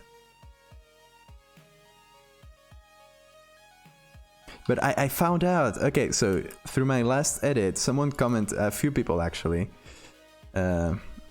commented that the bug really looks like the Radiance on Hollow Knight. I was like, actually it does, I hadn't realized it. It probably is based on the same species. The white plume moth.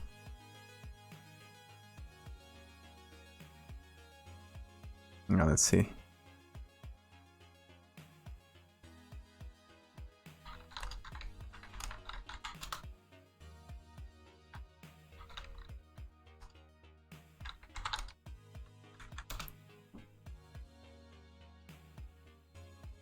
Okay.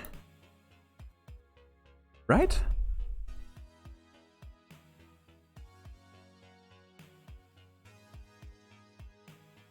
It does, doesn't it? I think it's probably based on the same bug. I mean, it's the little finger looking wings that kind of make it for me.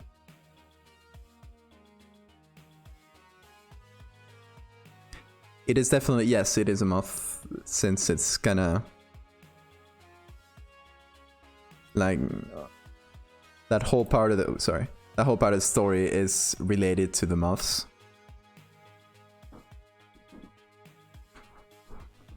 So I think it's definitely based on that one.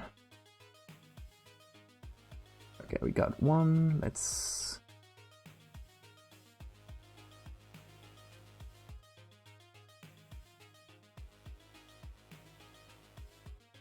I mean, I'm numbering them, but it doesn't really matter. I don't know what order I'll use them in.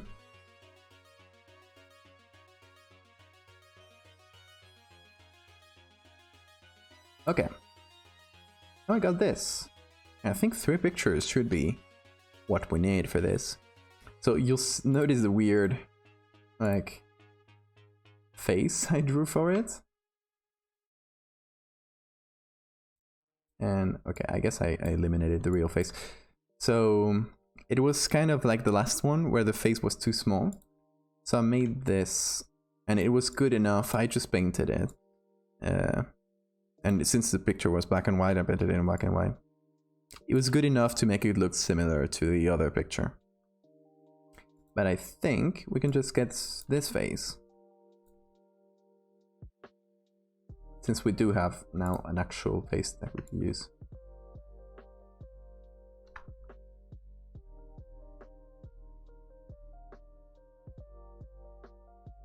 Look at this beautiful boy. Oops, that doesn't work like that. Oh. There we go.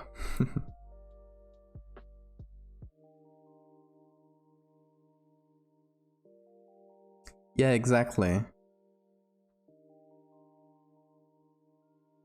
Like, it's sort of moth-like, but it doesn't really look like all the other moths in the game.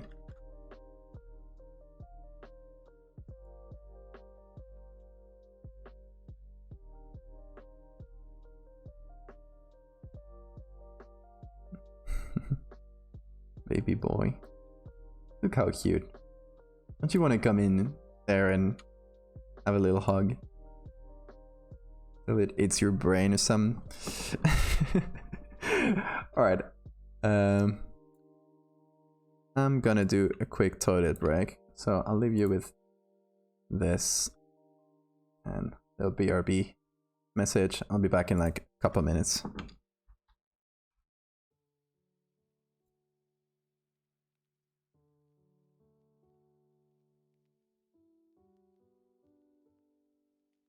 There we go. See you in a minute.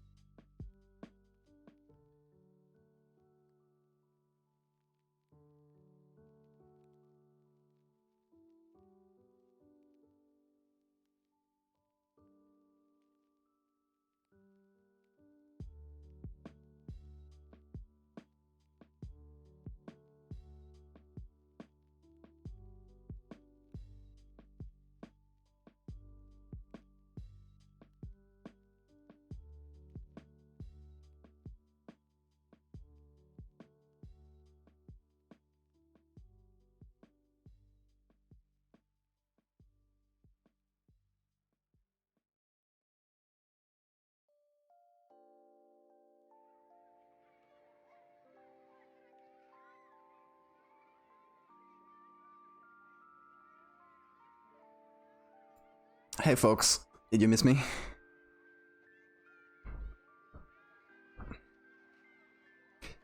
Alright.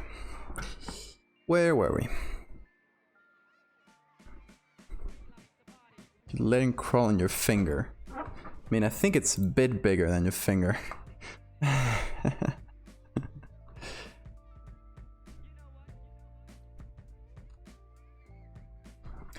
mean, what are shrimp if not huge underwater bugs? Think about it.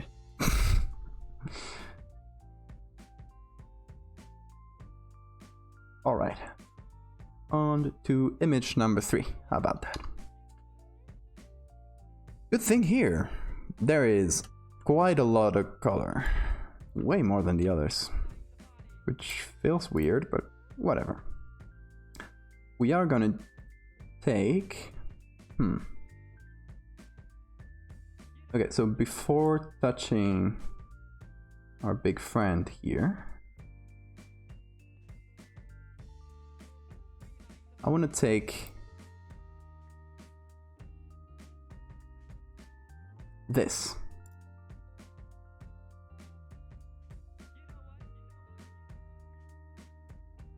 Oh, why did I appear? Whatever.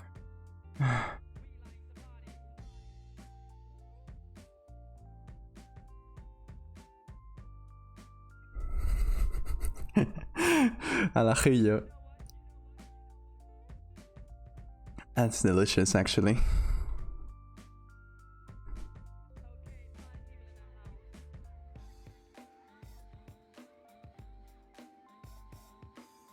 Okay, here's what we are gonna do.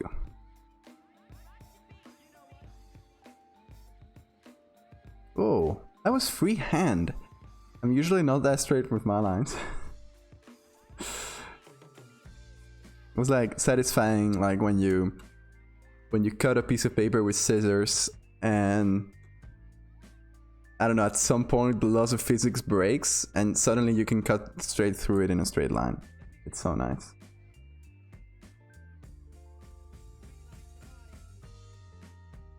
Okay, why is it doing that? Oh, figured that out.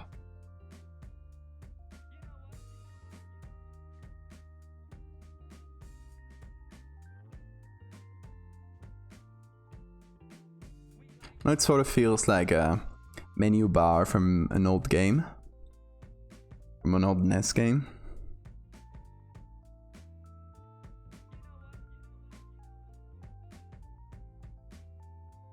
Yeah, that smooth slide. The best. Okay, so what we're doing here is trying to find the right balance.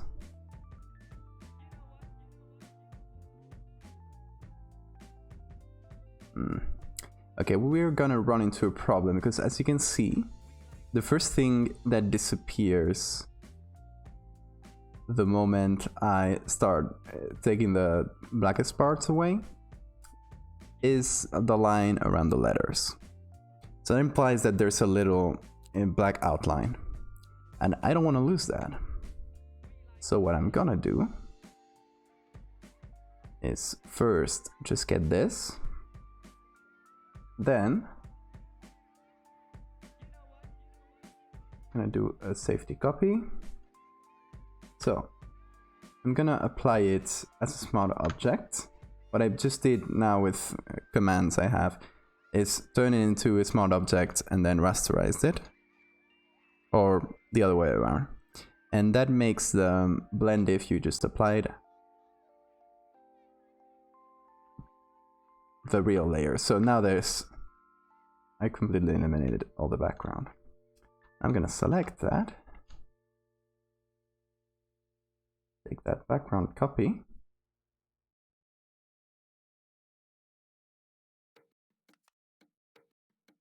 Okay.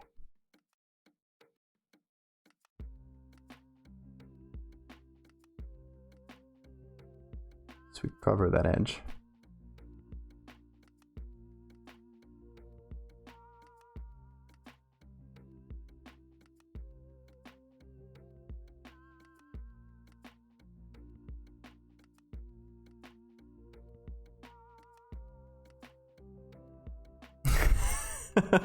It feels like that, right? It's like something clicks suddenly and it slides. I think I might have picked up too much. Oh, but here's what we're gonna do.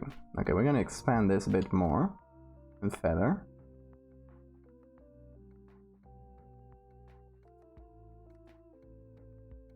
Then we're gonna tell it we only want the darkest parts.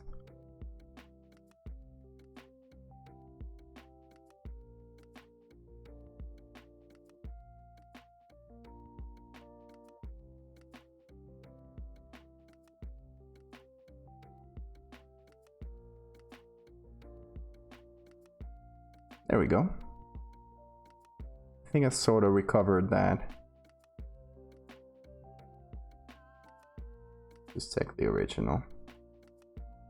See how I did.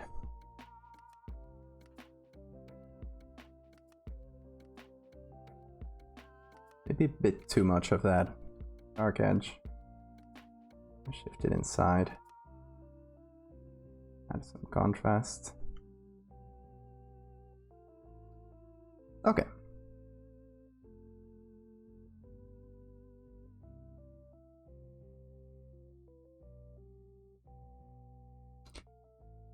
I still don't know.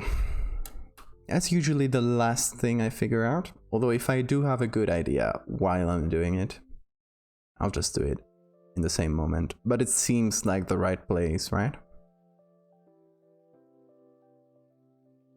Although something that I've maybe not exactly followed that well in all this series, so I don't know if I should do it, but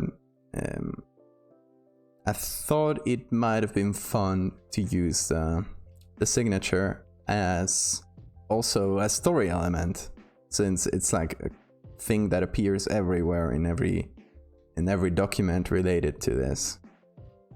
But I don't know how we would like really fit it into the story, because if we did have a secret government testing facility kind of thing, then it would make sense to have like a symbol for that would appear everywhere. But since we don't have that, I don't really know where I could fit that. Alright, anyway, I think this sort of fits nicely. Doesn't seem out of place.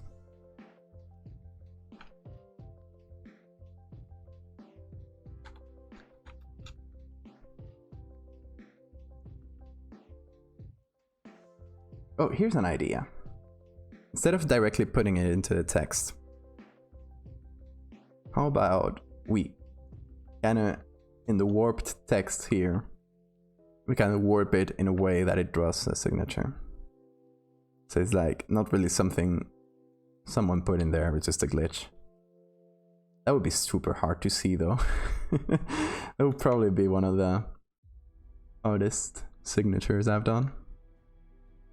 Here's the hardest one I've done. From a while ago, this is before creepy stuff. BC, before creepy.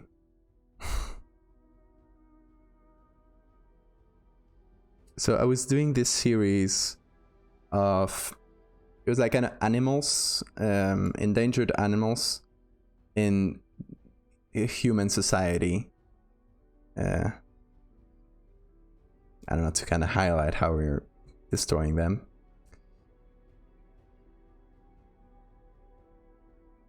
Where did I leave it?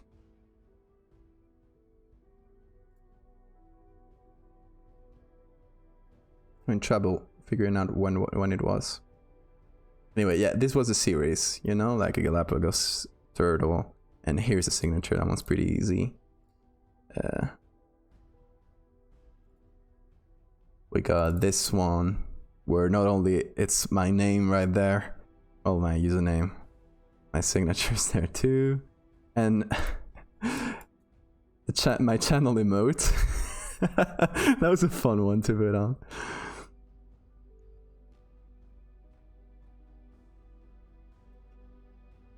But then, let me see if I find it. It's one in this series. So if I recall correctly, this one, which was the last one in the series, yeah, I wrote it with the cables in the back.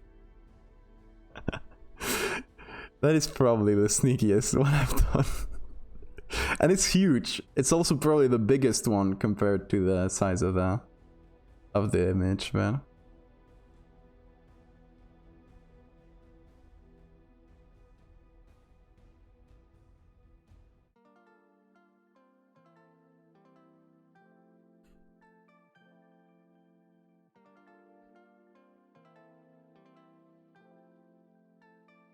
Okay, let's go back to our bug friend.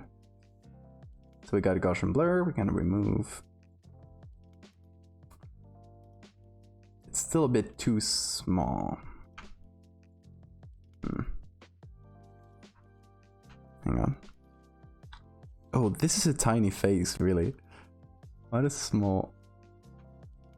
It's actually kind of cute. No, I don't have any good faces there. Hang on.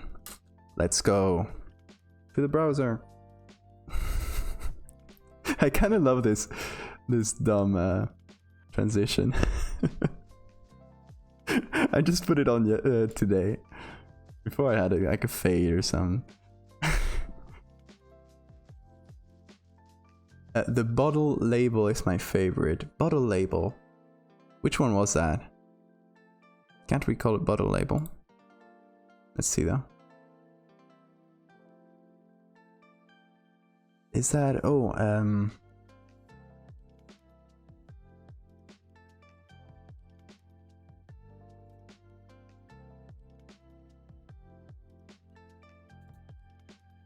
that here? No, that's the jazz cup.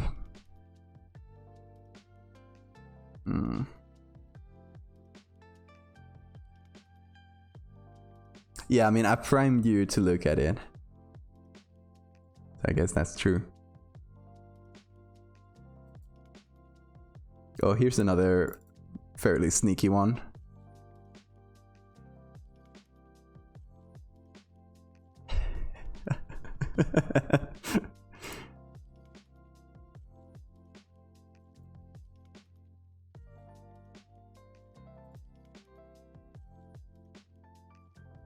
Yeah, the goldfish one is sad. Oh, so the barbecue one. Like, nowadays I don't really love this edit. It was fun at the time since I was doing a lot of thematic stuff with climate change and stuff. But I really love how I put the signature in the smoke.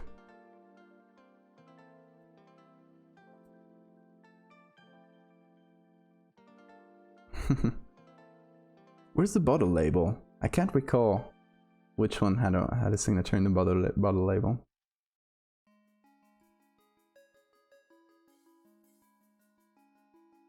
Oh, maybe that really old one from the Flat Earth. I did a like last year, a couple years ago now. God, let's see.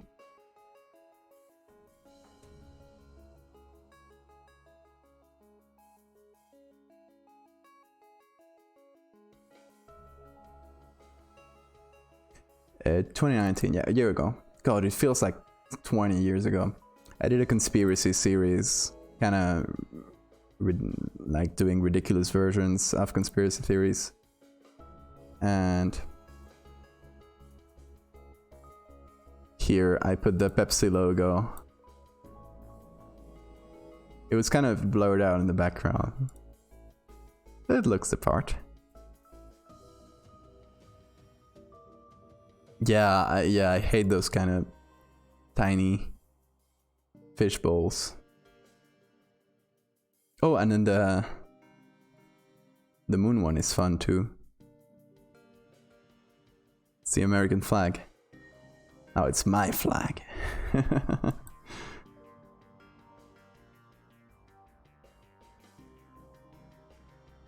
Anyway, yeah, it's a bunch of them.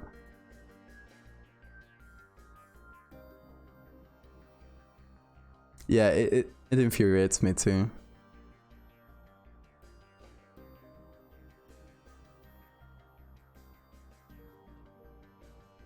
Okay, we were looking at stag beetle grub. Let's see if we can find a nice pretty face. See, I'm getting a lot of adults, which I guess makes sense since stag beetle is in the title, in the and a car, I guess. Fair enough. A good grub. It's a good grub. Yeah, I'm not getting a lot of grubs. Maybe if I look for grub instead of larva. This is more like a common word. See, if you weren't in the sand like that. Although, alright, let's entertain this possibility.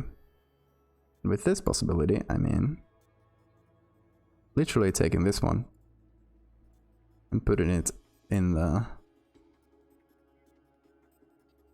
Let me save this. Always, I have this little Firefox extension called Pockets, and I use it every time I have a picture I use, or I'm gonna use, I save it there. So I have an archive of every picture I've used since years ago. Pretty useful if you do this kind of thing.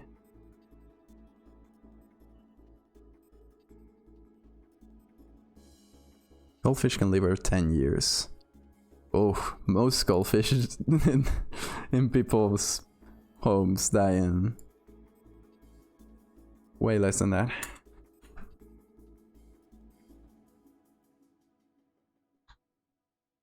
Okay, here's the idea. Big grub. That part we've already established.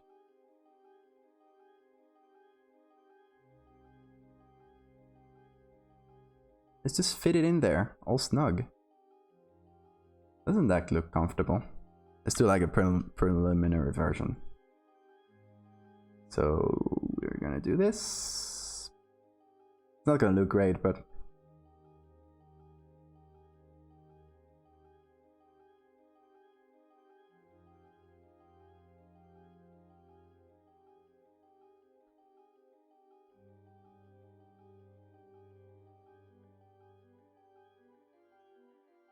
kind of like it's nesting or trying to find its place to pupate. I don't know. Something like that.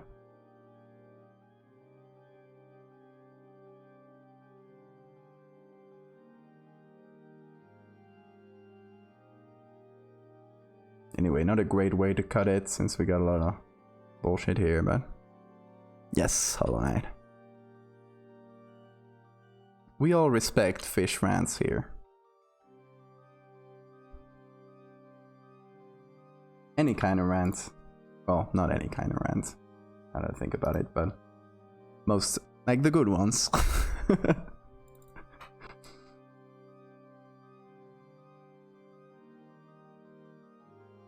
Okay, let's do a more actual cut of this. And here's how we're gonna do this.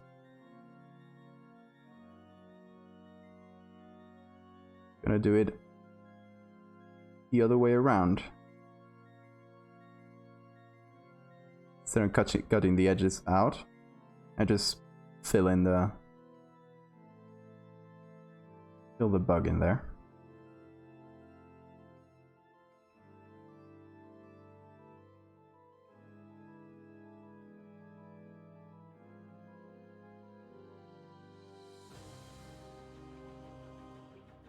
Okay, let's see. Let's figure this out. It's a few cables like that. I think I'll keep the cables. Let's add them later. Oh, email. I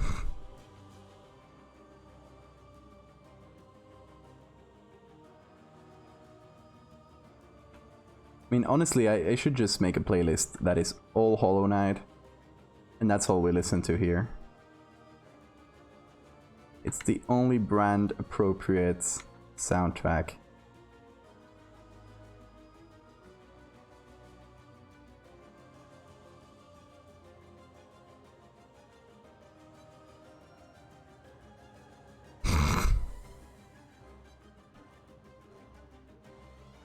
Don't call him nasty. Come on.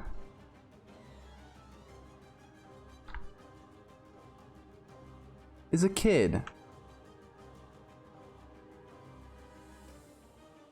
You bullying a kid?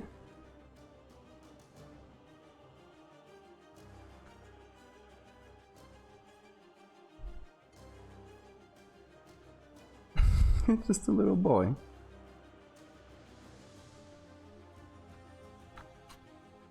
Okay.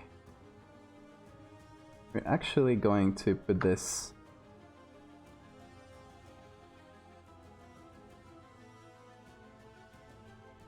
mask here I've just been drawing. We're putting on top and then still get another mask just to mask out the dirt. Be a bit more comfortable.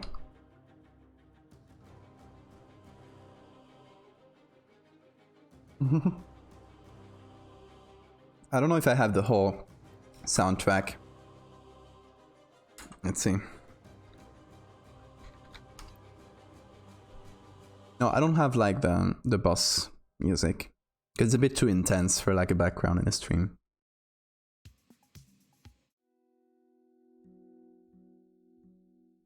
Oh, we actually got a version. Yeah, let's put Hollow Knight on.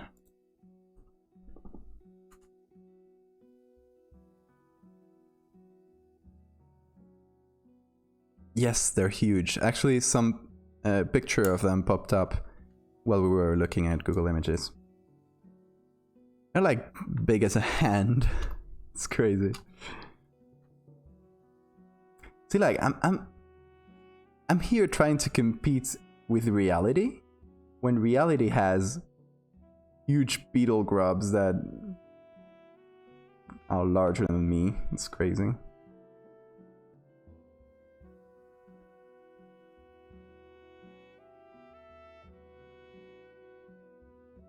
Let's actually encase it further down. It's kind of dirty, but I mean, it's underwater. The thing that bothers me, it's that it kind of has like water droplets and stuff, and that doesn't really work underwater, of course.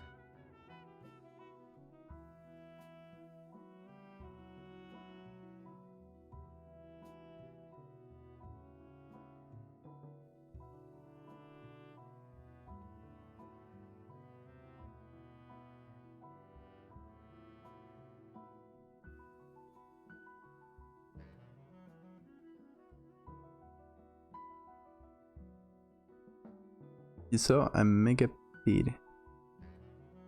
Oh, and one of those super old, huge bugs. Yeah. I mean, who knows? Maybe that's where these ones come from. I'm not gonna give you that lore, though. Maybe there's something deeper to them. You'll have to wait and see.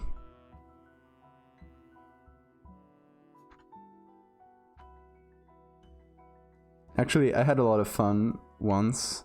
It was a while ago, but I basically asked openly on Twitter, like, if you guys had to make a wild guess of what the lore behind these bugs are, is it, what would you say? Like, what's their whole deal?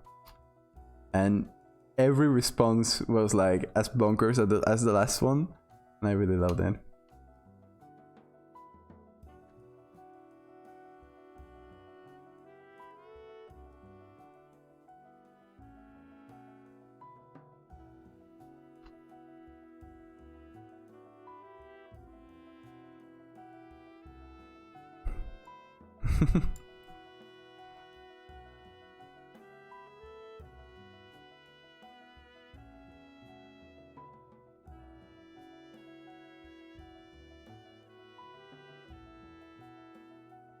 Well, how do we feel about this?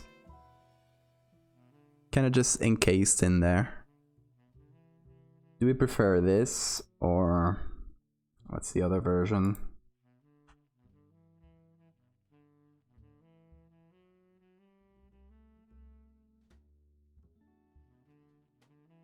That's not it.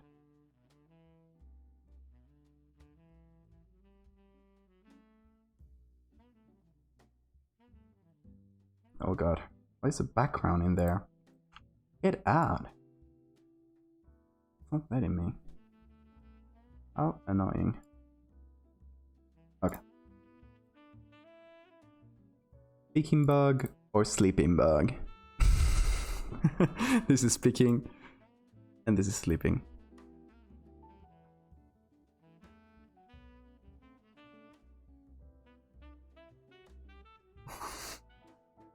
Oh, you were in that thread.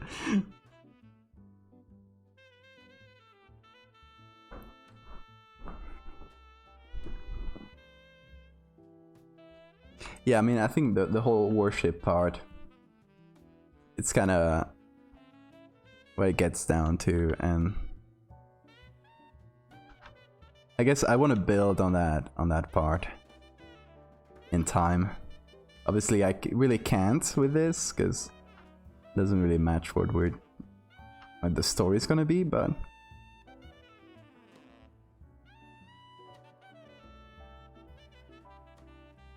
okay, let's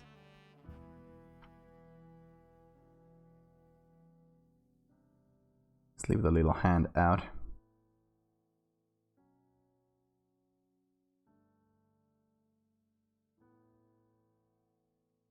Just go in meticulously.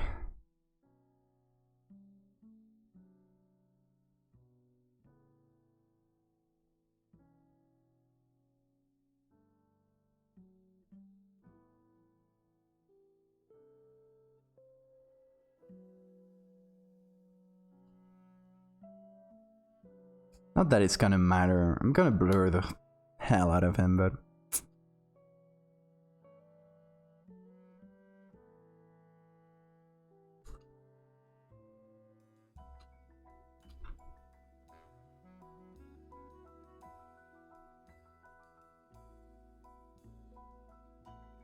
I still don't know. I kinda like them both.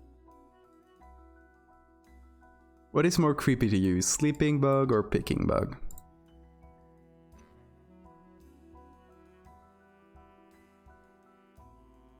Like, just gut feeling.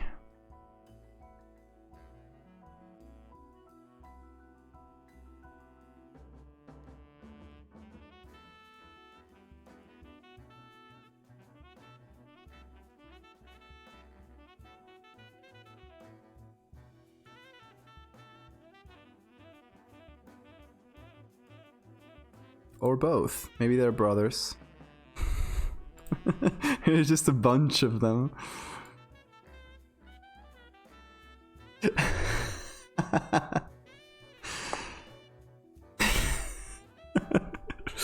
Not in hugging terms. Not on who you want to hug the most. But who's creepiest? That's what it comes down to.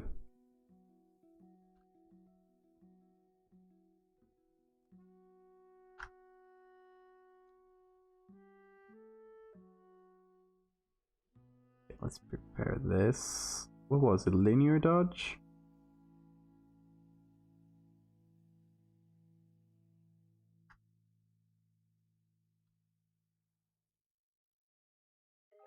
Hang on, this is 97%. There we go. I hate when I forget to get it go up to 100%. It does happen.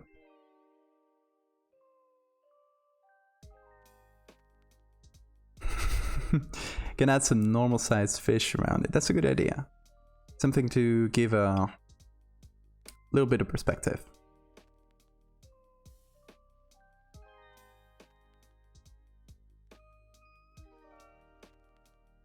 Yeah, that's okay. So in this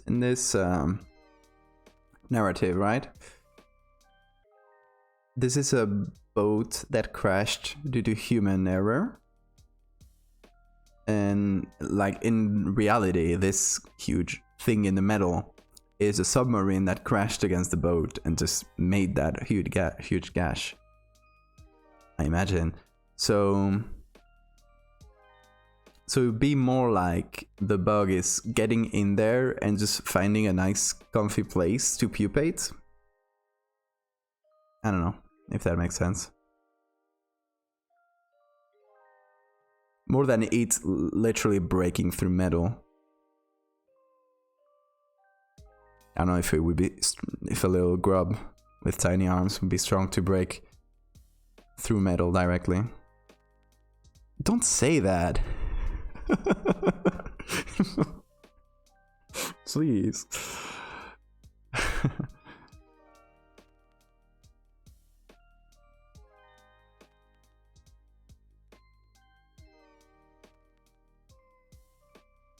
Okay, we'll put that later.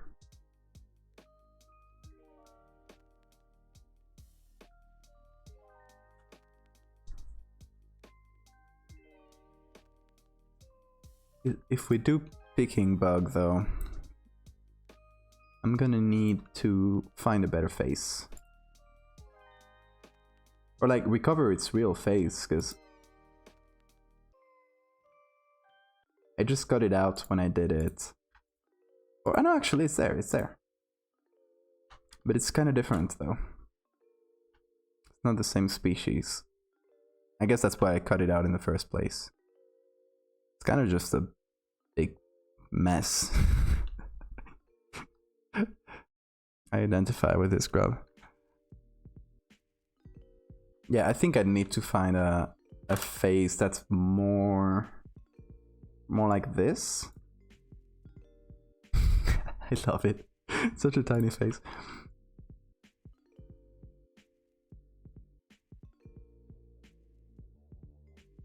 Well, you guys joke, but there's actual... It's not that rare of a thing that we studied it in medicine. Like, bugs getting in your ear. Like, it's not a super common thing, but it does happen. I mean, bugs, they like hot and humid places to make a nest or like sleep. So, and dark. So that's your ear, basically. And like tiny moths and stuff like that, those can get lodged in there. Sorry for the image.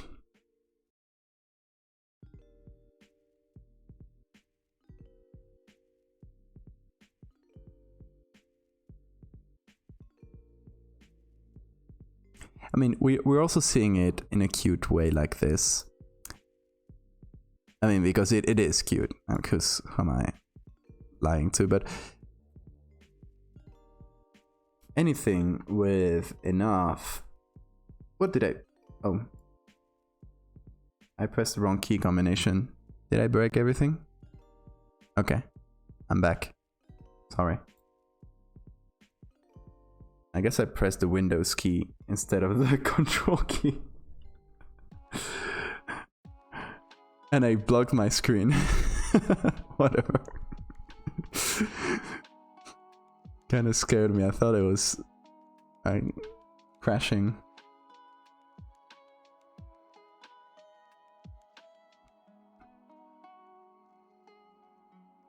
Eldritch horrors can be cute. I guess so. As a treat. Please save. Oh my god, yes. Thank you.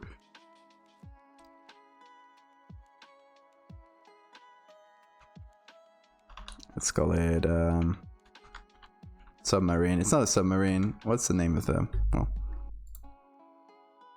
it is saved anyway. I don't know where I saved it though. Oh, I saved it in downloads. I'm stupid. I always forget to save, and a couple times it crashed on me on stream and I lost like half an hour of work. It's not too common. Like, this is a good computer. Doesn't crash too much, but...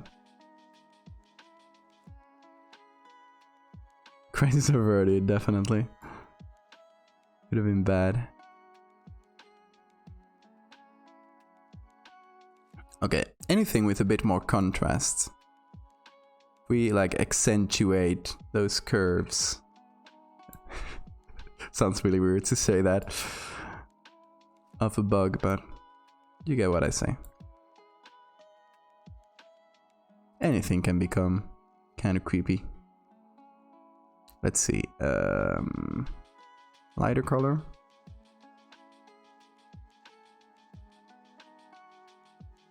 I guess there's this I would need to remove. Let's forget it for now.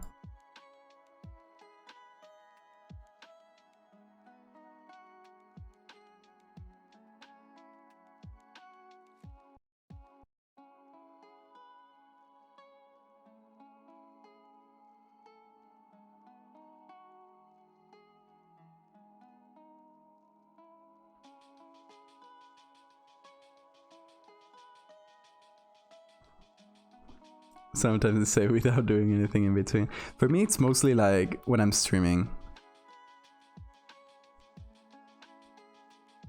I'm a bit more distracted. I'm like... I don't know. I don't remember.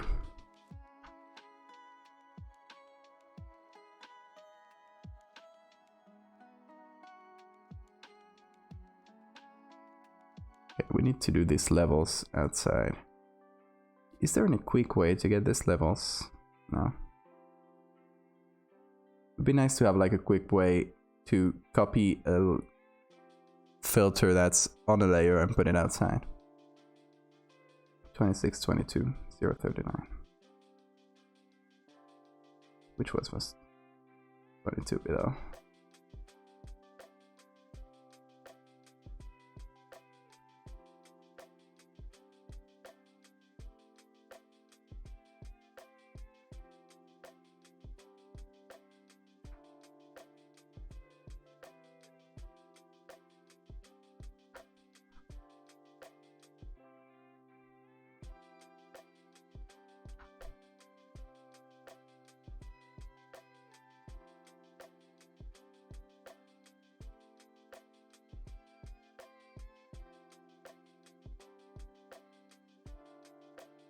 There we go.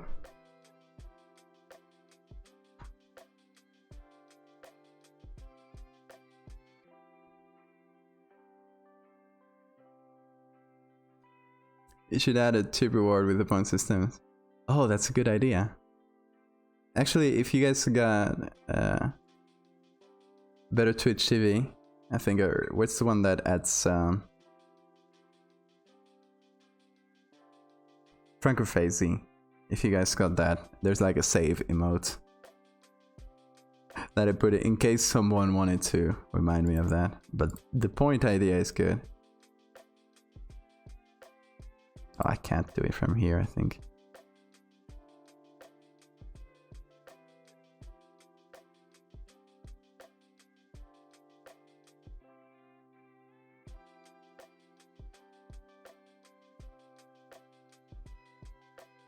There, let's add a new reward.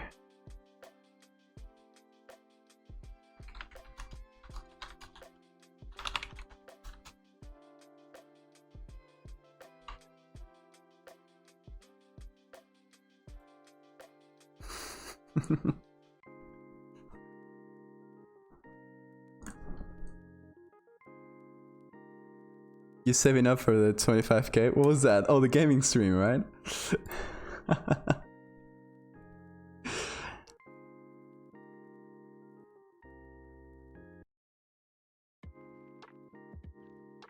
One of my friends wants to remind it. Yes, the post posture one. Maybe I should do that too. Although I used to have a way worse chair. This chair is like super fancy and unnecessarily like old man type of chair. But it was like from a friend of my father's that didn't want it, and it's super expensive, so, and it's super comfortable actually. So it's my gamer chair. It's like a huge, hang on, maybe you guys can see it better. It's like huge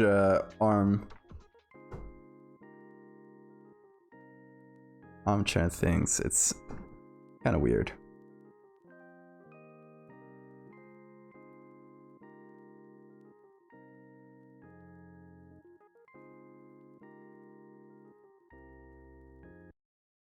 I made a super cheap one. I put one in the 10, like 10 points or something like that.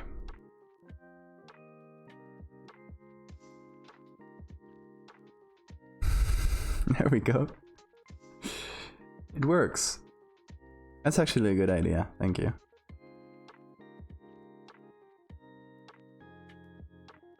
Okay, more things. By the way, I'm doing this, but I'm not like set in stone for this specific picture. Maybe later we can try and find a better one, a better face for the other one, and then I'll be more convinced about the other one.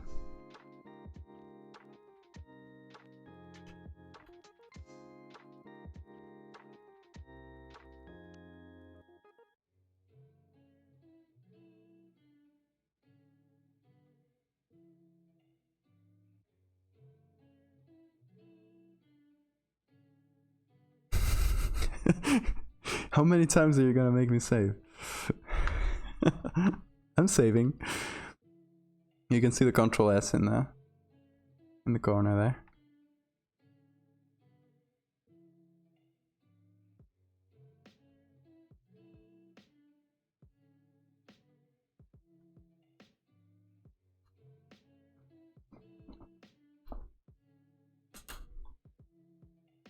Okay, now all the shadows I did.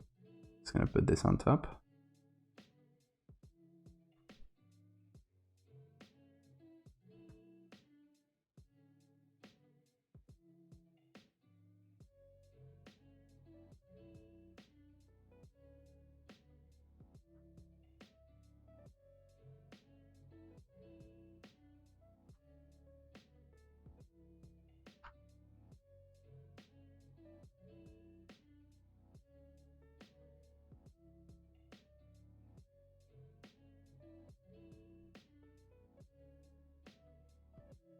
Trying to match that to the background, kind of hard.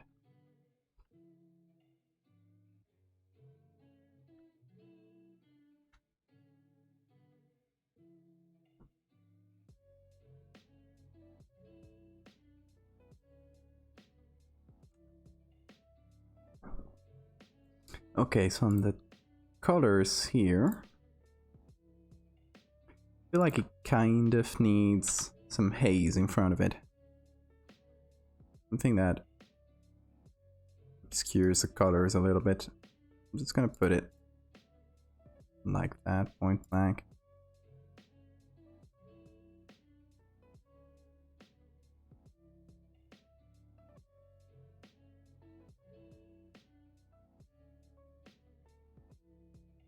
Oh, let's do color.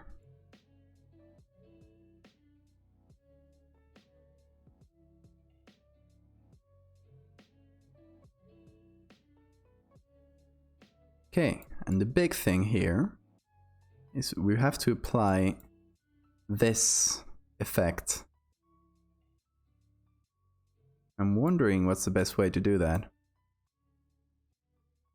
Because it's not only noise, which it is too, like it's this texture thing. But you can see the edges are kind of messed up like that. Also, this is weird. Huh. Okay, where are the letters? I think I know where it's coming from. Yep.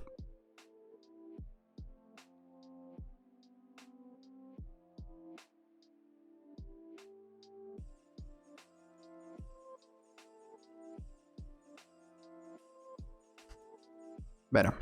Anyway. What we need is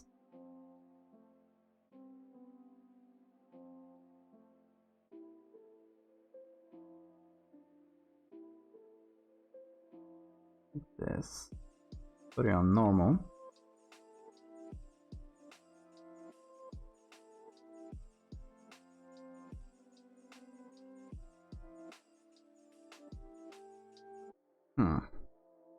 Okay, we're gonna make this into interlacing. Is that the word?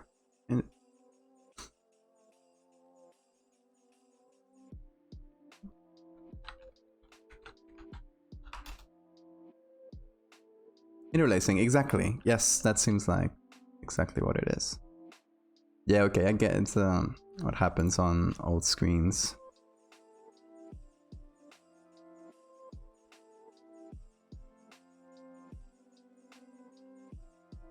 Okay, so we'll put this.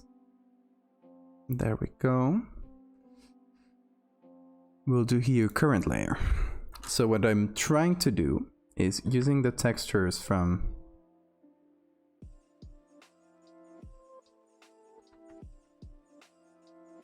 this like deep part of the boat.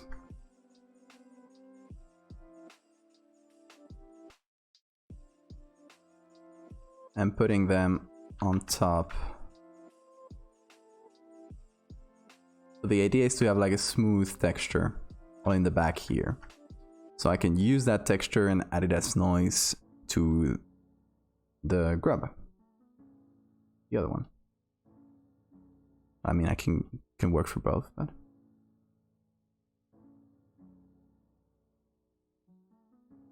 Okay, I think we need to cover this whole part too.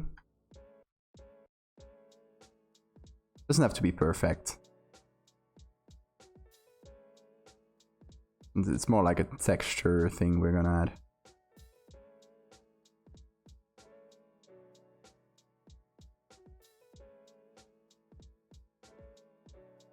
All right.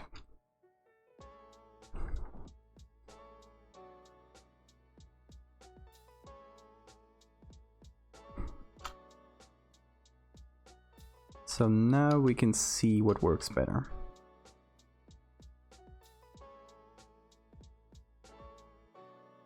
There's screen, which is fairly good, although, I mean, it brightens the whole thing.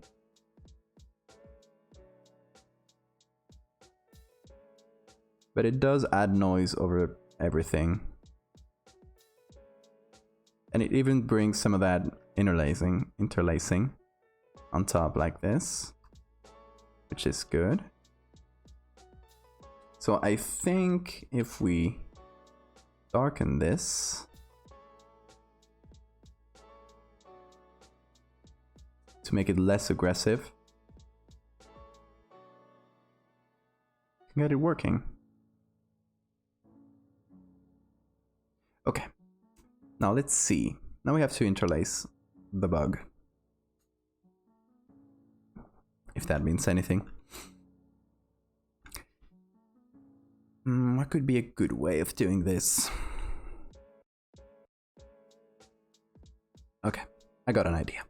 So, we are going to make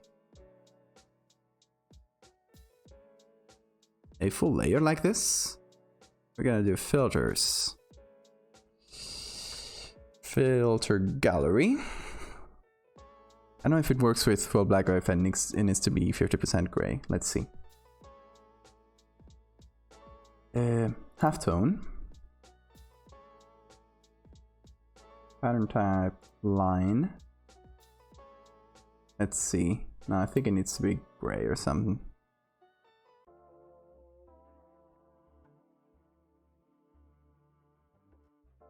Doesn't matter too much.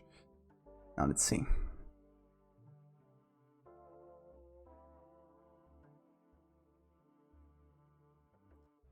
There we go. All right. Sorry if it's this kind of trippy. So we're making lines. And hopefully that's a good size. We'll see.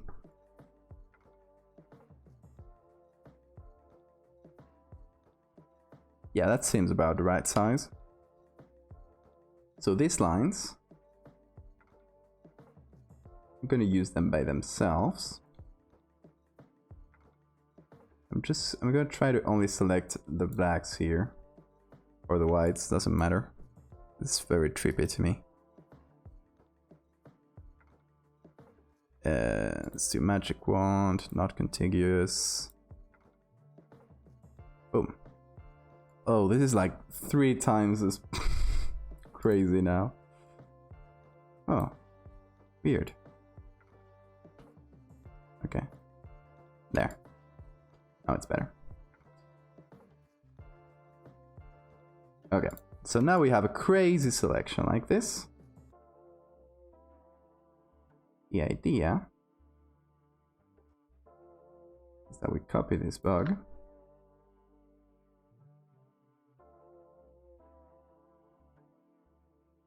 Merge it.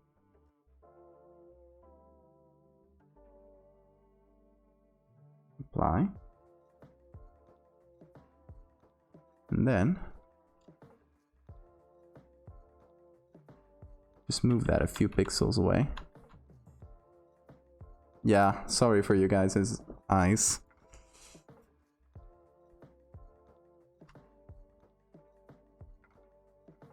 How about that? This is a weird roundabout way of doing it, maybe. Maybe there's an easier way. Maybe there's even an interlacing filter or something.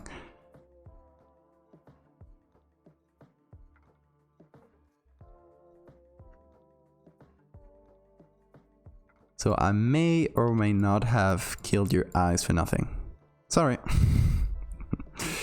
Okay, so this... It feels like it's too clean of an edge. Magic. Yeah, it works fairly well, right? So we are gonna feather it just a little bit.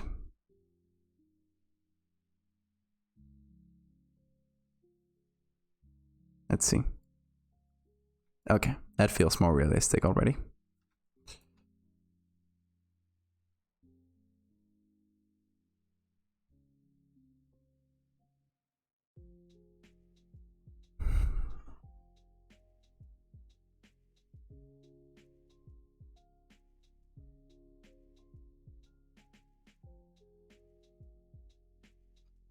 And now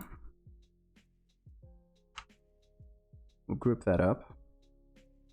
Now anything we do, we can just add it on top of the whole group. Like anything further that we do. We might remind me to save, thank you.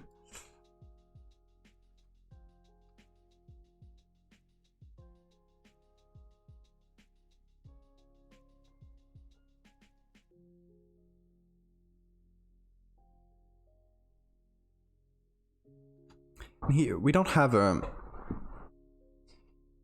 perspective here. We don't really know how big this is. Maybe if we assume this is a window, one of those like ship windows, then yeah, we can assume the size of the whole thing.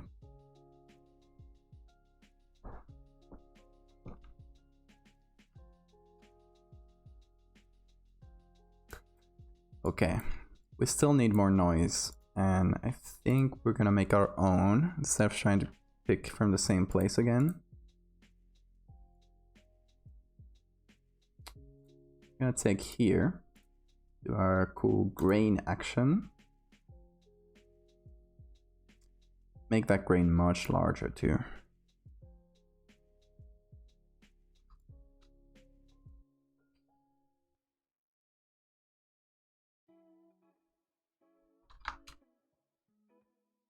Let me get a bit closer.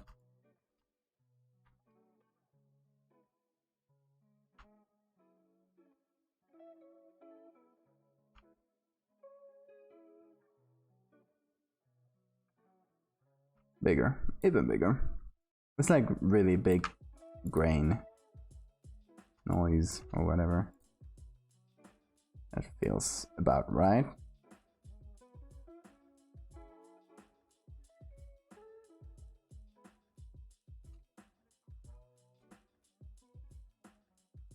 Bit bright, right?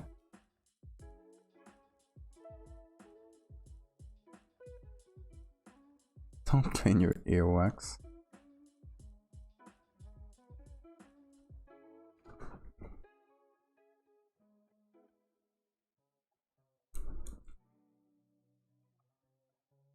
Hang on, maybe I'll remove some of this from the edges. Just so we can get a bit of a better silhouette.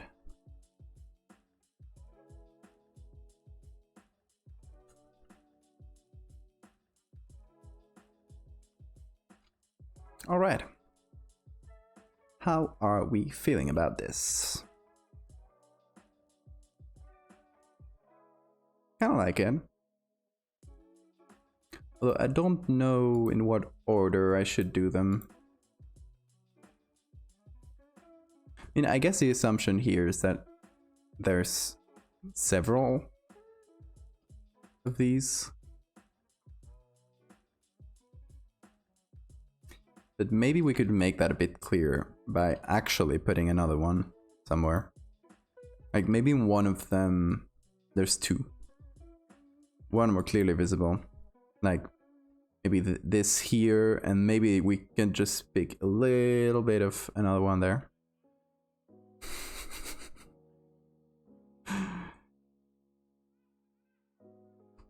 Please do not hug the bugs.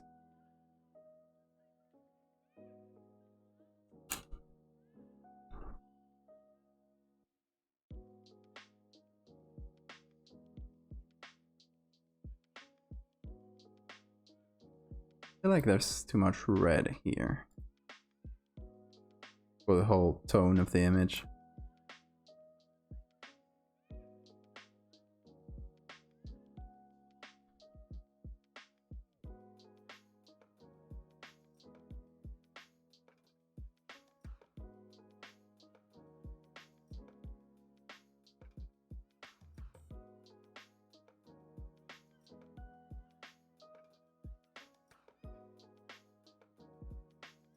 Neutralize that a little bit. No one will stop you.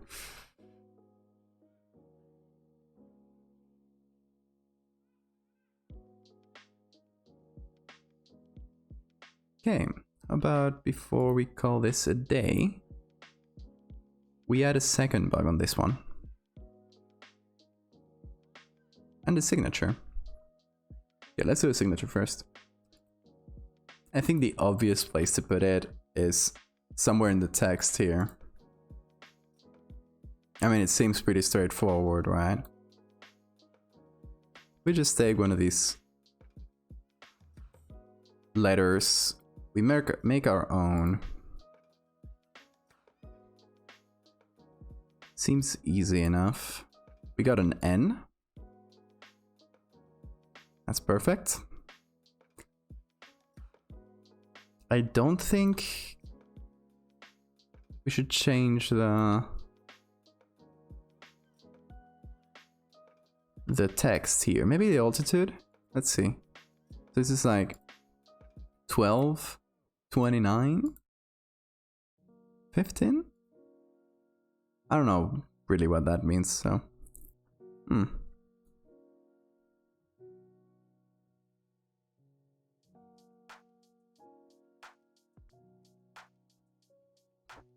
So we could put it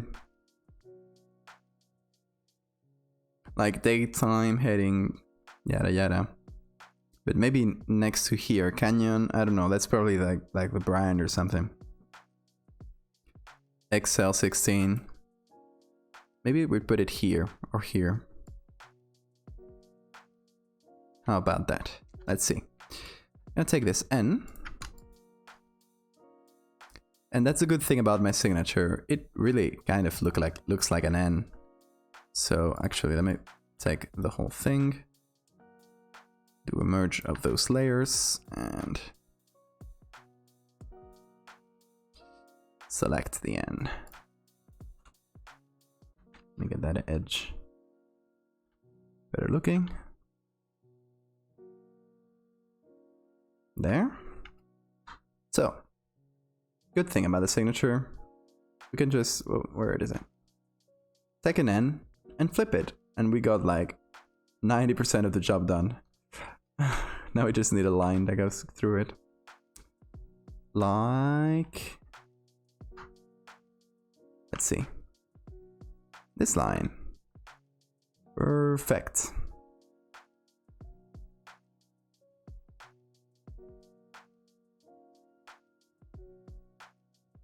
Okay, so what we need to do here is put it in on lighten or on screen.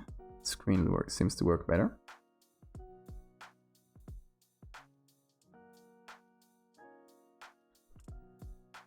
And a window crack. It's actually not a bad idea.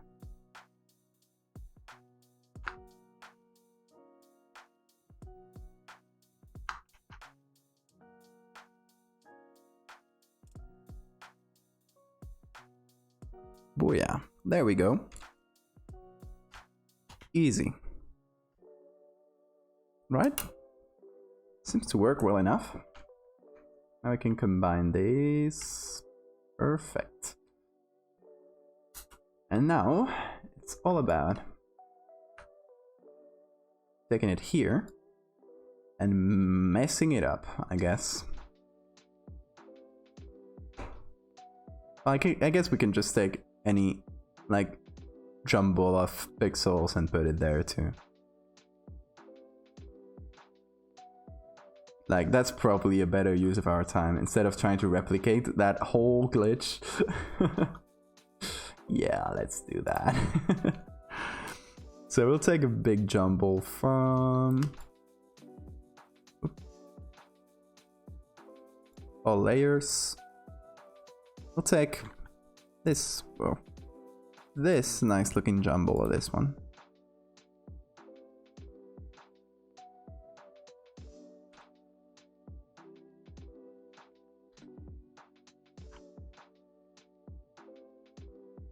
Okay, need to do a clean line.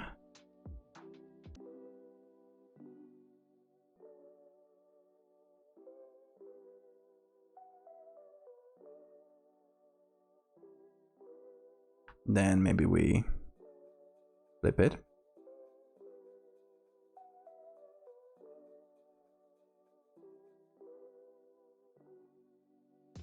We put it on screen. And it's nearly invisible. Okay, Screen might not be the best.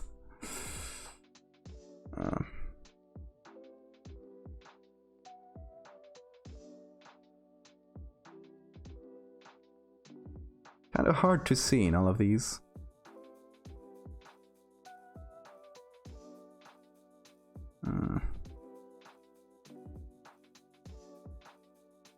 Maybe overlay with screen? It's kind of starting to look like something. Couple overlays. Yes, that is gonna be.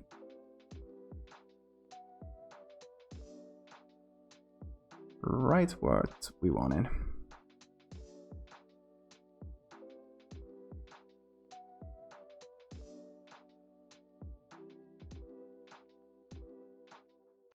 I mean, it's a pixel jumble. Not supposed to look like anything. So, good enough.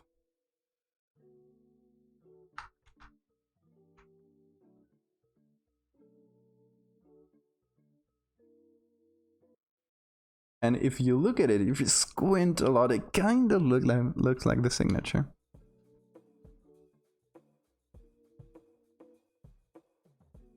So yeah, good enough. That should be the motto of my life. Yeah, that covers number 1. Let's see number 2. Okay, completely different letters. It's actually in my best interest to just redo it a third time, I think. Because, you know, we have an N. That's easy enough. I'll just put it there.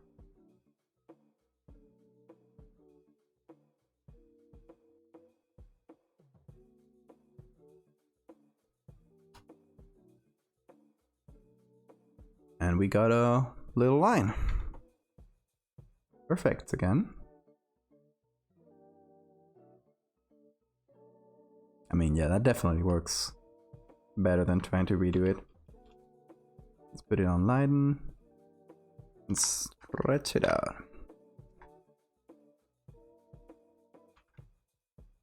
Probably one of my favorite parts of this whole thing is all the glitches. Because it feels like something I would have done on purpose.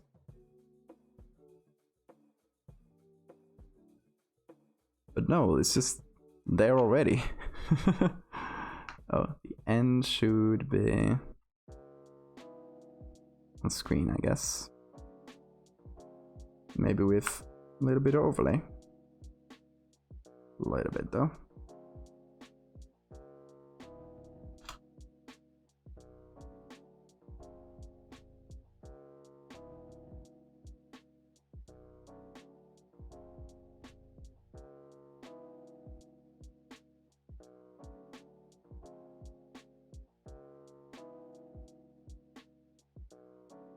Let's do overlay for this too.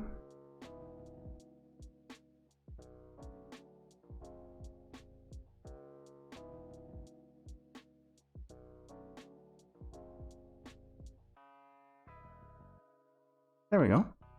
Seems good. Now we just need to line it up because I don't think it's very well lined up. There.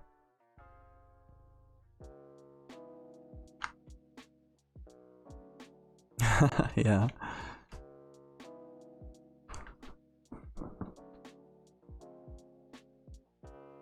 Oh, forgot to flip it.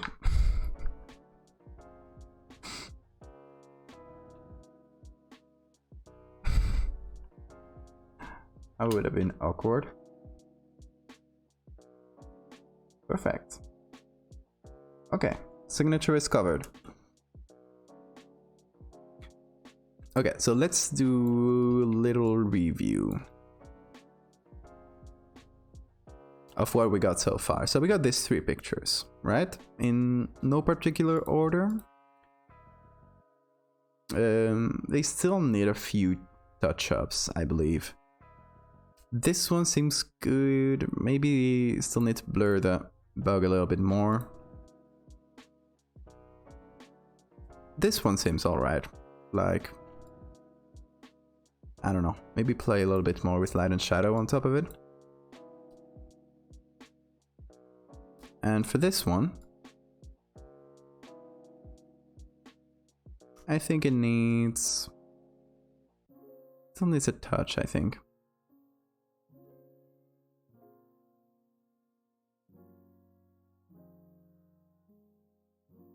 It's the kind of thing that I'll probably see after I take my eyes off of it for a while and then look back. Order there for most to less glitched. I guess this is the glitchiest. Second and third. So actually the order we had already. I mean the order we did them in. Okay, so that's the pictures. The story. Let's recap what I think I'm gonna do, and we'll see. So, 2001, a boat crashes with a submarine next to Hawaii. The boat sinks. Some of the crew die. It's quite a tragedy. The boat is Japanese, so there's quite a situation between the US and Japan. So they go to rescue the boat, to bring it out of the water. The first thing they do is this survey with deep, like, sea robots, not robots, unmanned vehicles. In the process, one of them gets lost, probably because the cable gets cut, something. And they don't go to recover it. They already have enough on their hands. So it just stays there. A few years later, let's see, if this is 2001, I don't know, we could say like 2010 or something. They're gonna build an oil rig, and they're like surveying the land to where they're gonna put it. And they come upon this. They recover the robots, and they find that there's some images still inside. They find that there's this weird bugs everywhere, and they hide that fact because they're a capitalist corporation that wants to build an oil rig and doesn't care much about the environment and destroying this species. And they figure that if they ring the alarm and tell the scientific community, a whole mess is going to be made, and they're not going to be able to build their rig. So they hide those facts, and they just put it in a folder and forget about it. And I guess someone with a good conscience leaks it out to yours truly. I mean, it doesn't have to be yours truly, to the reader of the story, to whoever reads it. That's the idea. Exactly. I mean, I think that is more fun and actually kind of more realistic than big government society hides facts from you.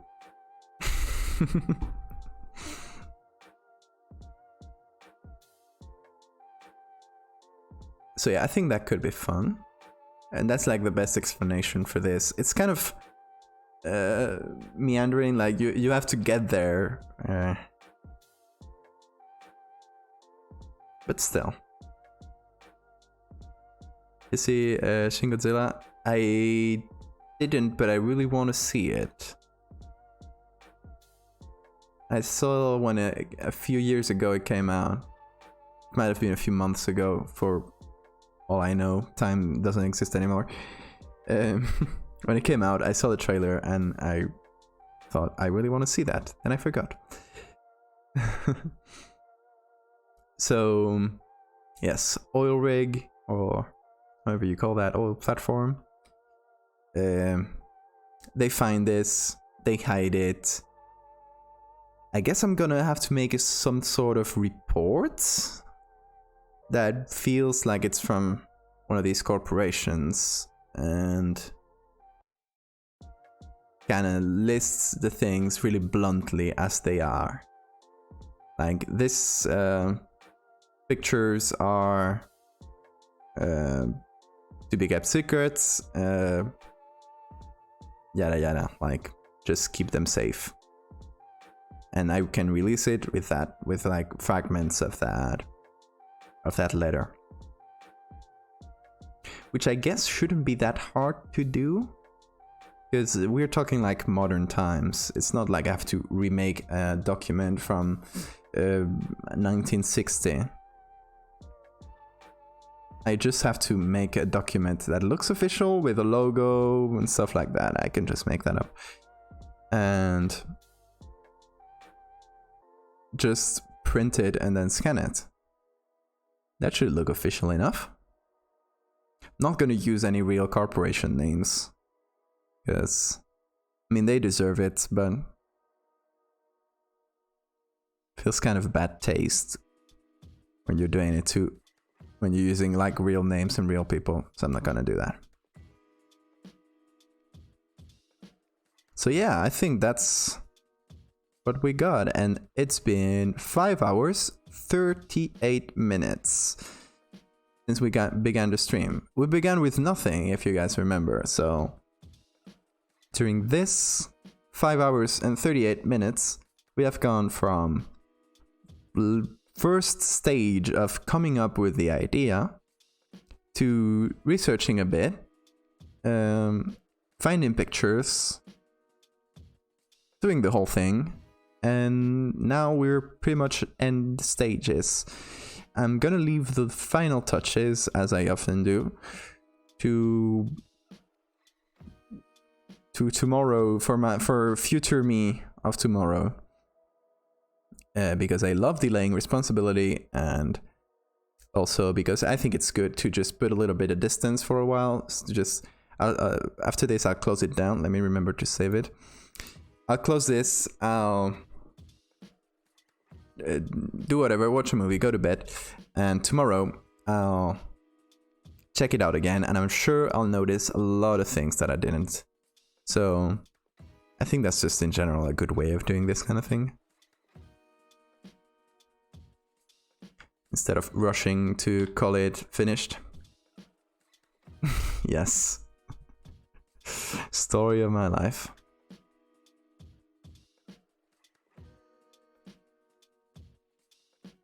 So yeah, I pretty much call this finished. I mean, I might regret saying that, because I might change a lot of things after.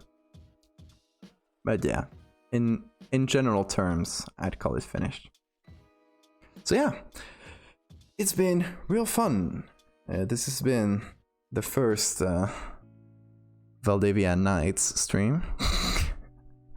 This is not intended to be like a series, like something regular. I want to check out, see if there's anyone cool streaming.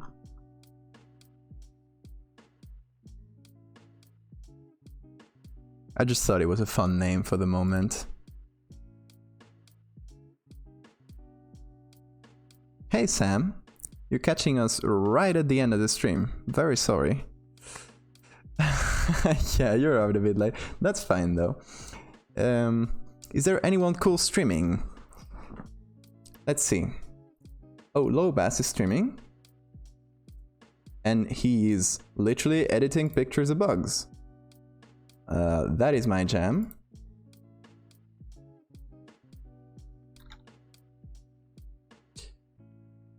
Well, guys, we're going to pay him a visit. Before leaving, remember to get an emote or something to say hi when you get there. Guys, it's been a blast. Thank you very much for chatting, for staying, and just for giving me company in this dark days. Yeah, that's fine, Elk. You have a good night. Okay, the rest of us, let's go.